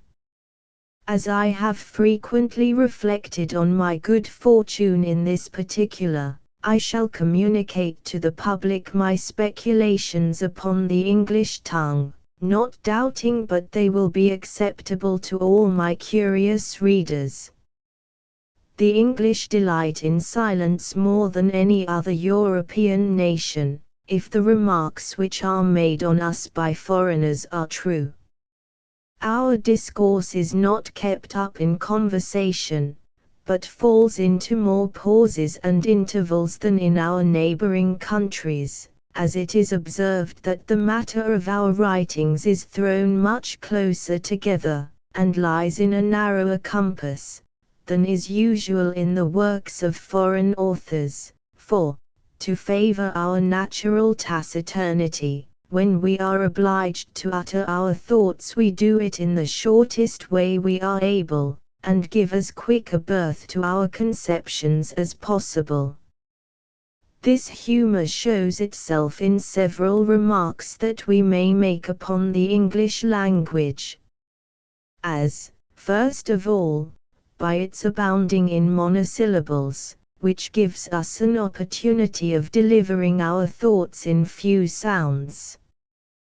This indeed takes off from the elegance of our tongue, but at the same time expresses our ideas in the readiest manner, and consequently answers the first design of speech better than the multitude of syllables which make the words of other languages more tunable and sonorous. The sounds of our English words are commonly like those of string music, short and transient, which rise and perish upon a single touch. Those of other languages are like the notes of wind instruments, sweet and swelling, and lengthened out into variety of modulation. In the next place we may observe that, where the words are not monosyllables, we often make them so, as much as lies in our power, by our rapidity of pronunciation, as it generally happens in most of our long words which are derived from the Latin, where we contract the length of the syllables, that gives them a grave and solemn air in their own language, to make them more proper for dispatch, and more conformable to the genius of our tongue. This we may find in a multitude of words, as liberty, conspiracy, theatre, orator, and see. The same natural aversion to loquacity has of late years made a very considerable alteration in our language, by closing in one syllable the termination of our preterperfect tense, as in the words drowned, walked, arrived, for drowned, walked, arrived, which has very much disfigured the tongue, and turned a tenth part of our smoothest words into so many clusters of consonants. This is the more remarkable because the want of vowels in our language has been the general complaint of our politest authors, who nevertheless are the men that have made these retrenchments, and consequently very much increased our former scarcity. This reflection on the words that end in ed I have heard in conversation from one of the greatest geniuses this age has produced. I think we may add to the foregoing observation, the change which has happened in our language by the abbreviation of several words that are terminated in eth by substituting an s in the room of the last syllable, as in drowns, walks, arrives, and innumerable other words, which in the pronunciation of our forefathers were drowneth, walketh, arriveth. This has wonderfully multiplied a letter which was before too frequent in the English tongue, and added to that hissing in our language which is taken so much notice of by foreigners, but at the same time humours our taciturnity, and eases us of many superfluous syllables.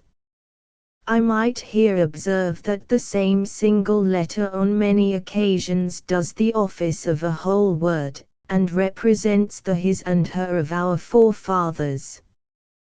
There is no doubt but the ear of a foreigner, which is the best judge in this case, would very much disapprove of such innovations, which indeed we do ourselves in some measure, by retaining the old termination in writing, and in all the solemn offices of our religion. As, in the instances I have given, we have epitomized many of our particular words to the detriment of our tongue, so on other occasions we have drawn two words into one, which has likewise very much untuned our language, and clogged it with consonants, as mayn't, can't, shan't, won't, and the like, for may not, cannot, shall not, will not, and see.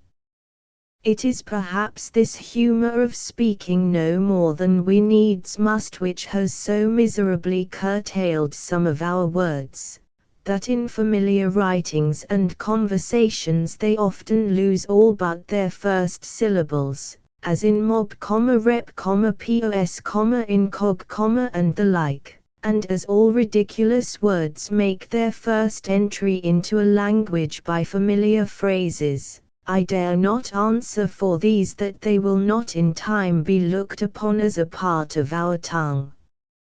We see some of our poets have been so indiscreet as to imitate Hudibras's doggerel expressions in their serious compositions, by throwing out the signs of our substantives which are essential to the English language.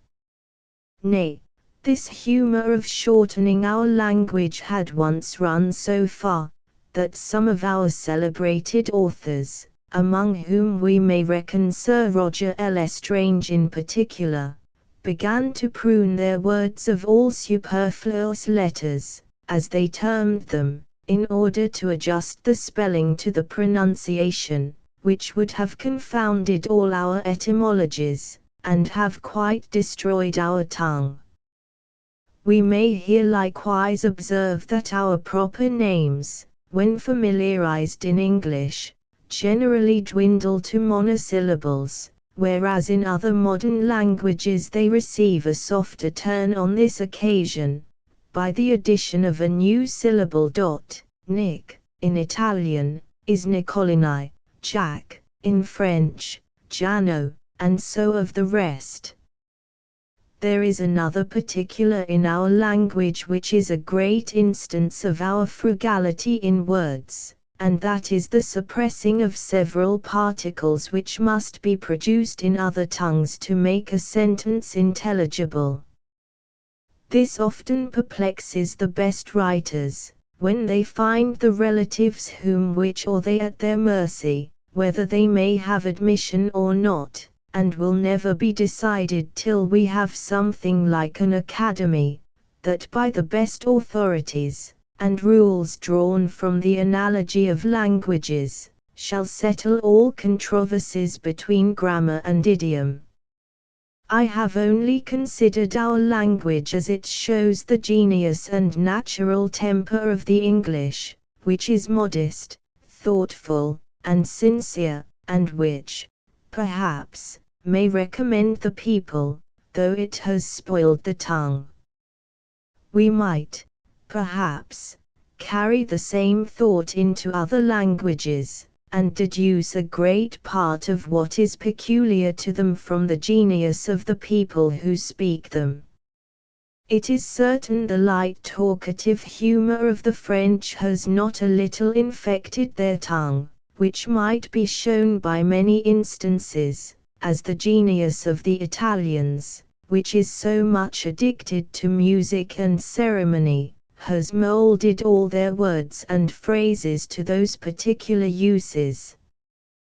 The stateliness and gravity of the Spaniards shows itself to perfection in the solemnity of their language, and the blunt, honest humour of the Germans sounds better in the roughness of the High Dutch than it would in a politer tongue.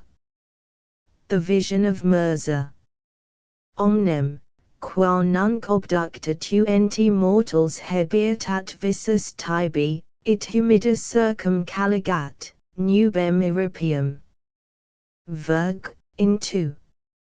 604. The cloud, which, intercepting the clear light, hangs o'er thy eyes, and blunts thy mortal sight, I will remove.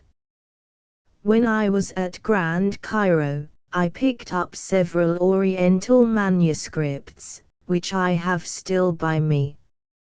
Among others I met with one entitled The Visions of Mirza, which I have read over with great pleasure. I intend to give it to the public when I have no other entertainment for them, and shall begin with the first vision, which I have translated word for word as follows: on the 5th day of the moon, which, according to the custom of my forefathers, I always keep holy, after having washed myself, and offered up my morning devotions, I ascended the high hills of Baghdad, in order to pass the rest of the day in meditation and prayer.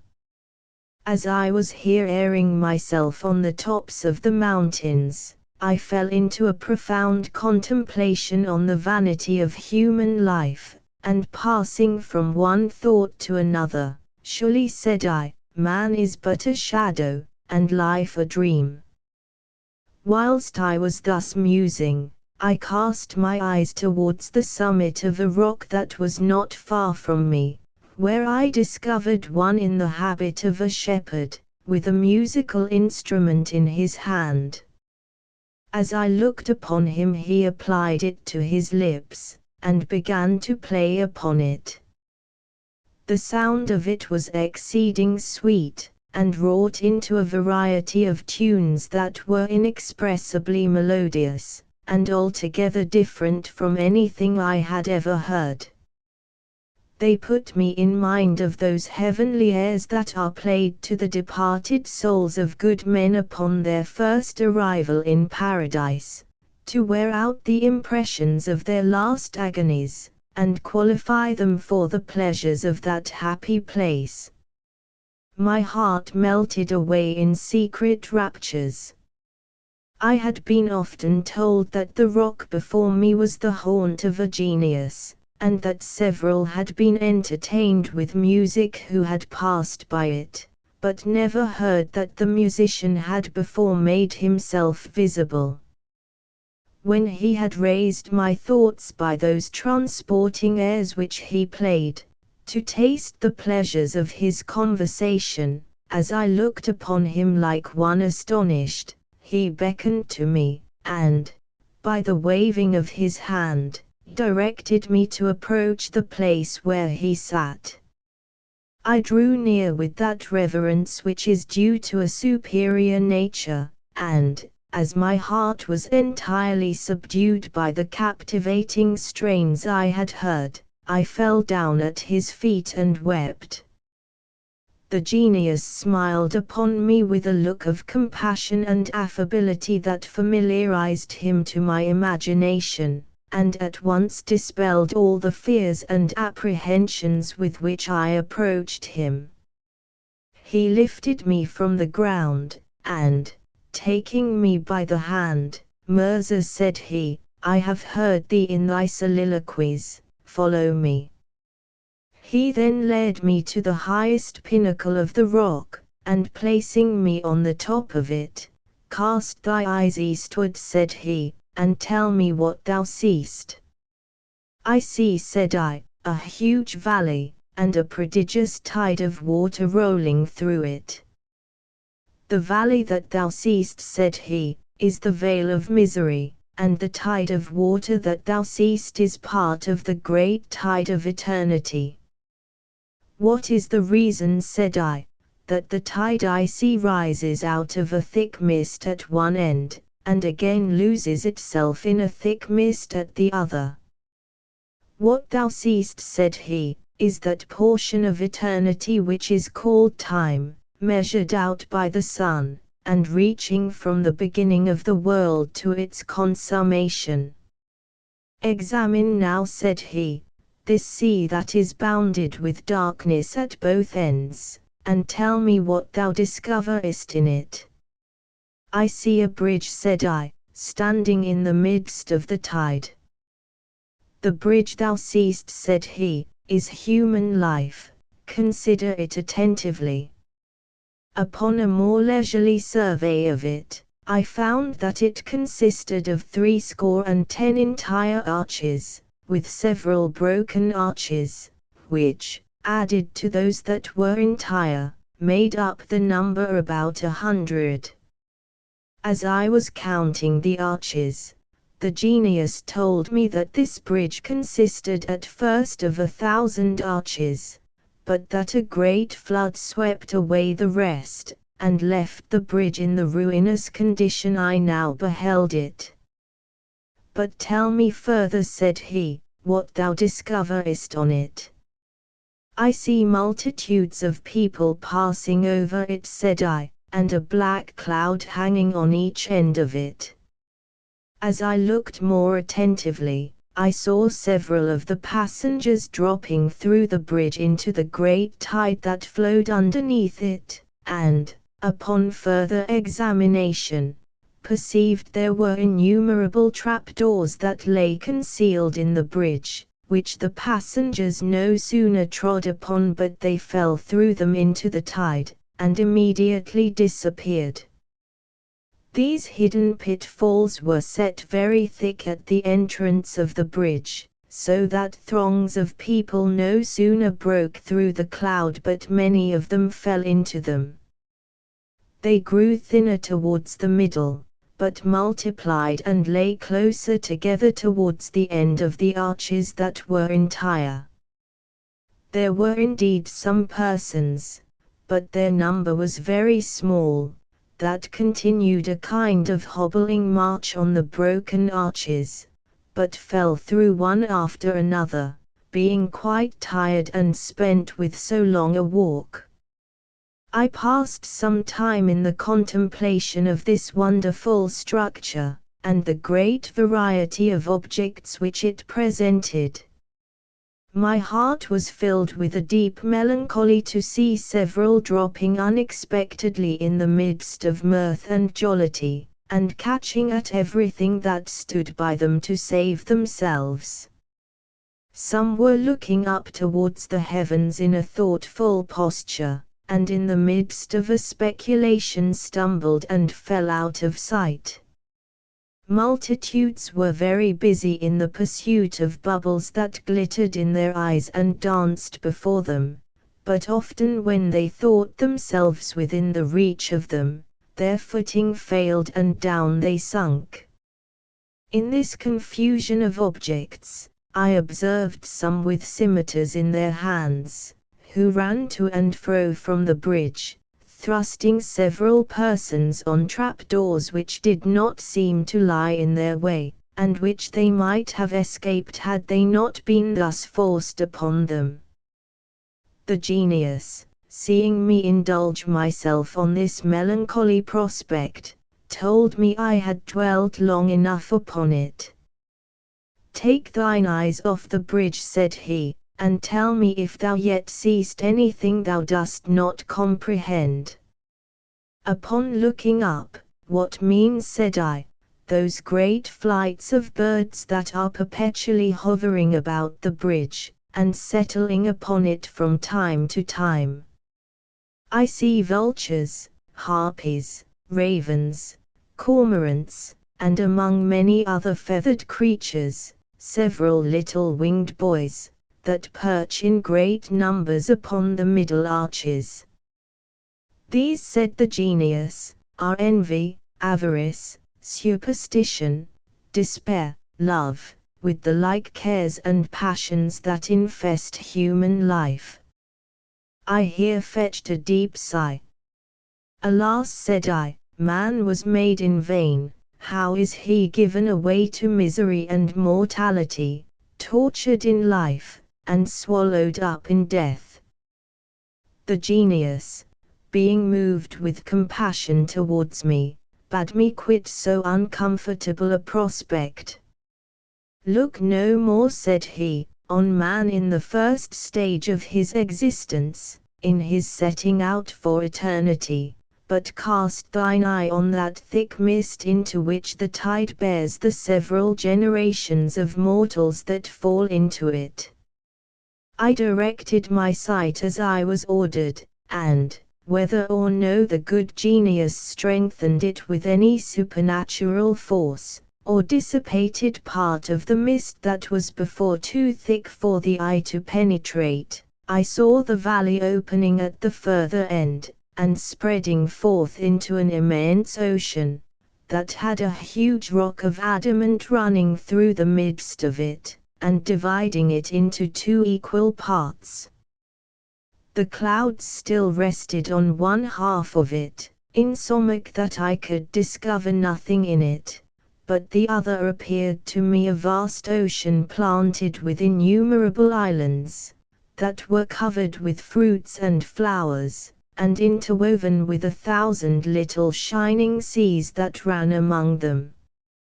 I could see persons dressed in glorious habits, with garlands upon their heads, passing among the trees, lying down by the sides of fountains, or resting on beds of flowers, and could hear a confused harmony of singing birds, falling waters, human voices, and musical instruments.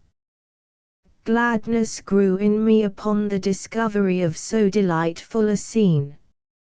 I wished for the wings of an eagle, that I might fly away to those happy seats, but the genius told me there was no passage to them, except through the gates of death that I saw opening every moment upon the bridge.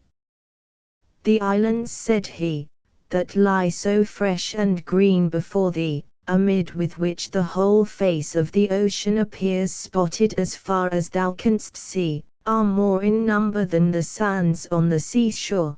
There are myriads of islands behind those which thou here discoverest, reaching further than thine eye, or even thine imagination can extend itself. These are the mansions of good men after death, who, according to the degree and kinds of virtue in which they excelled, are distributed among those several islands, which abound with pleasures of different kinds and degrees, suitable to the relishes and perfections of those who are settled in them. Every island is a paradise accommodated to its respective inhabitants. Are not these, O Mirza, habitations worth contending for? Does life appear miserable that gives thee opportunities of earning such a reward? Is death to be feared that will convey thee to so happy an existence? Think not man was made in vain, who has such an eternity reserved for him. I gazed with inexpressible pleasure on these happy islands. At length, said I, show me now, I beseech thee, the secrets that lie hid under those dark clouds which cover the ocean on the other side of the rock of adamant. The genius making me no answer, I turned about to address myself to him a second time, but I found that he had left me. I then turned again to the vision which I had been so long contemplating, but instead of the rolling tide, the arched bridge, and the happy islands, I saw nothing but the long hollow valley of Baghdad, with oxen, sheep, and camels grazing upon the sides of it. Genius. Qui mens divinia, at os magna sanitarum des nominis hujus honorem. Ho, Saturday I 43. On him confer the poet's sacred name, whose lofty voice declares the heavenly flame. There is no character more frequently given to a writer than that of being a genius. I have heard many a little sonneteer called a fine genius. There is not a heroic scribbler in the nation that has not his admirers who think him a great genius. And as for your smatterers in tragedy, there is scarce a man among them who is not cried up by one or other for a prodigious genius. My design in this paper is to consider what is properly a great genius, and to throw some thoughts together on so uncommon a subject. Among great geniuses those few draw the admiration of all the world upon them, and stand up as the prodigies of mankind, who, by the mere strength of natural parts, and without any assistance of art or learning, have produced works that were the delight of their own times and the wonder of posterity.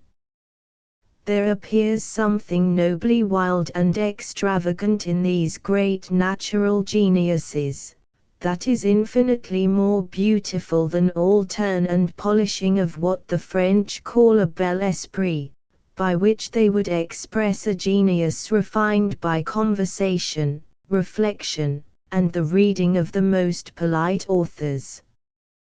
The greatest genius which runs through the arts and sciences takes a kind of tincture from them and falls unavoidably into imitation.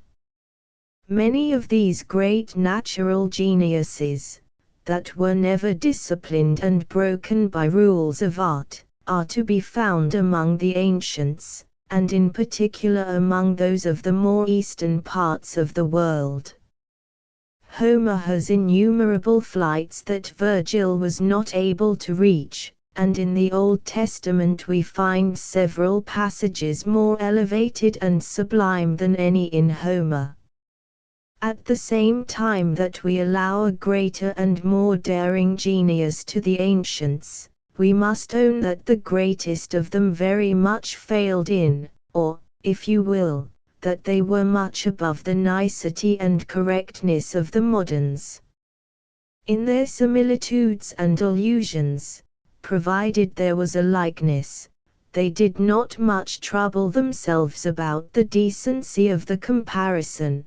Thus Solomon resembles the nose of his beloved to the tower of Lebanon which looketh towards Damascus, as the coming of a thief in the night is a similitude of the same kind in the New Testament. It would be endless to make collections of this nature. Homer illustrates one of his heroes encompassed with the enemy, by an ass in a field of corn that has his sides belabored by all the boys of the village without stirring a foot for it, and another of them tossing to and fro in his bed, and burning with resentment, to a piece of flesh broiled on the coals. This particular failure in the ancients opens a large field of raillery to the little wits, who can laugh at an indecency, but not relish the sublime in these sorts of writings. The present emperor of Persia, conformable to this Eastern way of thinking, amidst a great many pompous titles, denominates himself the Son of Glory and the Nutmeg of Delight. In short, to cut off all cavilling against the ancients, and particularly those of the warmer climates, who had most heat and life in their imaginations, we are to consider that the rule of observing what the French call the bienséance in an illusion has been found out of later years, and in the colder regions of the world, where we could make some amends for our want of force and spirit by a scrupulous nicety and exactness in our compositions. Our countryman Shakespeare was a remarkable instance of this first kind of great geniuses. I cannot quit this head without observing that Pindar was a great genius of the first class, who was hurried on by a natural fire and impetuosity to vast conceptions of things and noble sallies of imagination. At the same time, can anything be more ridiculous than for men of a sober and moderate fancy to imitate this poet's way of writing in those monstrous compositions which go among us under the name of Pindarics? When I see people copying works which, as Horace has represented them, are singular in their kind, and inimitable, when I see men following irregularities by rule, and by the little tricks of art straining after the most unbounded flights of nature, I cannot but apply to them that passage in Terence, incerta hic si tu postules ration certa faceria, nihilo plus argus quam si des operam, ut cum ration insanias. Un, Acti, sc. 1, I-16. You may as well pretend to be mad and in your senses at the same time, as to think of reducing these uncertain things to any certainty by reason. In short, a modern Pindaric writer compared with Pindar is like a sister among the Camisards compared with Virgil's Sibyl. There is the distortion, grimace, and outward figure, but nothing of that divine impulse which raises the mind above itself, and makes the sounds more than human. There is another kind of great geniuses which I shall place in a second class, not as I think them inferior to the first, but only for distinction's sake, as they are of a different kind. This second class of great geniuses are those that have formed themselves by rules, and submitted the greatness of their natural talents to the corrections and restraints of art. Such among the Greeks were Plato and Aristotle, among the Romans, Virgil and Tully, among the English, Milton and Sir Francis Bacon. The genius in both these classes of authors may be equally great, but shows itself after a different manner. In the first it is like a rich soil in a happy climate, that produces a whole wilderness of noble plants rising in 1,000 beautiful landscapes without any certain order or regularity. In the other it is the same rich soil, under the same happy climate, that has been laid out in walks and parterres, and cut into shape and beauty by the skill of the gardener.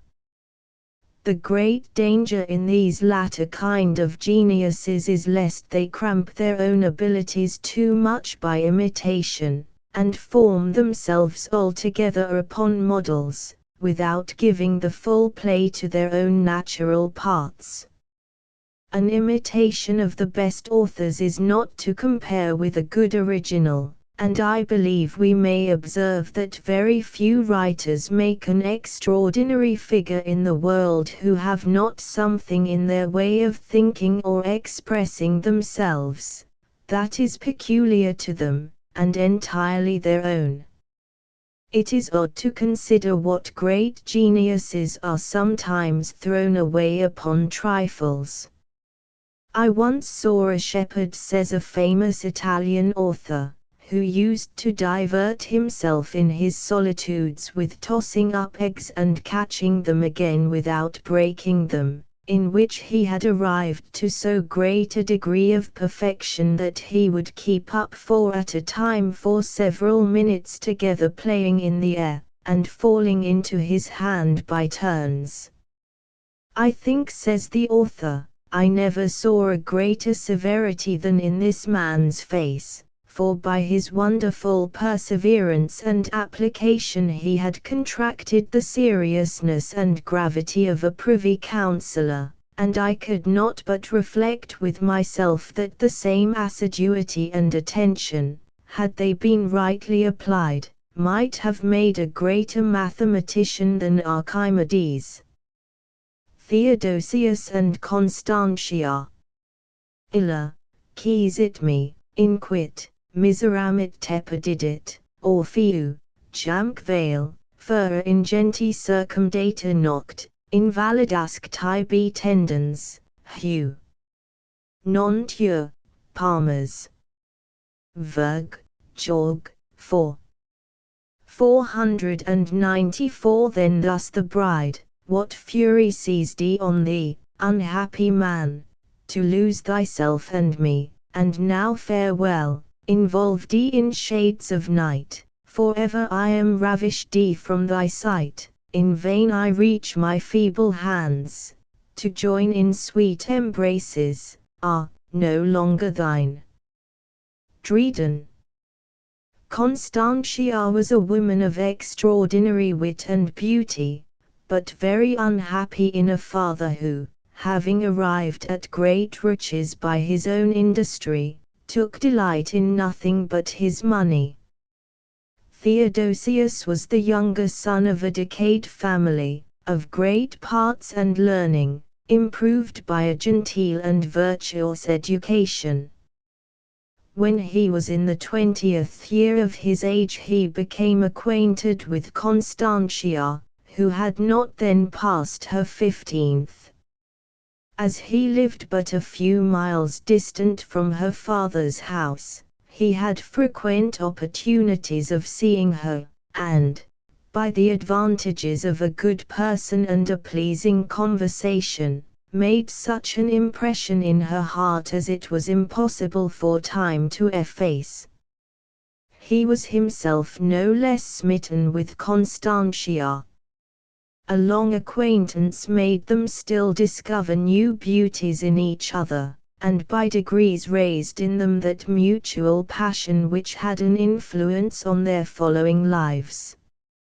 It unfortunately happened that, in the midst of this intercourse of love and friendship between Theodosius and Constantia, there broke out an irreparable quarrel between their parents, the one valuing himself too much upon his birth, and the other upon his possessions.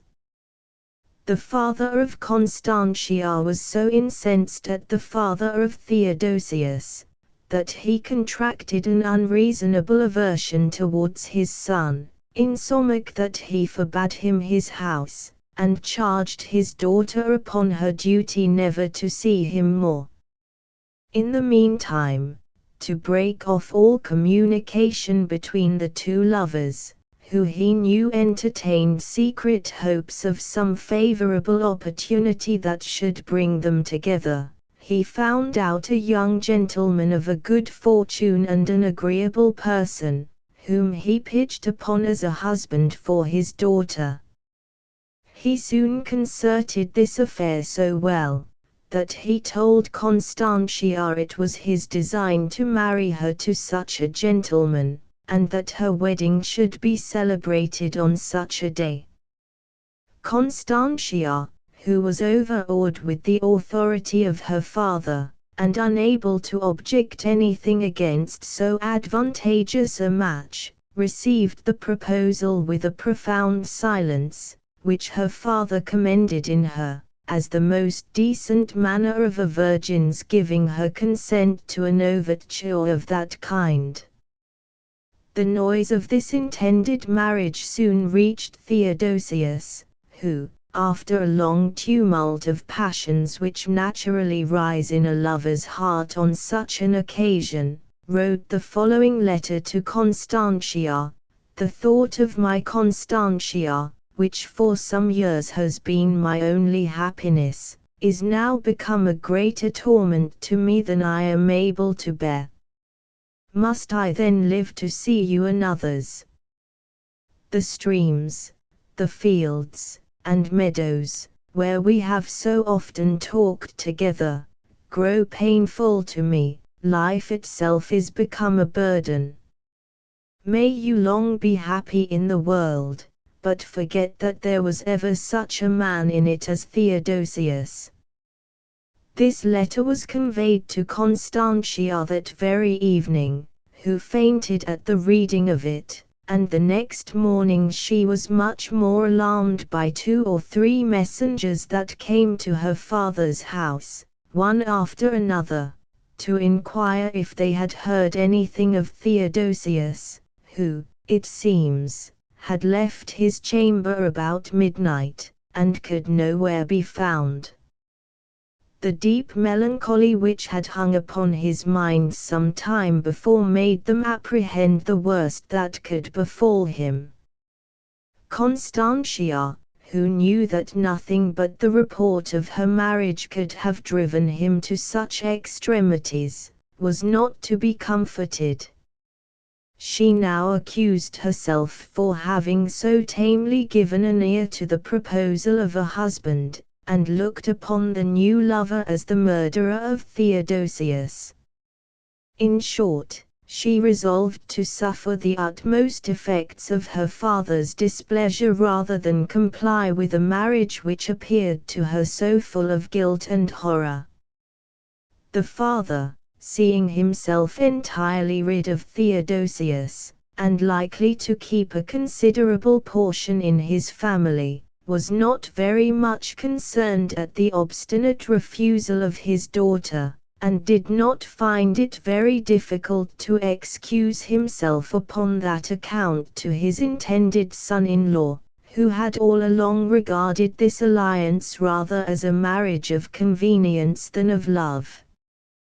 Constantia had now no relief but in her devotions and exercises of religion, to which her affections had so entirely subjected her mind, that after some years had abated the violence of her sorrows, and settled her thoughts in a kind of tranquillity, she resolved to pass the remainder of her days in a convent. Her father was not displeased with a resolution which would save money in his family, and readily complied with his daughter's intentions. Accordingly, in the 25th year of her age, while her beauty was yet in all its height and bloom, he carried her to a neighboring city, in order to look out a sisterhood of nuns among whom to place his daughter. There was in this place a father of a convent who was very much renowned for his piety and exemplary life, and as it is usual in the Romish Church for those who are under any great affliction, or trouble of mind, to apply themselves to the most eminent confessors for pardon and consolation, our beautiful votary took the opportunity of confessing herself to this celebrated father. We must now return to Theodosius, who, the very morning that the above-mentioned inquiries had been made after him, arrived at a religious house in the city where now Constantia resided, and desiring that secrecy and concealment of the fathers of the convent, which is very usual upon any extraordinary occasion, he made himself one of the order, with a private vow never to inquire after Constantia, whom he looked upon as given away to his rival upon the day on which, according to common fame, their marriage was to have been solemnized. Having in his youth made a good progress in learning, that he might dedicate himself more entirely to religion, he entered into holy orders, and in a few years became renowned for his sanctity of life, and those pious sentiments which he inspired into all who conversed with him. It was this holy man to whom Constantia had determined to apply herself in confession, though neither she nor any other, besides the prior of the convent, knew anything of his name or family. The amiable Theodosius had now taken upon him the name of Father Francis, and was so far concealed in a long beard, a shaven head, and a religious habit, that it was impossible to discover the man of the world in the venerable conventual.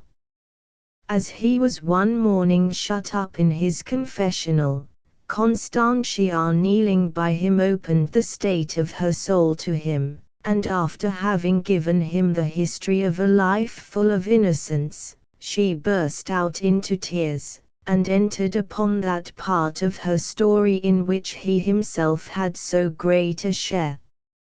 My behavior, says she, has, I fear, been the death of a man who had no other fault but that of loving me too much. Heaven only knows how dear he was to me whilst he lived, and how bitter the remembrance of him has been to me since his death. She here paused, and lifted up her eyes that streamed with tears towards the father, who was so moved with the sense of her sorrows that he could only command his voice, which was broken with sighs and sobbings, so far as to bid her proceed. She followed his directions, and in a flood of tears poured out her heart before him. The father could not forbear weeping aloud, insomuch that, in the agonies of his grief, the seat shook under him. Constantia, who thought the good man was thus moved by his compassion towards her, and by the horror of her guilt, proceeded with the utmost contrition to acquaint him with that vow of virginity in which she was going to engage herself, as the proper atonement for her sins, and the only sacrifice she could make to the memory of Theodosius. The father, who by this time had pretty well composed himself, burst out again in tears upon hearing that name to which he had been so long disused, and upon receiving this instance of an unparalleled fidelity from one who he thought had several years since given herself up to the possession of another, amidst the interruptions of his sorrow, seeing his penitent overwhelmed with grief, he was only able to bid her from time to time be comforted, to tell her that her sins were forgiven her, that her guilt was not so great as she apprehended, that she should not suffer herself to be afflicted above measure. After which he recovered himself enough to give her the absolution in form, directing her at the same time to repair to him again the next day, that he might encourage her in the pious resolution she had taken, and give her suitable exhortations for her behavior in it. Constantia retired, and the next morning renewed her applications. Theodosius, having manned his soul with proper thoughts and reflections, exerted himself on this occasion in the best manner he could to animate his penitent in the course of life she was entering upon, and wear out of her mind those groundless fears and apprehensions which had taken possession of it, concluding with a promise to her, that he would from time to time continue his admonitions when she should have taken upon her the holy veil.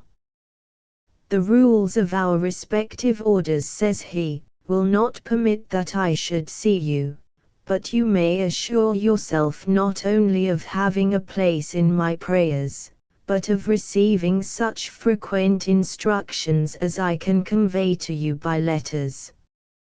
Go on cheerfully in the glorious course you have undertaken, and you will quickly find such a peace and satisfaction in your mind which it is not in the power of the world to give.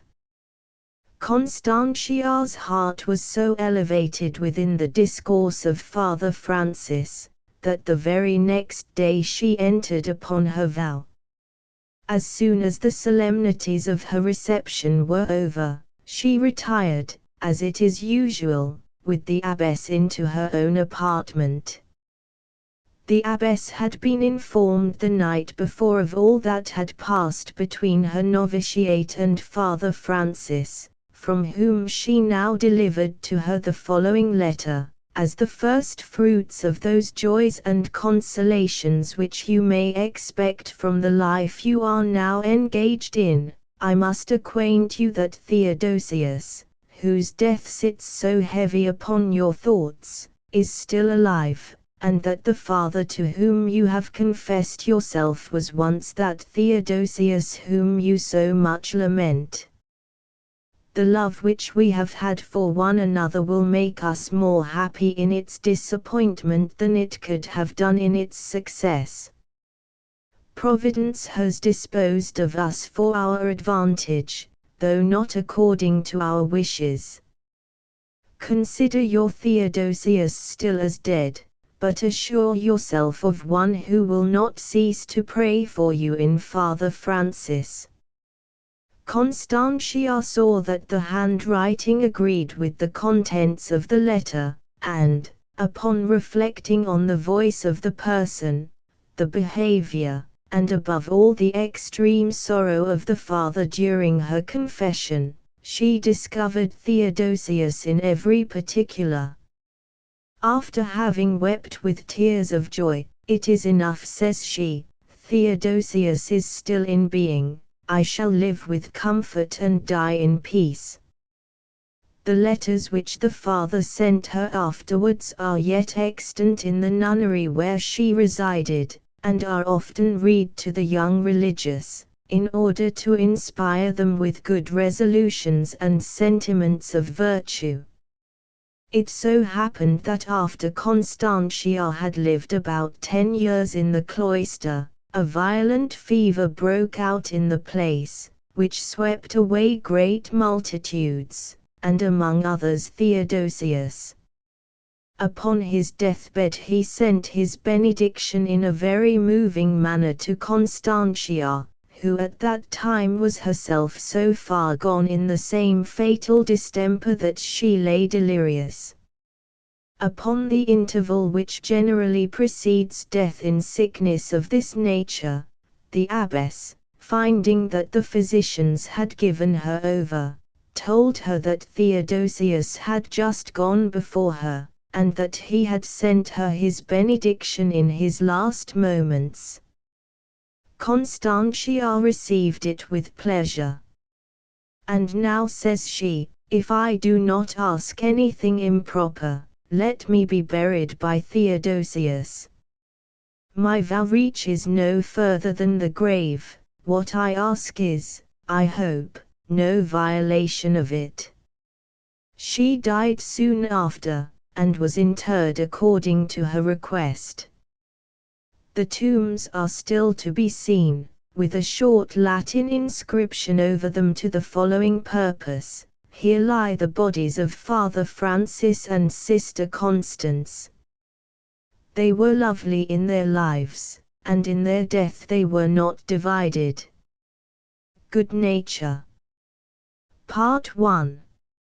Sic vita erat, facile omnes perferaci pati, cum quibus erat concuna, his sister dear, eram obsequi studiis, ad vorsus nemini, nunquam preponens esse aliis.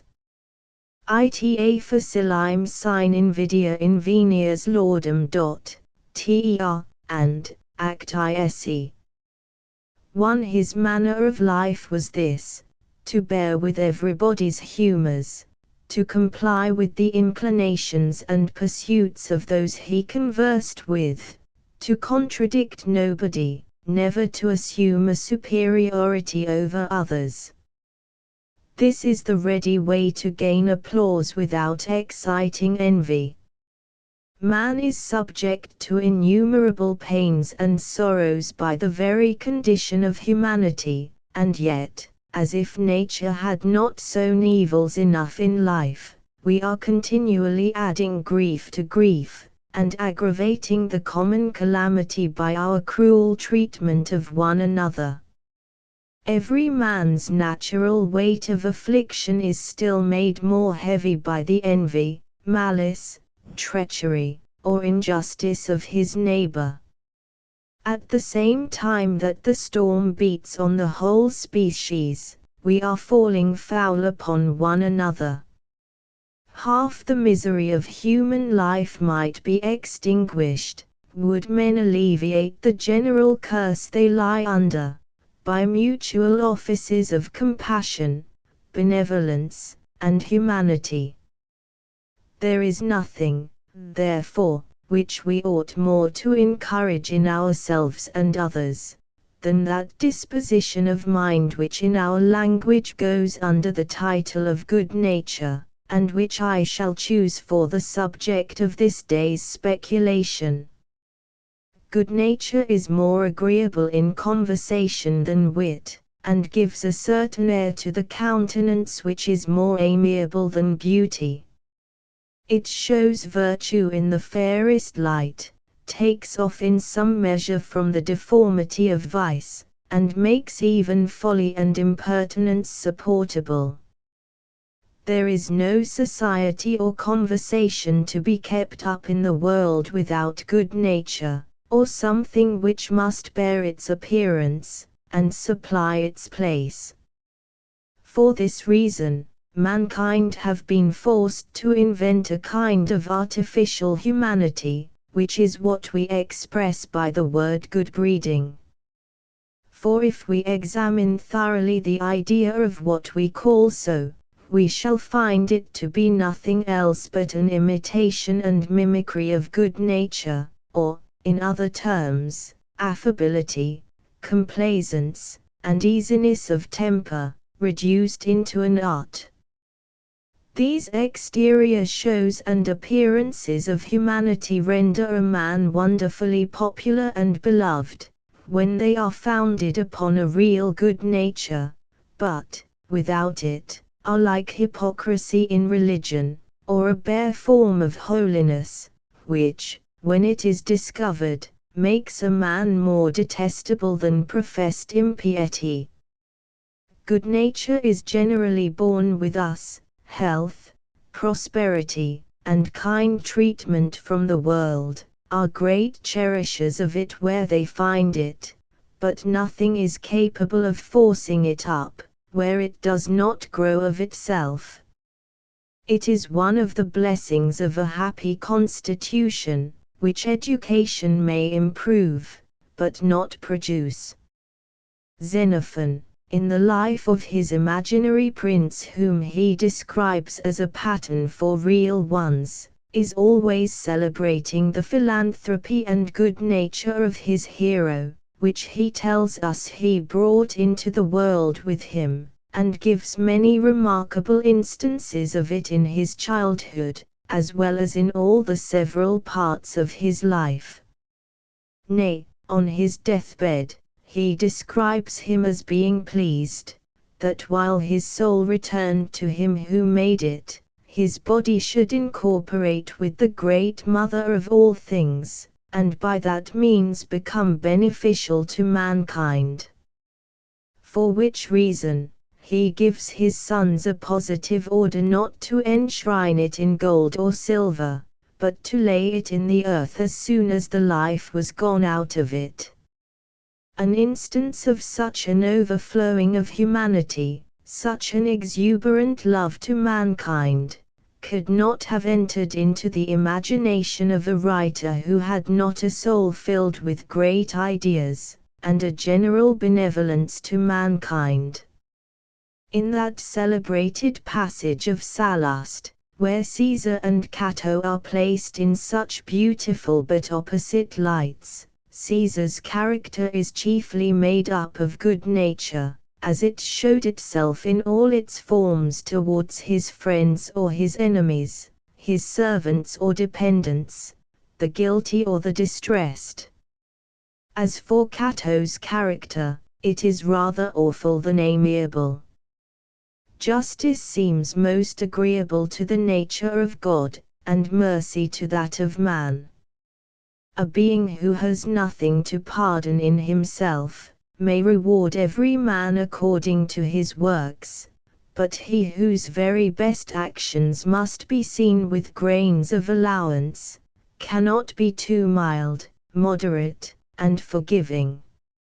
For this reason, among all the monstrous characters in human nature, there is none so odious, nor indeed so exquisitely ridiculous, as that of a rigid, severe temper in a worthless man.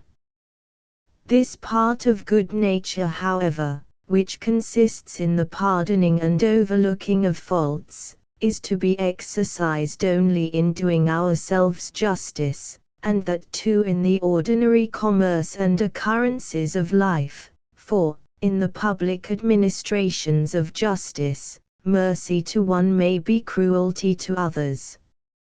It is grown almost into a maxim, that good-natured men are not always men of the most wit. This observation, in my opinion, has no foundation in nature. The greatest wits I have conversed with are men eminent for their humanity. I take, therefore, this remark to have been occasioned by two reasons. First, because ill nature among ordinary observers passes for wit. A spiteful saying gratifies so many little passions in those who hear it, that it generally meets with a good reception. The laugh rises upon it, and the man who utters it is looked upon as a shrewd satirist. This may be one reason why a great many pleasant companions appear so surprisingly dull when they have endeavored to be merry in print, the public being more just than private clubs or assemblies, in distinguishing between what is wit and what is ill nature. Another reason why the good-natured man may sometimes bring his wit in question is perhaps because he is apt to be moved with compassion for those misfortunes or infirmities which another would turn into ridicule, and by that means gain the reputation of a wit. The ill-natured man, though but of equal parts, gives himself a larger field to expatiate in. He exposes those failings in human nature which the other would cast a veil over, laughs at vices which the other either excuses or conceals, gives utterance to reflections which the other stifles, falls indifferently upon friends or enemies, exposes the person who has obliged him, and, in short, sticks at nothing that may establish his character as a wit. It is no wonder, therefore, he succeeds in it better than the man of humanity, as a person who makes use of indirect methods is more likely to grow rich than the fair trader. Part 2. Quis enim bonus, aut face dignus arcana, quillum sereris vult esse sedos, alla aliena sibi credat mala, Jove, Saturday 15. 140 Who can all sense of others' ills escape, is but a brute, at best, in human shape. Tate. In one of my last week's papers, I treated of good nature as it is the effect of constitution. I shall now speak of it as it is a moral virtue. The first may make a man easy in himself and agreeable to others, but implies no merit in him that is possessed of it. A man is no more to be praised upon this account, than because he has a regular pulse or a good digestion. This good nature, however, in the constitution, which Mr. Dryden somewhere calls a milkiness of blood, is an admirable groundwork for the other. In order, therefore, to try our good nature, whether it arises from the body or the mind, whether it be founded in the animal or rational part of our nature, in a word, whether it be such as is entitled to any other reward besides that secret satisfaction and contentment of mind which is essential to it, and the kind reception it procures us in the world, we must examine it by the following rules. First, whether it acts with steadiness and uniformity in sickness and in health, in prosperity and in adversity. If otherwise, it is to be looked upon as nothing else but an irradiation of the mind from some new supply of spirits, or a more kindly circulation of the blood. Sir Francis Bacon mentions a cunning solicitor, who would never ask a favour of a great man before dinner, but took care to prefer his petition at a time when the party petitioned had his mind free from care, and his appetites in good humour. Such a transient temporary good nature as this, is not that philanthropy, that love of mankind, which deserves the title of a moral virtue. The next way of a man's bringing his good nature to the test is to consider whether it operates according to the rules of reason and duty, for if, notwithstanding its general benevolence to mankind, it makes no distinction between its objects, if it exerts itself promiscuously towards the deserving and the undeserving, if it relieves alike the idle and the indigent, if it gives itself up to the first petitioner, and lights upon any one rather by accident than choice, it may pass for an amiable instinct, but must not assume the name of a moral virtue. The third trial of good nature will be the examining ourselves whether or no we are able to exert it to our own disadvantage, and employ it on proper objects, notwithstanding any little pain, want, or inconvenience, which may arise to ourselves from it, in a word, whether we are willing to risk any part of our fortune, our reputation, our health or ease, for the benefit of mankind. Among all these expressions of good nature, I shall single out that which goes under the general name of charity, as it consists in relieving the indigent, that being a trial of this kind which offers itself to us almost at all times and in every place. I should propose it as a rule, to every one who is provided with any competency of fortune more than sufficient for the necessaries of life, to lay aside a certain portion of his income for the use of the poor. This I would look upon as an offering to him who has a right to the whole, for the use of those whom, in the passage hereafter mentioned, he has described as his own representatives upon earth. At the same time, we should manage our charity with such prudence and caution, that we may not hurt our own friends or relations whilst we are doing good to those who are strangers to us.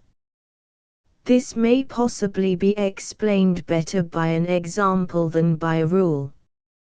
Eugenius is a man of a universal good nature, and generous beyond the extent of his fortune, but withal so prudent in the economy of his affairs, that what goes out in charity is made up by good management. Eugenius has what the world calls £200 a year, but never values himself above 90, as not thinking he has a right to the 10th part, which he always appropriates to charitable uses. To this sum he frequently makes other voluntary additions, insomuch, that in a good year, for such he accounts those in which he has been able to make greater bounties than ordinary, he has given above twice that sum to the sickly and indigent. Eugenius prescribes to himself many particular days of fasting and abstinence, in order to increase his private bank of charity, and sets aside what would be the current expenses of those times for the use of the poor. He often goes afoot where his business calls him, and at the end of his walk has given a shilling, which in his ordinary methods of expense would have gone for coach hire, to the first necessitous person that has fallen in his way. I have known him, when he has been going to a play or an opera, divert the money which was designed for that purpose upon an object of charity whom he has met with in the street, and afterwards pass his evening in a coffee-house, or at a friend's fireside, with much greater satisfaction to himself than he could have received from the most exquisite entertainments of the theatre. By these means he is generous without impoverishing himself, and enjoys his estate by making it the property of others. There are few men so cramped in their private affairs, who may not be charitable after this manner, without any disadvantage to themselves, or prejudice to their families. It is but sometimes sacrificing a diversion or convenience to the poor, and turning the usual course of our expenses into a better channel. This is, I think, not only the most prudent and convenient, but the most meritorious piece of charity which we can put in practice. By this method, we in some measure share the necessities of the poor at the same time that we relieve them, and make ourselves not only their patrons, but their fellow sufferers. Sir Thomas Browne, in the last part of his Religio Medici, in which he describes his charity in several heroic instances, and with a noble heat of sentiments, mentions that verse in the Proverbs of Solomon, "He that giveth to the poor lendeth to the Lord." "There is more rhetoric in that one sentence," says he, "than in a library of sermons," and indeed, if those sentences were understood by the reader with the same emphasis as they are delivered by the author, we needed not those volumes of instructions, but might be honest by an epitome. This passage of Scripture is, indeed, wonderfully persuasive, but I think the same thought is carried much further in the New Testament, where our Saviour tells us, in a most pathetic manner, that He shall hereafter regard the clothing of the naked, the feeding of the hungry, and the visiting of the imprisoned, as offices done to Himself, and reward them accordingly. Pursuant to those passages in Holy Scripture, I have somewhere met with the epitaph of a charitable man, which has very much pleased me. I cannot recollect the words, but the sense of it is to this purpose: "What I spent I lost, what I possessed is left to others, what I gave away remains with me." Since I am thus insensibly engaged in sacred writ, I cannot forbear making an extract of several passages which I have always read with great delight in the book of Job. It is the account which that holy man gives of his behavior in the days of his prosperity, and, if considered only as a human composition, is a finer picture of a charitable and good-natured man than is to be met with in any other author. "Oh, that I were as in months past, as in the days when God preserved me, when His candle shined upon my head, and when by His light I walked through darkness, when the Almighty was yet with me, when my children were about me, when I washed my steps with butter, and the rock poured me out rivers of oil. When the ear heard me, then it blessed me, and when the eye saw me, it gave witness to me. Because I delivered the poor that cried, and the fatherless, and him that had none to help him. The blessing of him that was ready to perish came upon me, and I caused the widow's heart to sing for joy. I was eyes to the blind, and feet was I to the lame, I was a father to the poor, and the cause which I knew not I searched out. Did not I weep for him that was in trouble? Was not my soul grieved for the poor? Let me be weighed in an even balance, that God may know mine integrity. If I did despise the cause of my manservant or of my maidservant when they contended with me, what then shall I do when God riseth up? And when He visiteth, what shall I answer Him? Did not He that made me in the womb, make him? And did not one fashion us in the womb?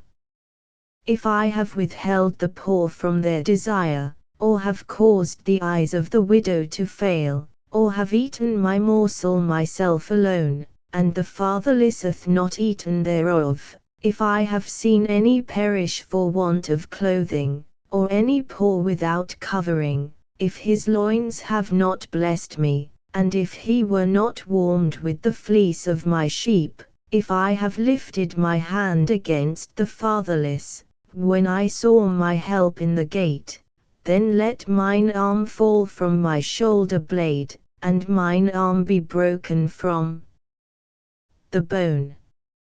If I have rejoiced at the destruction of him that hated me, or lifted up myself when evil found him, neither have I suffered my mouth to sin, by wishing a curse to his soul.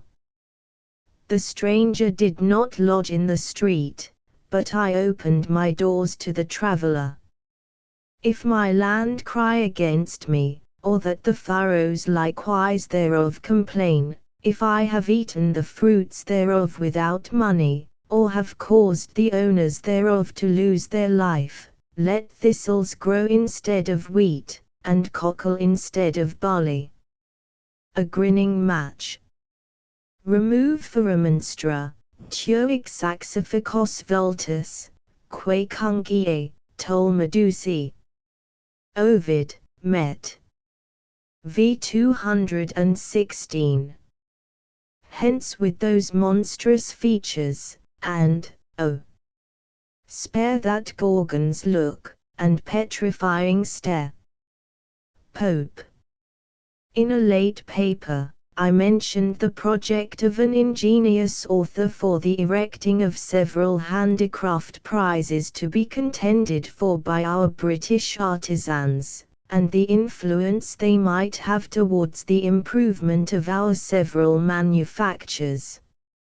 I have since that been very much surprised by the following advertisement, which I find in the Post Boy of the 11th instant, and again repeated in the Post Boy of the 15th. On the 9th of October next will be run for upon Coleshill Heath, in Warwickshire, a plate of 6 guineas value, 3 heats, by any horse, mare, or gelding that hath not won above the value of £5, the winning horse to be sold for £10, to carry 10 stone weight, if 14 hands high, if above or under, to carry or be allowed weight 4 inches, and to be entered Friday, the 5th, at the Swan in Coleshill, before 6 in the evening. Also, a plate of less value to be run for by asses. The same day a gold ring to be grindy for by men. The first of these diversions that is to be exhibited by the £10 race horses, may probably have its use, but the 2 last, in which the asses and men are concerned, seem to me altogether extraordinary and unaccountable. Why they should keep running asses at Coleshill, or how making mouths turns to account in Warwickshire, more than in any other parts of England, I cannot comprehend. I have looked over all the Olympic Games, and do not find anything in them like an ass race, or a match at grinning. However it be, I am informed that several asses are now kept in body clothes, and sweated every morning upon the heath, and that all the country fellows within 10 miles of the Swan grin an hour or 2 in their glasses every morning, in order to qualify themselves for the 9th of October. The prize which is proposed to be grinned for has raised such an ambition among the common people of outgrinning one another, that many very discerning persons are afraid it should spoil most of the faces in the county, and that a Warwickshire man will be known by his grin, as Roman Catholics imagine a Kentish man is by his tail. The gold ring which is made the prize of deformity, is just the reverse of the golden apple that was formerly made the prize of beauty, and should carry for its posse the old motto inverted, Dita tetriori. Or, to accommodate it to the capacity of the combatants, the frightful St. Grinner be the winner. In the meanwhile I would advise a Dutch painter to be present at this great controversy of faces, in order to make a collection of the most remarkable grins that shall be there exhibited. I must not here omit an account which I lately received of one of these grinning matches from a gentleman, who, upon reading the above-mentioned advertisement, entertained a coffee-house with the following narrative: upon the taking of Nama, amidst other public rejoicings made on that occasion, there was a gold ring given by a Whig Justice of Peace to be grinned for. The first competitor that entered the lists was a black, swarthy Frenchman, who accidentally passed that way, and being a man naturally of a withered look and hard features, promised himself good success. He was placed upon a table in the great point of view, and, looking upon the company like Milton's death, grinned horribly a ghastly smile.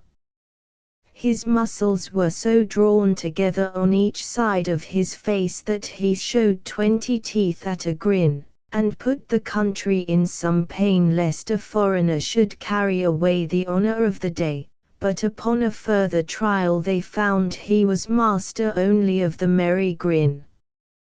The next that mounted the table was a malcontent in those days, and a great master in the whole art of grinning, but particularly excelled in the angry grin. He did his part so well that he is said to have made 6 women miscarry, but the justice being apprised by one who stood near him that the fellow who grinned in his face was a Jacobite, and being unwilling that a disaffected person should win the gold ring, and be looked upon as the best grinner in the county, he ordered the oaths to be tendered unto him upon his quitting the table, which the grinner refusing, he was set aside as an unqualified person. There were several other grotesque figures that presented themselves, which it would be too tedious to describe. I must not, however, omit a ploughman, who lived in the further part of the county, and being very lucky in a pair of long lantern jaws, wrung his face into such a hideous grimace that every feature of it appeared under a different distortion. The whole company stood astonished at such a complicated grin, and were ready to assign the prize to him, had it not been proved by one of his antagonists that he had practiced with verjuice for some days before, and had a crab found upon him at the very time of grinning, upon which the best judges of grinning declared it as their opinion that he was not to be looked upon as a fair grinner, and therefore ordered him to be set aside as a cheat. The prize, it seems, fell at length upon a cobbler, Giles Gorgon by name, who produced several new grins of his own invention, having been used to cut faces for many years together over his last.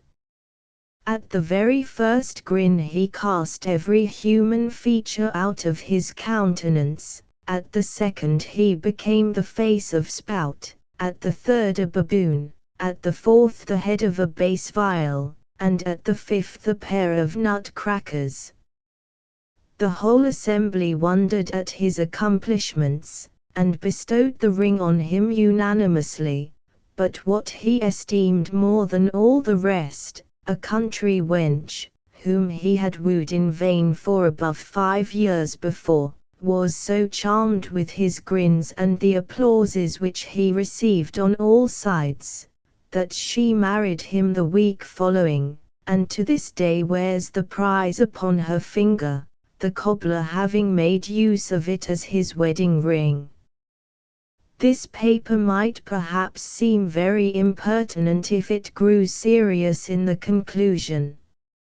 I would, nevertheless, leave it to the consideration of those who are the patrons of this monstrous trial of skill, whether or no they are not guilty, in some measure, of an affront to their species in treating after this manner the human face divine and turning that part of us, which has so great an image impressed upon it, into the image of a monkey, whether the raising such silly competitions among the ignorant, proposing prizes for such useless accomplishments, filling the common people's heads with such senseless ambitions, and inspiring them with such absurd ideas of superiority and preeminence, has not in it something immoral as well as ridiculous.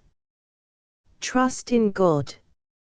Si fracta syllabatur orbis, impavidum feriant ruini. Ho, ca. 3:7. Should the whole frame of nature round him break, in ruin and confusion hurled, he, unconcerned, would hear the mighty crack, and stand secure amidst a falling world. Anon. Man, considered in himself, is a very helpless and a very wretched being.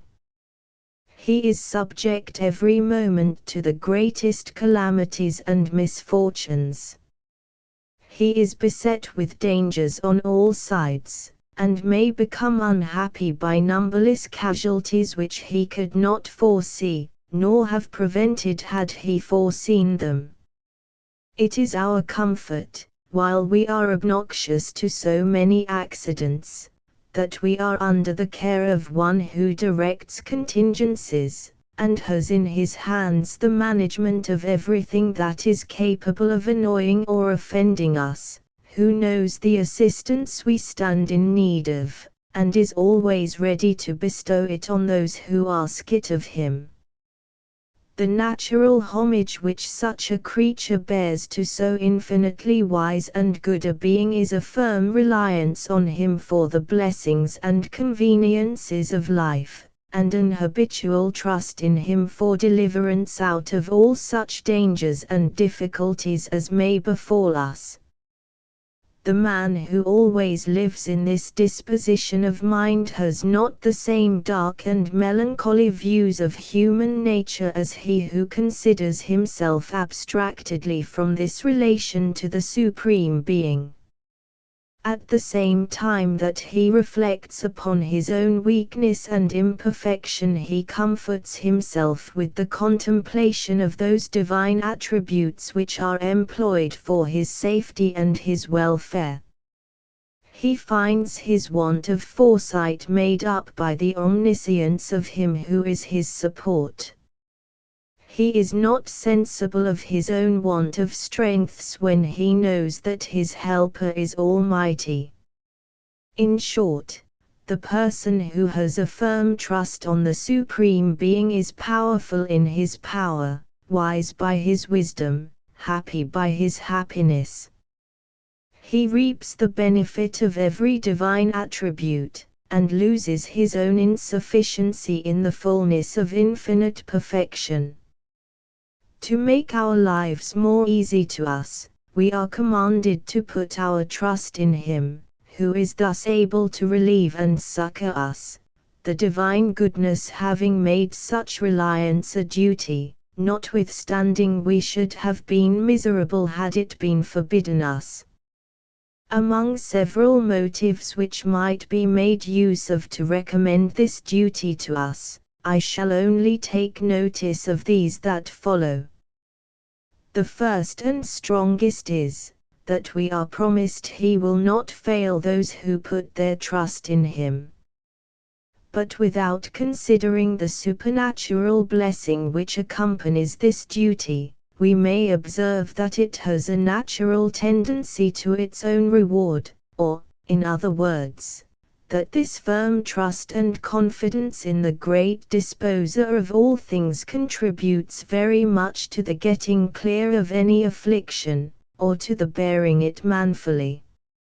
A person who believes he has his succor at hand, and that he acts in the sight of his friend, often exerts himself beyond his abilities, and does wonders that are not to be matched by one who is not animated with such a confidence of success.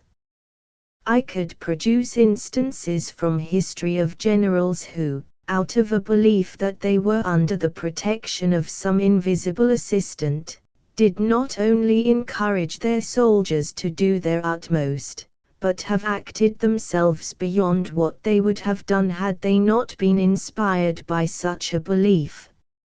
I might in the same manner show how such a trust in the assistance of an almighty being naturally produces patience, hope, cheerfulness, and all other dispositions of the mind that alleviate those calamities which we are not able to remove. The practice of this virtue administers great comfort to the mind of man in times of poverty and affliction, but most of all in the hour of death. When the soul is hovering in the last moments of its separation, when it is just entering on another state of existence, to converse with scenes, and objects, and companions, that are altogether new, what can support her under such tremblings of thought, such fear, such anxiety, such apprehensions, but the casting of all her cares upon Him who first gave her being, who has conducted her through one stage of it, and will be always with her, to guide and comfort her in her progress through eternity. David has very beautifully represented this steady reliance on God Almighty in his 23rd Psalm, which is a kind of pastoral hymn, and filled with those allusions which are usual in that kind of writing. As the poetry is very exquisite, I shall present my reader with the following translation of it. I the Lord my pasture shall prepare, and feed me with a shepherd's care, His presence shall my wants supply, and guard me with a watchful eye, my noonday walks He shall attend, and all my midnight hours defend. 2 When in the sultry glebe I faint, or on the thirsty mountain pant, to fertile vales and dewy meads my weary, wandering steps He leads, where peaceful rivers, soft and slow, amid the verdant landscape flow. 3 Though in the paths of death I tread, with gloomy horrors overspread, my steadfast heart shall fear no ill, for Thou, O Lord, art with me still. Thy friendly crook shall give me aid, and guide me through the dreadful shade. 4 Though in a bare and rugged way, through devious, lonely wilds I stray, Thy bounty shall my pains beguile, the barren wilderness shall smile with sudden greens and herbage crowned, and streams shall murmur all around. Asterisk asterisk asterisk End of the Project Gutenberg ebook Essays and Tales asterisk asterisk asterisk Updated editions will replace the previous one, the old editions will be renamed. Creating the works from print editions not protected by U.S. copyright law means that no one owns a United States copyright in these works, so the Foundation, and you, can copy and distribute it in the United States without permission and without paying copyright royalties. Special rules, set forth in the general terms of use part of this license, apply to copying and distributing Project Gutenberg trademark symbol electronic works to protect the Project Gutenberg trademark symbol concept and trademark. Project Gutenberg is a registered trademark, and may not be used if you charge for an ebook, except by following the terms of the trademark license, including paying royalties for use of the Project Gutenberg trademark. If you do not charge anything for copies of this ebook, complying with the trademark license is very easy. You may use this ebook for nearly any purpose such as creation of derivative works, reports, performances and research.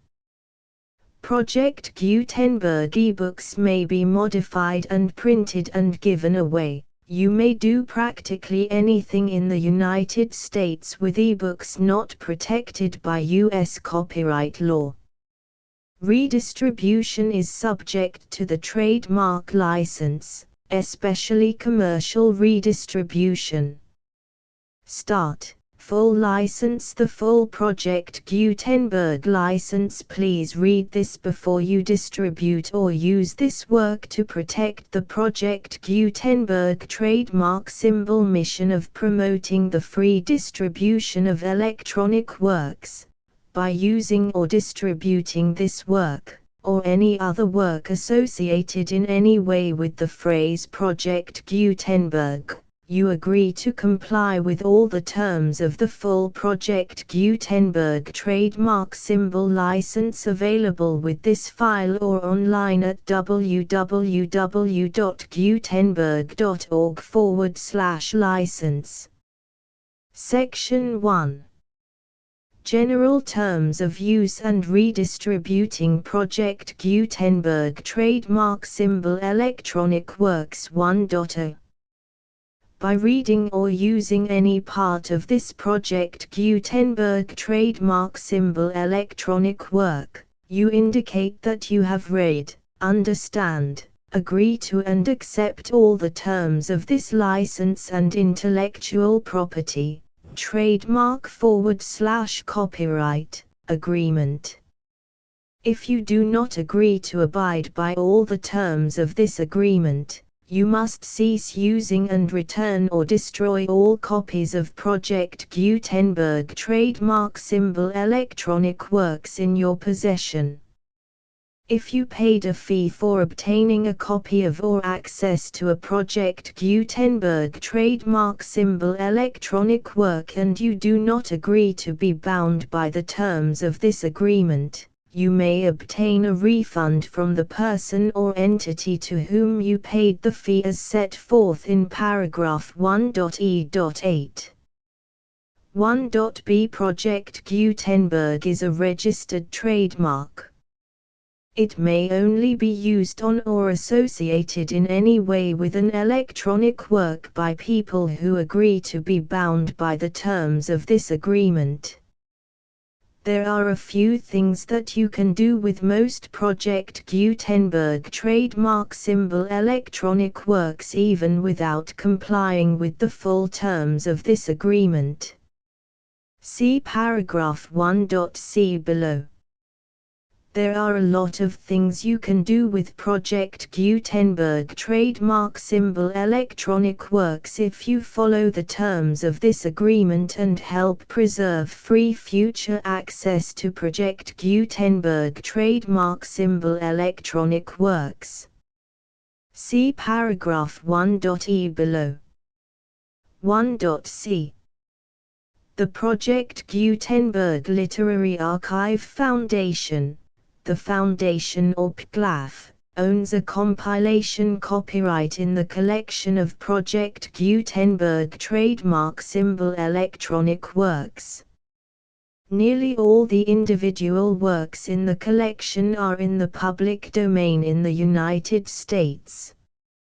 If an individual work is unprotected by copyright law in the United States and you are located in the United States, we do not claim a right to prevent you from copying, distributing, performing, displaying or creating derivative works based on the work as long as all references to Project Gutenberg are removed. Of course, we hope that you will support the Project Gutenberg trademark symbol mission of promoting free access to electronic works by freely sharing Project Gutenberg trademark symbol works in compliance with the terms of this agreement for keeping the Project Gutenberg trademark symbol name associated with the work. You can easily comply with the terms of this agreement by keeping this work in the same format with its attached full Project Gutenberg trademark symbol license when you share it without charge with others. 1.d. The copyright laws of the place where you are located also govern what you can do with this work. Copyright laws in most countries are in a constant state of change. If you are outside the United States, Check the laws of your country in addition to the terms of this agreement before downloading, copying, displaying, performing, distributing or creating derivative works based on this work or any other Project Gutenberg trademark symbol work. The Foundation makes no representations concerning the copyright status of any work in any country other than the United States. 1.e Unless you have removed all references to Project Gutenberg, 1.e.1.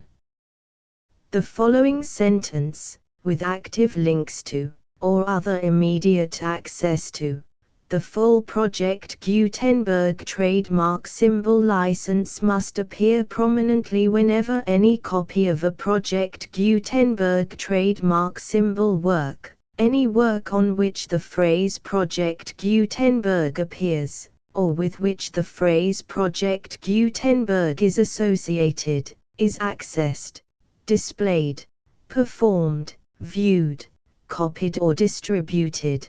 This ebook is for the use of anyone anywhere in the United States and most other parts of the world at no cost and with almost no restrictions whatsoever. You may copy it, give it away or reuse it under the terms of the Project Gutenberg license included with this ebook or online at www.gutenberg.org. If you are not located in the United States, you will have to check the laws of the country where you are located before using this ebook. 1.e.2. If an individual Project Gutenberg trademark symbol electronic work is derived from texts not protected by U.S. copyright law, does not contain a notice indicating that it is posted with permission of the copyright holder, the work can be copied and distributed to anyone in the United States without paying any fees or charges. If you are redistributing or providing access to a work with the phrase Project Gutenberg associated with or appearing on the work, you must comply either with the requirements of paragraphs 1.e.1 through 1.e.7 or obtain permission for the use of the work and the Project Gutenberg trademark symbol trademark as set forth in paragraphs 1.e.8 or 1.e.9. 1.e.3. If an individual Project Gutenberg trademark symbol electronic work is posted with the permission of the copyright holder, your use and distribution must comply with both paragraphs 1.e.1 through 1.e.7 and any additional terms imposed by the copyright holder. Additional terms will be linked to the Project Gutenberg trademark symbol license for all works posted with the permission of the copyright holder found at the beginning of this work. 1.e.4. Do not unlink or detach or remove the full Project Gutenberg trademark symbol license terms from this work, or any files containing a part of this work or any other work associated with Project Gutenberg trademark symbol. 1.e.5. Do not copy, display, perform, distribute or redistribute this electronic work, or any part of this electronic work, without prominently displaying the sentence set forth in paragraph 1.e.1 with active links or immediate access to the full terms of the Project Gutenberg trademark symbol license. 1.e.6. You may convert to and distribute this work in any binary, compressed, marked up, non-proprietary or proprietary form, including any word processing or hypertext form. However, If you provide access to or distribute copies of a Project Gutenberg trademark symbol work in a format other than plain vanilla ASCII or other format used in the official version posted on the official Project Gutenberg trademark symbol website, www.gutenberg.org, you must, at no additional cost, fee or expense to the user, provide a copy, a means of exporting a copy, or a means of obtaining a copy upon request, of the work in its original plain vanilla ASCII or other form. Any alternate format must include the full Project Gutenberg trademark symbol license as specified in paragraph 1.e.1. 1.e.7. Do not charge a fee for access to, viewing, displaying, performing, copying or distributing any Project Gutenberg trademark symbol works unless you comply with paragraph 1.e.8 or 1.e.9. 1.e.8.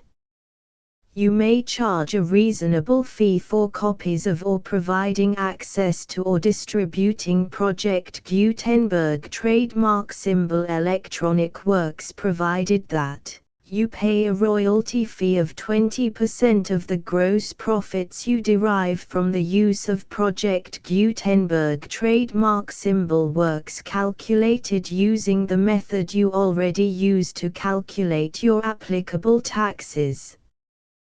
The fee is owed to the owner of the Project Gutenberg trademark symbol trademark, but he has agreed to donate royalties under this paragraph to the Project Gutenberg Literary Archive Foundation. Royalty payments must be paid within 60 days following each date on which you prepare, or are legally required to prepare, your periodic tax returns.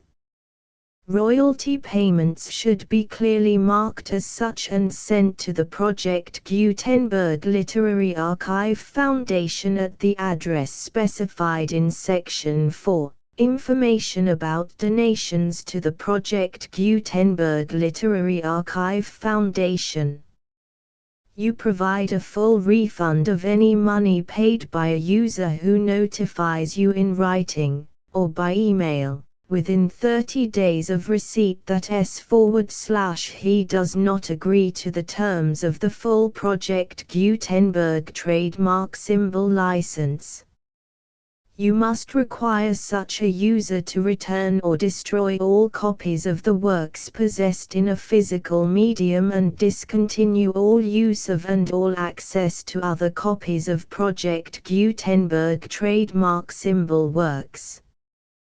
You provide, in accordance with paragraph 1.f.3, a full refund of any money paid for a work or a replacement copy, if a defect in the electronic work is discovered and reported to you within 90 days of receipt of the work.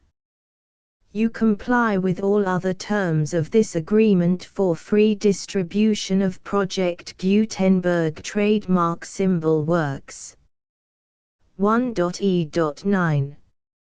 If you wish to charge a fee or distribute a Project Gutenberg trademark symbol electronic work or group of works on different terms than are set forth in this agreement, you must obtain permission in writing from the Project Gutenberg Literary Archive Foundation, the manager of the Project Gutenberg trademark symbol trademark. Contact the Foundation as set forth in Section 3 below. 1.f1.f.1. Project Gutenberg volunteers and employees expend considerable effort to identify, do copyright research on, transcribe and proofread works not protected by U.S. copyright law in creating the Project Gutenberg trademark symbol collection. Despite these efforts, Project Gutenberg trademark symbol electronic works, and the medium on which they may be stored, may contain defects such as, but not limited to, incomplete, inaccurate or corrupt data, transcription errors, a copyright or other intellectual property infringement, a defective or damaged disk or other medium, a computer virus, or computer codes that damage or cannot be read by your equipment. 1.f.2 Limited warranty. Disclaimer of damages, except for the right of replacement or refund described in paragraph 1.f.3. The Project Gutenberg Literary Archive Foundation, the owner of the Project Gutenberg trademark symbol trademark, and any other party distributing a Project Gutenberg trademark symbol electronic work under this agreement, disclaim all liability to you for damages, costs and expenses, including legal fees. You agree that you have no remedies for negligence, strict liability, breach of warranty or breach of contract except those provided in paragraph 1.f.3. You agree that the Foundation, the trademark owner, and any distributor under this agreement will not be liable to you for actual, direct, indirect, consequential, punitive or incidental damages even if you give notice of the possibility of such damage. 1.f.3 Limited right of replacement or refund. If you discover a defect in this electronic work within 90 days of receiving it, you can receive a refund of the money, if any, you paid for it by sending a written explanation to the person you received the work from. If you received the work on a physical medium, you must return the medium with your written explanation. The person or entity that provided you with the defective work may elect to provide a replacement copy in lieu of a refund. If you received the work electronically, the person or entity providing it to you may choose to give you a second opportunity to receive the work electronically in lieu of a refund. If the second copy is also defective, you may demand a refund in writing without further opportunities to fix the problem. 1.f.4 Except for the limited right of replacement or refund set forth in paragraph 1.f.3, this work is provided to you as is, with no other warranties of any kind, express or implied, including but not limited to warranties of merchantability or fitness for any purpose. 1.f.5 Some states do not allow disclaimers of certain implied warranties or the exclusion or limitation of certain types of damages.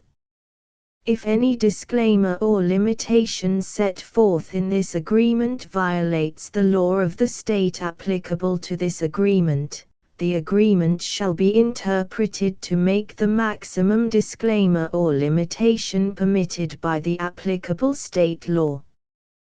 The invalidity or unenforceability of any provision of this agreement shall not void the remaining provisions. 1.f.6 Indemnity. You agree to indemnify and hold the Foundation, the trademark owner, any agent or employee of the Foundation, anyone providing copies of Project Gutenberg trademark symbol electronic works in accordance with this agreement, and any volunteers associated with the production, promotion and distribution of Project Gutenberg trademark symbol electronic works, harmless from all liability, costs and expenses, including legal fees, that arise directly or indirectly from any of the following which you do or cause to occur. A. Distribution of this or any Project Gutenberg trademark symbol work. B. Alteration, modification, or additions or deletions to any Project Gutenberg trademark symbol work, and C. Any defect you cause. Section 2.